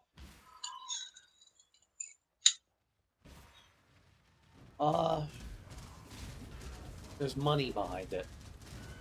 I mean, I know that, but at the same time, like, do you not feel the sickness of your soul? Do you not feel the pain anymore? Is it dead to you? Like, I guess it is, huh? Because, like, just thinking about doing half the shit they do makes my fucking soul hurt. Yeah, well, you know, makes me crawl inside myself. You gotta remember that, like, these people have no conscience. They don't have any principles. They don't have any, like, values by which that they truly believe or stand by. Like the only if being a Democrat and a liberal and all that stuff had the same kind of money, power, and let's be real, mindless influence that comes from or a mindless consumer base in the form of conservatives. Yeah, it's not surprising. Like, they'd be doing that instead. It's not even like we've gone from like we vote based on, even though they still be lying when they do this, the policies they're trying to push and everything. Like now we just vote for whoever talks a big enough game. Yeah, I mean, hopefully, like a Zoran Mamdani will eventually, show the way of just like, hey, you talk a big game during the fucking, campaign, and like one of the he failed on his first ever policy. He said he was going to like arrest Benjamin Netanyahu, and then he looked at the facts and talked to his advisors, and he has no real way of actually following. Get a hold of the man. Yep, he has no way of following through on that promise, and he made a video explaining that, and everybody was like, "All right, that makes sense. He does not have the power to do that. Bummer." But even though he really wants to. Yeah, and he called. And I think that's really the message that needs to be taken away from there is he actually wants to hold Netanyahu fucking liable for his actions. Like you see a politician right there who goes, "Yeah, that's not good to be doing to a whole race of people." Yeah, I just.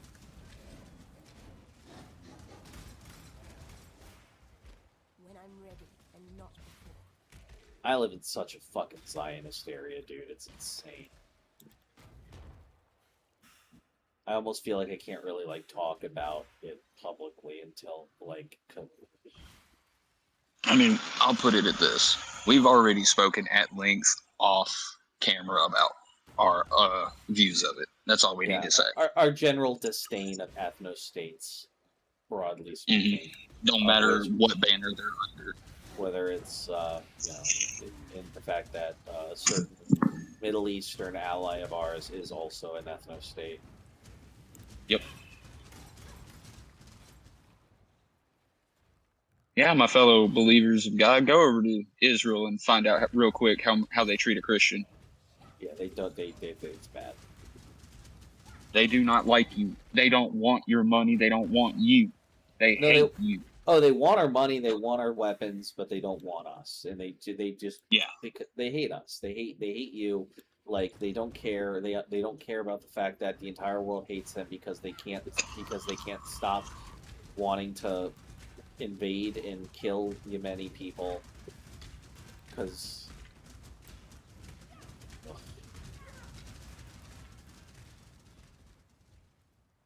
of geo-religious political views, and on top of that, like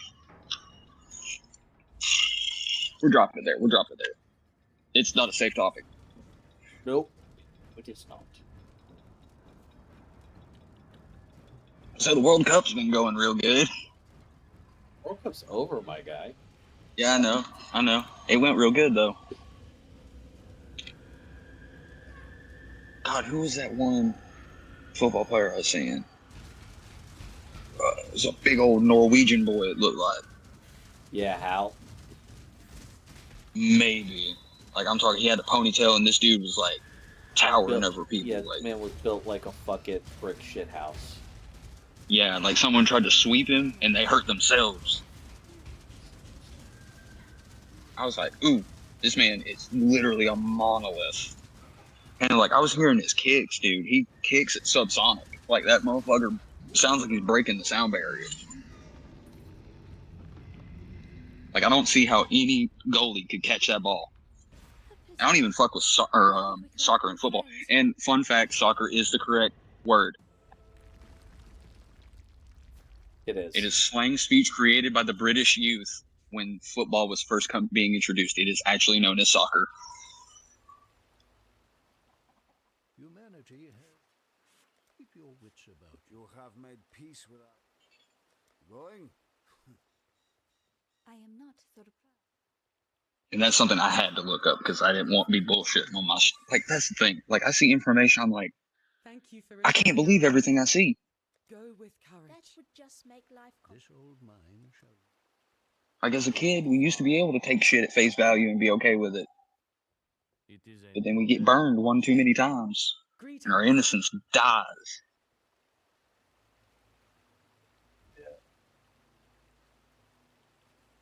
Or you get called crazy for trying to hold on to it, or immature. when I'm ready and not before.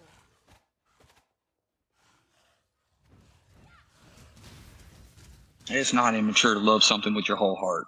It's not immature to sit there and look at someone and tell you you care. It's not stupid. It's not childish. It's human. Don't let anybody ever take that from you.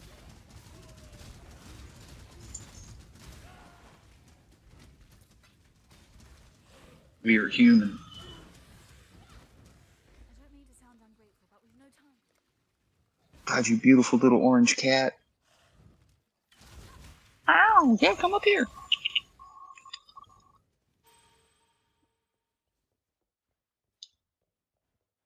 Oh, okay. And dog, there are times where she'll sit there at Sarahsville and she won't see me and she'll just start crying. That would just make life. I'll have to poke my head up and be like, what are you crying about? And she'll come running straight at me.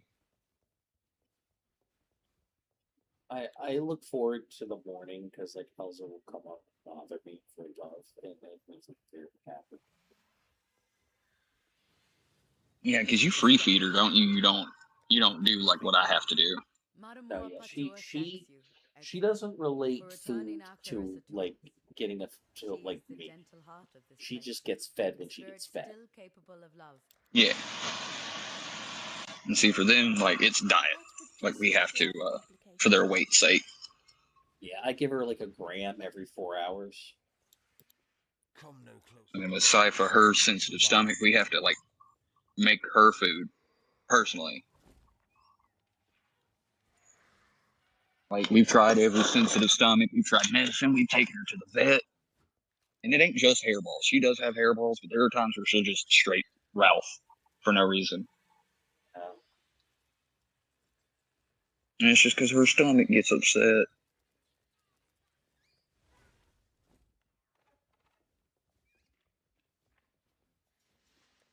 Sarah, or Cypher, I'm afraid one day you're going to bite my ear, and then your tooth's going to get caught in my piercing hole, and you're going to rip my ear by accident. Okay, that's better. You can bite my cheek.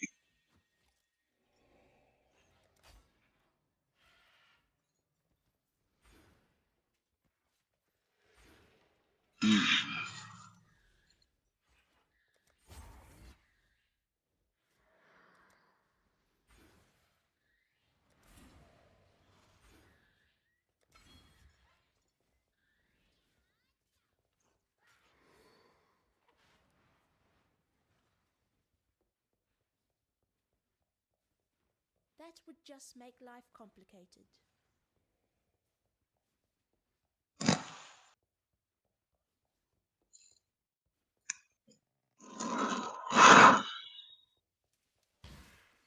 When I'm ready and not before.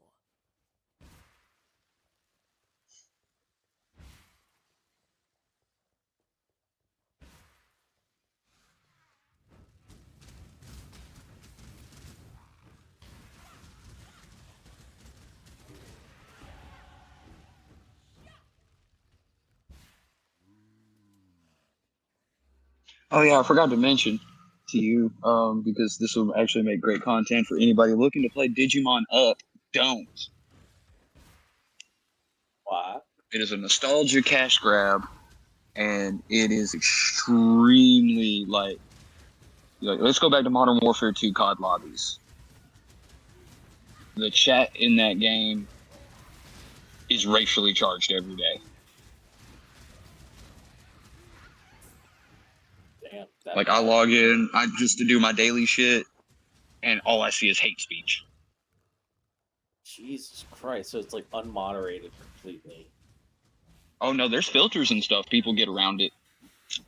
Of course it is. Like instead of using an I, they use an L. Or instead of like using a regular letter, they'll use a specific like version of that letter. Like I can never remember what other versions of our letters are called, like with dots and Punctuation. I think. Oh no, not punctuation. Like they're over the actual letters themselves, and those letters have different names Accents. than actual letters. They're called accents. Accents, yes, that's it. Thank you. It's been a hot minute since high school English. Now, granted, I retained a lot of my literature learning and a lot of my English, but there's some things that still slip through the cracks, and it makes me mad. Because I speak the freaking language, I should know what I'm doing. The amount of people who, I don't know, dude, like,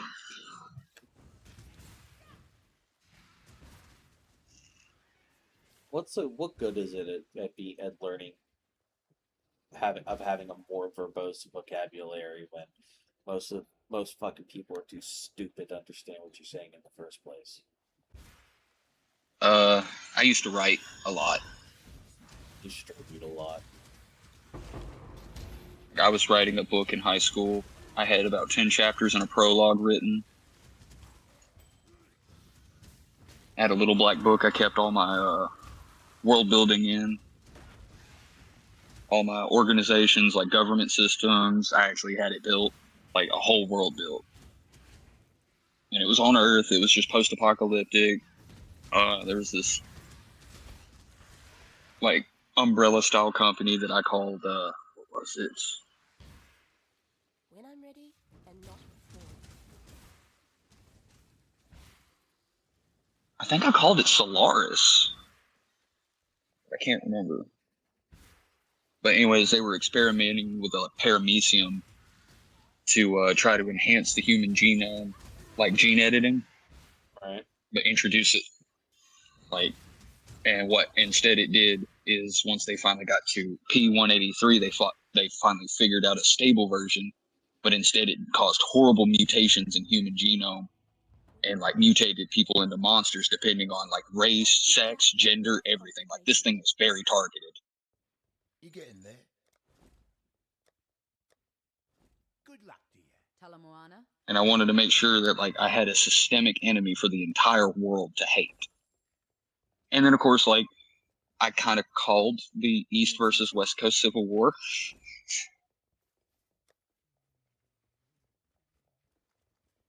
Like that was a part of my, like the East and West were at war mainly over just resources.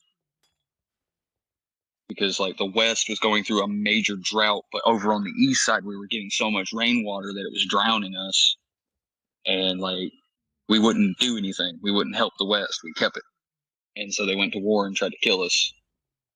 And like mechs were built and all that fun stuff. And then of course in China, there was like a serious health issue with like a decaying DNA disease. And that's another reason like P183 was trying to be developed. In Africa, there was actually a dictatorship like warlord who took over about 75% of the African continent and was like purging like anybody that they didn't believe was pure African. And then in Europe, the entire Europe side had collapsed completely. Like it was a barbarian land. But Sweden was having a grand old time. I bet. Just make life complicated. Like I literally wrote in there, Sweden is okay.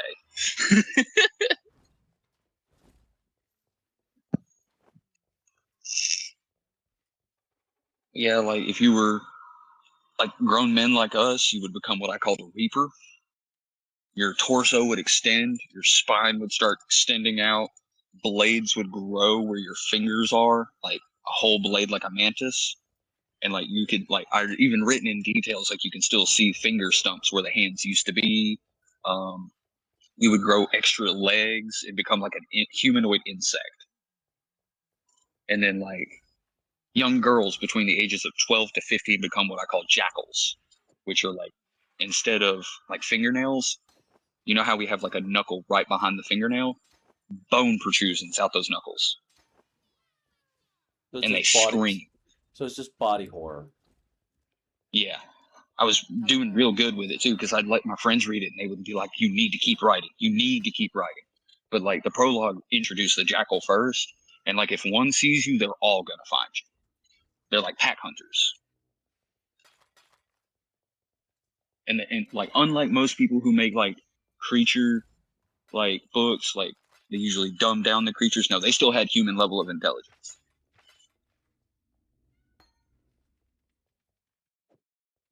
And then I built it up where like I wanted to write 4 books. The first 2 books would have been 2 characters in each, and I had 4 characters that I was building on, and the last 2 books would be all 4 of them coming together to try and fight back against what would be called Odin. Like I was slowly like getting up to where the high end like creatures that were going to start developing from like mass fusion of flesh were going to be like gods that the main characters had to fight.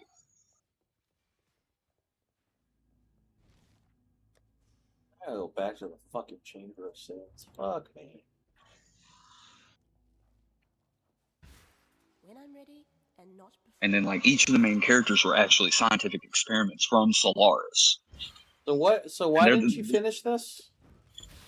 I got really bad depressed and suicidal. And I really just, and then I got kicked out of school right after that, lost all my friends, and never got to talk to them anymore. And they were my inspiration. It sucks.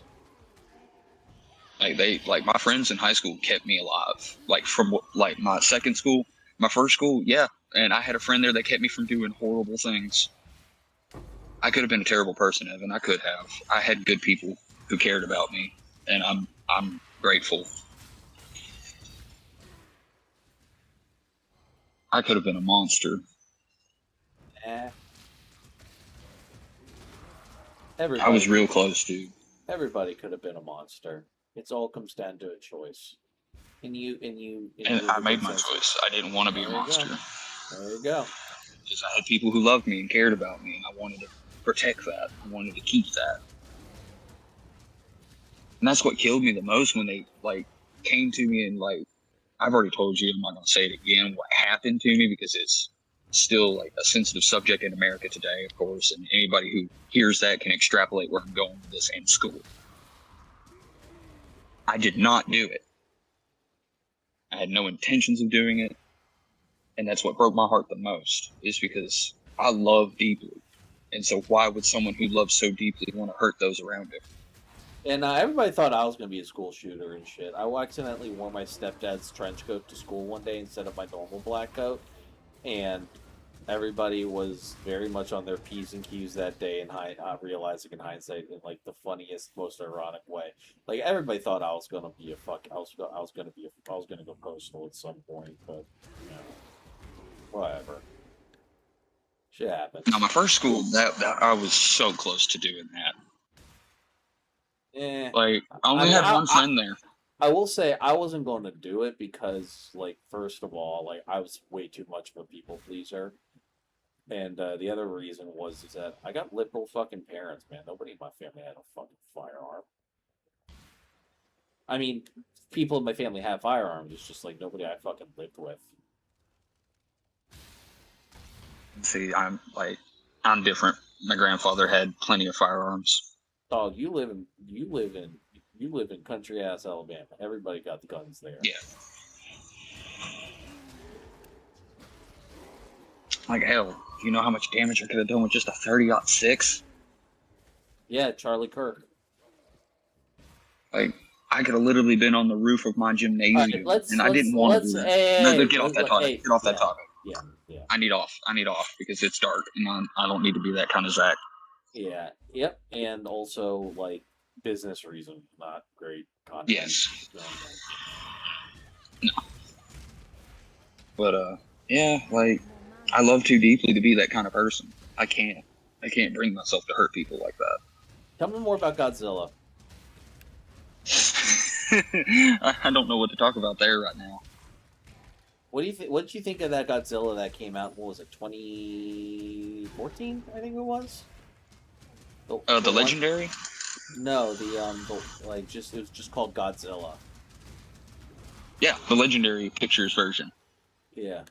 What did you think of it? Yeah, that's the one I was telling you about, that video. The dude who's like, oh, it's been Americanized, and he's like the government and like all this, you know, superfluous, like surface level fucking mind game or gaslighting. Gaslighting's the word I'm looking for. Surface level gaslighting to make people think that, oh, Godzilla's like on this weird woke train and everything. I'm like, no, Godzilla, like, yeah, it's a schlocky action movie, but like that's what it was meant to be. Even Toho leaned into that shit after we made Battle of the Monsters. Yeah. Like, they have been influencing us, and then we influenced them when they influenced us. Like, it's just been a back and forth with Godzilla. And the Japanese love the legendary Godzilla. They love what we've done with him. But like to sit there and say that like Godzilla is bad, like recent Godzillas are bad, and only like -1 was good, you're crazy. Like that's crazy talk. Because like Shin Godzilla, fire. From the same person who gave us Evangelion, fire.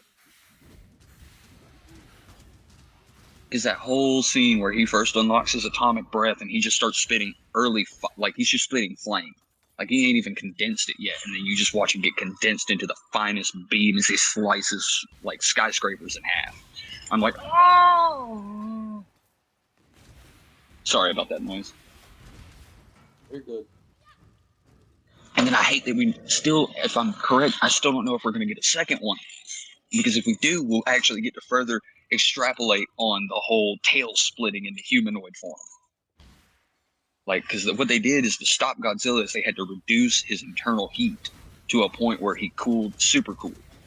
So they kept pumping him full of coagulants every time they knocked him down. And when he'd get back up, they'd knock him back down and try to stuff him full of coagulants. Well, it finally worked and he froze up. But at the end of his tail, where there's like actually a mouth and skull that he could shoot a laser out of, you start seeing humanoid forms like sprawling out of it, almost like a statue. Like he was about to break down into a hive mind to deal with humans. Like that was his last adaptation he could have done to figure out how to get her last adaptation. This Godzilla specifically is a female. Was this the one? Was this the American movie, like where she comes to New York or some shit? And then the end of the movie is that's SEAL Godzilla 2000. SEAL Team 6 goes into like Grand Central Station and is having to deal with like a horde of like baby Godzillas. That is Zilla. That is from 2000 or Godzilla 2000. That is not even a Godzilla.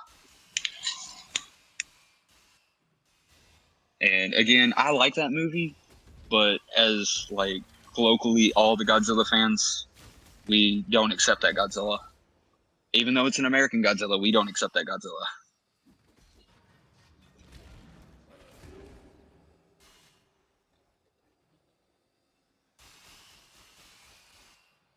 But what was I saying?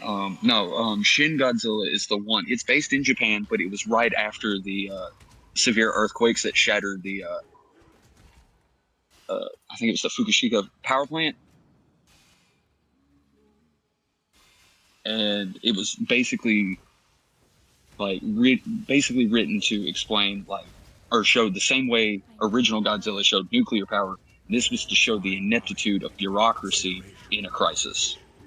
That's why like a lot of the movie is shown from the human perspective more than Godzilla. It's not meant to be like an action movie. It's meant to be a spreadsheet of like genetic code of Godzilla. And like they actually figured out while they were looking at it that they could fold it like origami and it had different information on it depending on how you folded it. Like the scientist studying Gojira was insanely genius. And like the writing for it is insanely genius.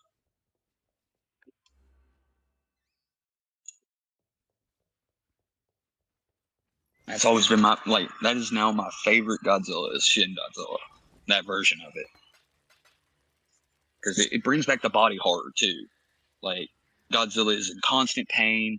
He's, like, tearing at his own skin. Like, he's tearing out of his own skin, basically, as he grows. And, like, when he first gets on land, he's got gills. And as he's, like, adapting to oxygen on land, he's actually spewing blood out of those gills to get rid of that excess genetic material that he doesn't need. What is it? Hello. And the biggest thing is that they were like, oh no, you know, because Godzilla's blood was also extremely radioactive. Like they were thinking, well, no one's going to be able to live here anymore for like 100 years, 20 to 100 years. And it was gone within a week. The radiation dissipates so fast that like it's almost not a problem. Journey well. God, it was so good, dude. It's just so well written. That Singular Point. I didn't really care for the Netflix 3-part series they did. I can't remember what it's called. They got 3 different names, but they like introduced like gravity or this energy form of Ghidorah that's super cool, but When I'm ready and not before. it's just got a lot going on for a Ghidorah. Right. And you never see its full body. Like it's just 3 necks coming out the sky. That's how big it is. Like that's all you can see.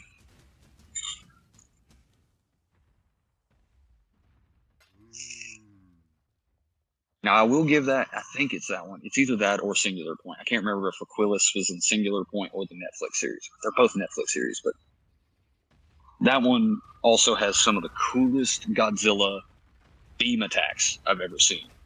Because like I think it's Aquilus specifically, or no, it's Terrestrius. That's what this like. 3 evolutions of Godzilla. There's Aquatus, there's Amphibious, and then there's Terrestrius, as they call it. And Terrestrius, like, it creates 3 rings of pure radioactive energy in front of it, and then the beam is shot out the middle. I was like, oh, that is so fucking sick. That's why if, again, shout out to Battle of the Monsters Melee. Everybody should be buying that. Show Toho that we want a new Godzilla fighting game so we can get Aquilus, we can get fucking all the Godzillas and all the new monsters that are in. We need a fighting game with them in it. I would cry.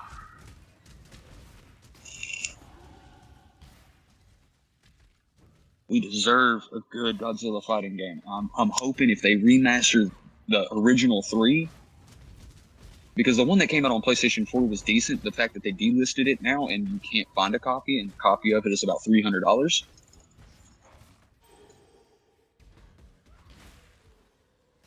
We need a new Godzilla fighting game. So I hope if they remaster all 3, if they see that we want the first one, and they remaster the other 2, they give us a new one. My work in progress.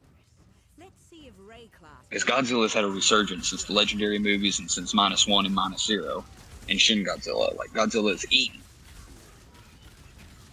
Like that's one thing. Godzilla fans, we've always been eating, dude. We've never been like truly let down as a fan base. And those who say we have, like, what are you talking about, dude? It's great. The schlockiness is great of that early Showa era. Like, yeah, dude. Super Sentai level energy, you know what I'm saying? Yep. 100%. And but we still get the horror elements too. Like the first Godzilla, there's several horror Godzillas where he is straight up just a monster. But to sit there like when that video is like, oh, you know, Godzilla's an American hero, and instead of realizing what they're actually going for as Godzilla is a force of nature that humanity is never going to be able to control or even understand. And we should just get out the way and let them fight.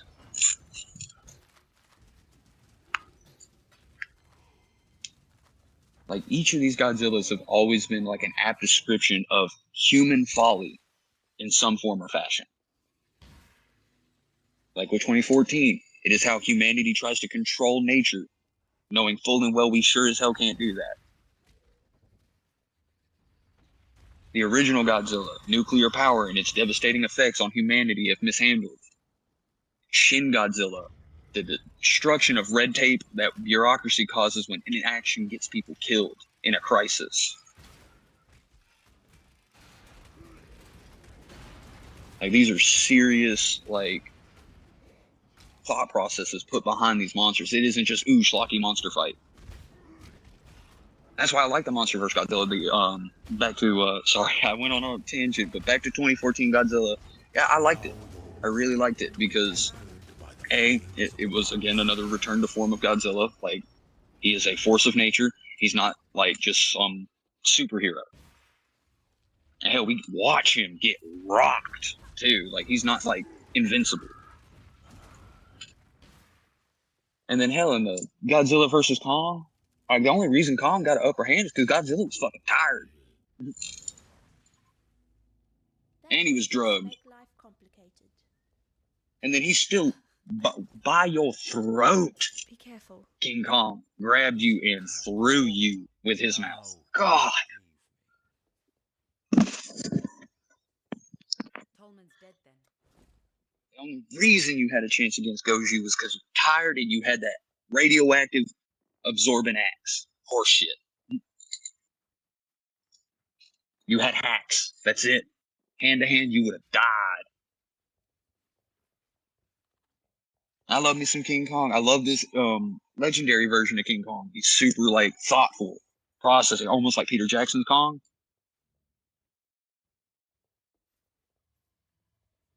That's why I like Peter Jackson's Kong. He went for a deeper, thoughtful Kong instead of just a beast. Like, he actually, because of his size and everything, he's a really smart dude.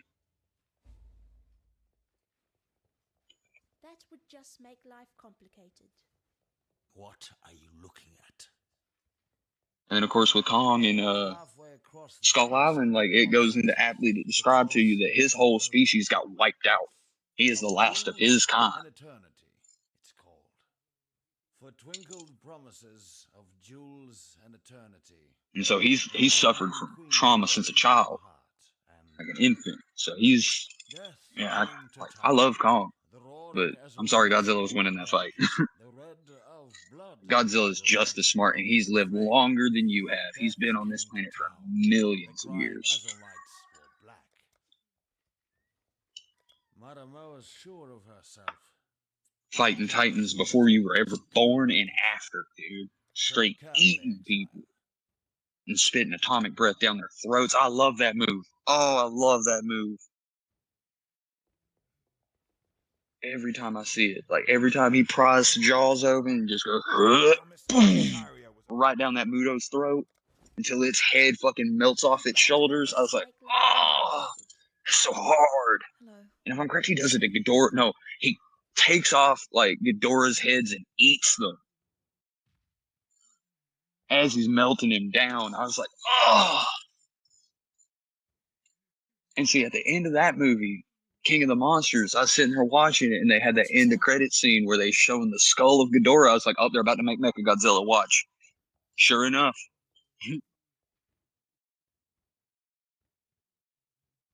Because, like, I know my Godzilla lore. I'm like, that's what they did with Kiryu in the original Mechagodzilla. They didn't use just Godzilla's bones and stuff.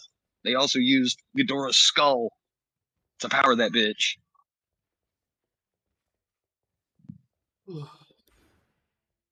Which is a terrifying concept, again, because Ghidorah has anti-gravity beams.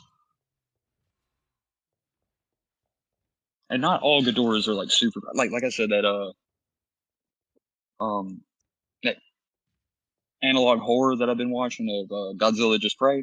That Ghidorah is probably the most powerful Ghidorah ever put in any kind of medium, because Ghidorah has anti-gravity beams, which means his beams can actually affect your gravitational like pull and everything, and he can pick you up with them and like lasso you and stuff like that. This Ghidorah can create black holes from nothing for fun, and then shape those black holes into anything they want. When I'm ready and not before. Whew. I need more mana. And like, oh yeah, I forgot to mention, like, so the way everybody was like describing it in the storyline of it is like Godzilla's Satan.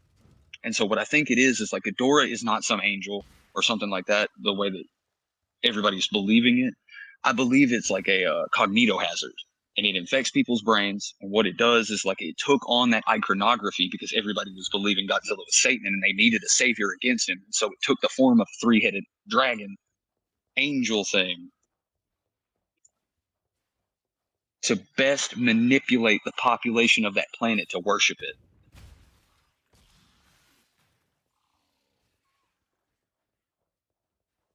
Like, I think this Ghidorah is like a space mind virus that jumps from planet to planet with high power signatures like Godzilla and comes in and eats. Maybe that's the shit Alex Jones was talking about on Info War. He was just talking about fucking Godzilla lore and shit. Are you serious? Godzilla lore is so fucking cool though, dude.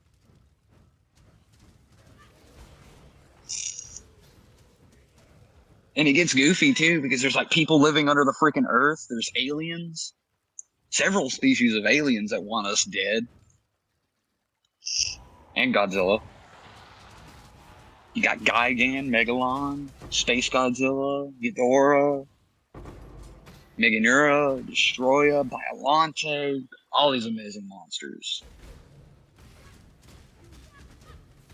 And hell, spin-off monsters like Gamora got introduced into the Godzilla universe.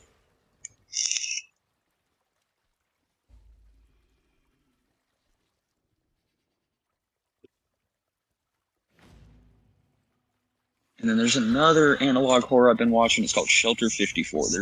It's a bunch of different ones, but Shelter 54 is the big one because it introduces Biollante. And basically, what had happened is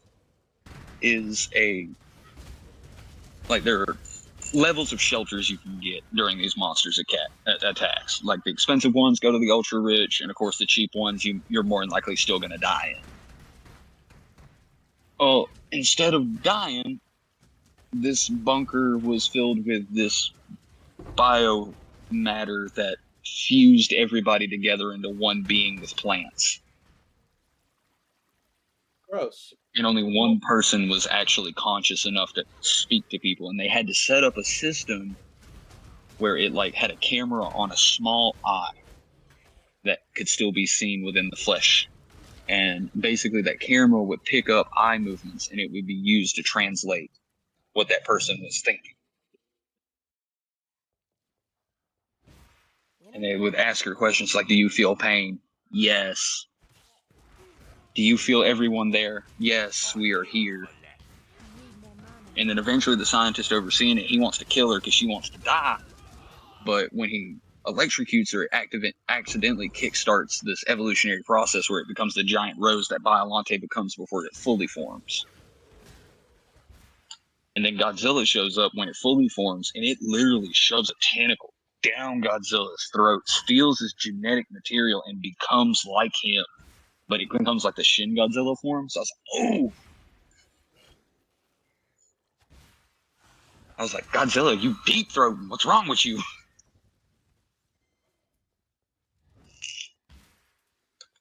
I think this was Legendary Godzilla. No, it wasn't Legendary Godzilla. It was because like multiple versions of Godzilla exist in this universe. Like there is Zilla from 1999, like the 2000 movie that actually exists. There's the OG Zilla that exists, or Godzilla that exists, Gojira, and then there's the legendary Godzilla that exists too. Huh? The fuck ass puppet. Yeah. What puppet? Man in a suit. Yep. I was about to say, I don't remember ever being puppets. Everybody was in a suit back in the day. That was like 1986 when that movie came out. But no, I'm off. I'm off by a long time. No, am I right? Was it 1956? No, it wasn't 1956. No. I've got a headache. That's why I'm not thinking straight.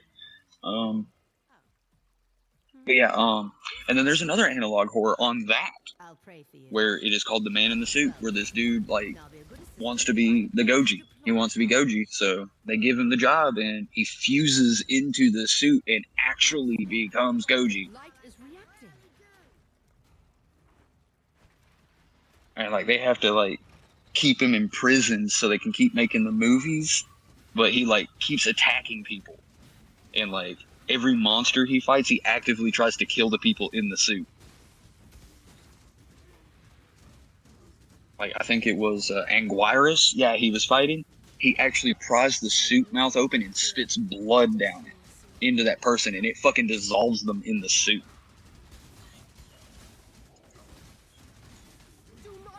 Oh, God.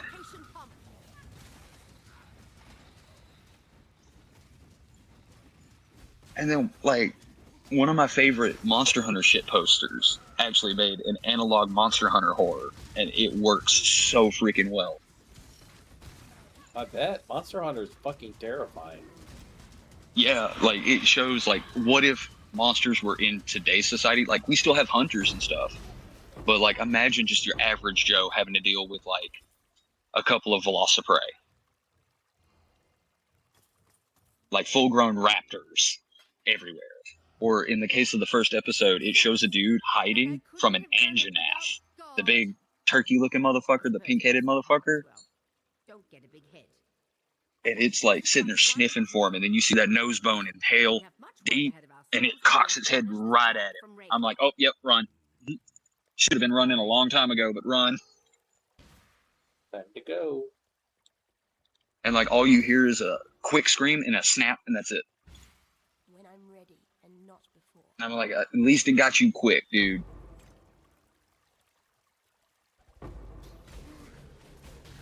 And at least it wasn't something that likes to play with its food, like Malfesto. That motherfucker would have played with you, confused the shit out of you, and then killed you.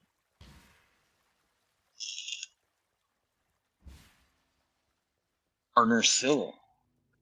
Getting poisoned, wrapped up, and letting her babies eat you. Or the Celtis Queen. Because you be sitting in a Celtis Queen, fucking huge. Big, like, alright, so you know the Moth and Scorpion? Yeah. From Elden Ring? Yeah. That's why it clicked to me as Monster Hunter. And I'm sorry again, I'm bringing that up. I need to stop doing that. But it's okay. that's an actual enemy fight in Monster Hunter. Is like there is a, but it's reversed. Like, well, I don't know if those insects even have genders. Don't care. Not asking. Because they're not breeding to make more. But like the Celtis is like the small version. So there's sexual dimorphism already. The female's a lot larger and is more ground based and can't fly. But basically what they do is the queen will use pheromones to attract a male and basically use him as a meat shield and weapon. Jesus. Need some help. Like he sits on her back, and if she like charges you, he'll stab you. Or like you get to her side, he'll turn to like the side you are and stab you. Or cut you. Or like attack you. Like he protects her. But then there's also points where like if you get her health low and he hasn't died yet, she will pick him up off his back, kill him, and then eat him. Damn. So like he is like the Celtis is just a means to an end. And I'm like, that's rough, dude, but that's insects. Like, period.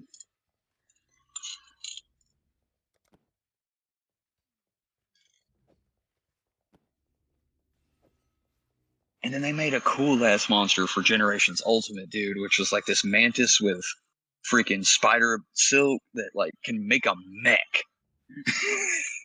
That sounds crazy, but it makes a giant freaking mech dragon that you have to fight. And if you can't beat it, like break it down before, it'll like destroy you in a one-shot attack.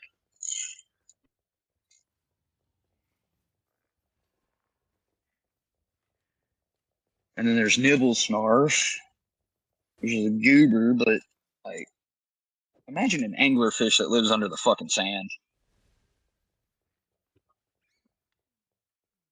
Yeah, it tracks. With the mouth like 10 feet wide. Fully open, like it can open its mouth like wide, like a circle. And you can't take it seriously with a name like Nibble Snarf, but then you go up against it and you're like, oh, I understand why you're actually kind of a problem. Yeah, like why is my shit get pushed in? Yeah.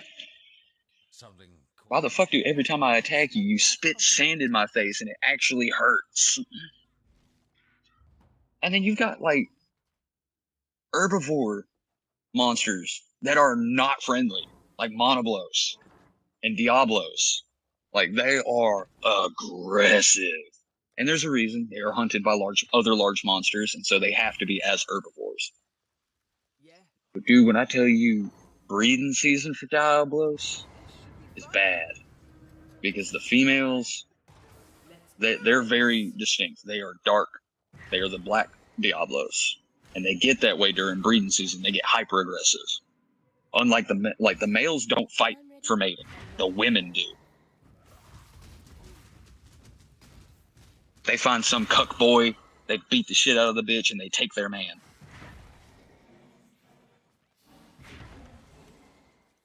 That's some, like, when I found that dude, I was like, that's some actually progressive shit right there. That's some snoo shit right there. Literally.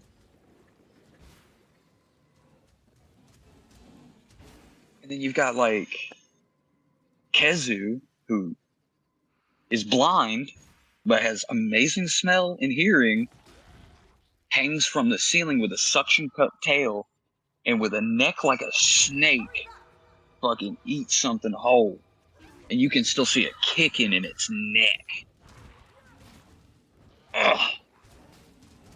And then it has the worst scream in the game, dude, because it screams like take a woman scream, pitch shift it down, and then turn the treble up.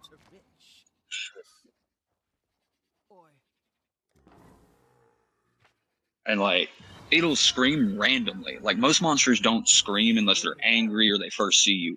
Kezu uses it as an actual tactic to keep you from fucking with it.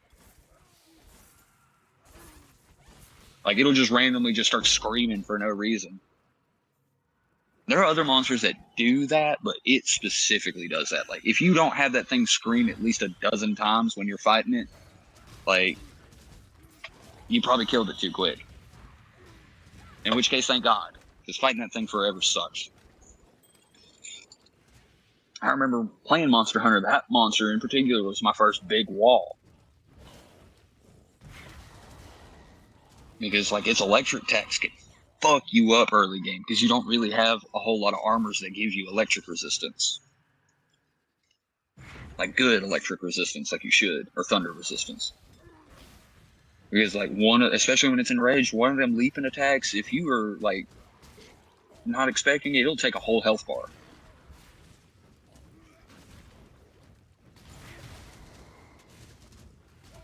And you've barely got an upgraded weapon to fight it. Oh.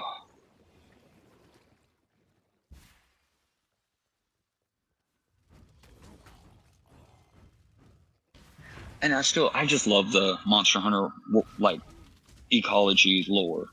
Like, it really is just symbiotic existence.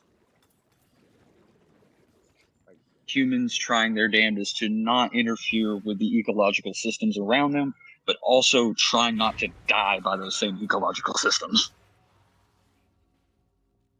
It was the ancient Wyverians that were fucking around. Yeah. Fuck. They idiotically made the guild also fucked around. I forgot about that. The guild also tried to make a dragon weapon.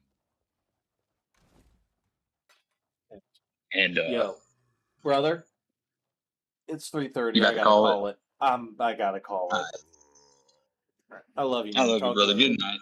Good night. Y'all, I played way too much PoE today. 5 hours. It's 3:30 in the morning. And yes, I know that is not a particularly large amount, but I gotta work tomorrow. And I fucked up my sleep schedule. Again. Good night, everyone.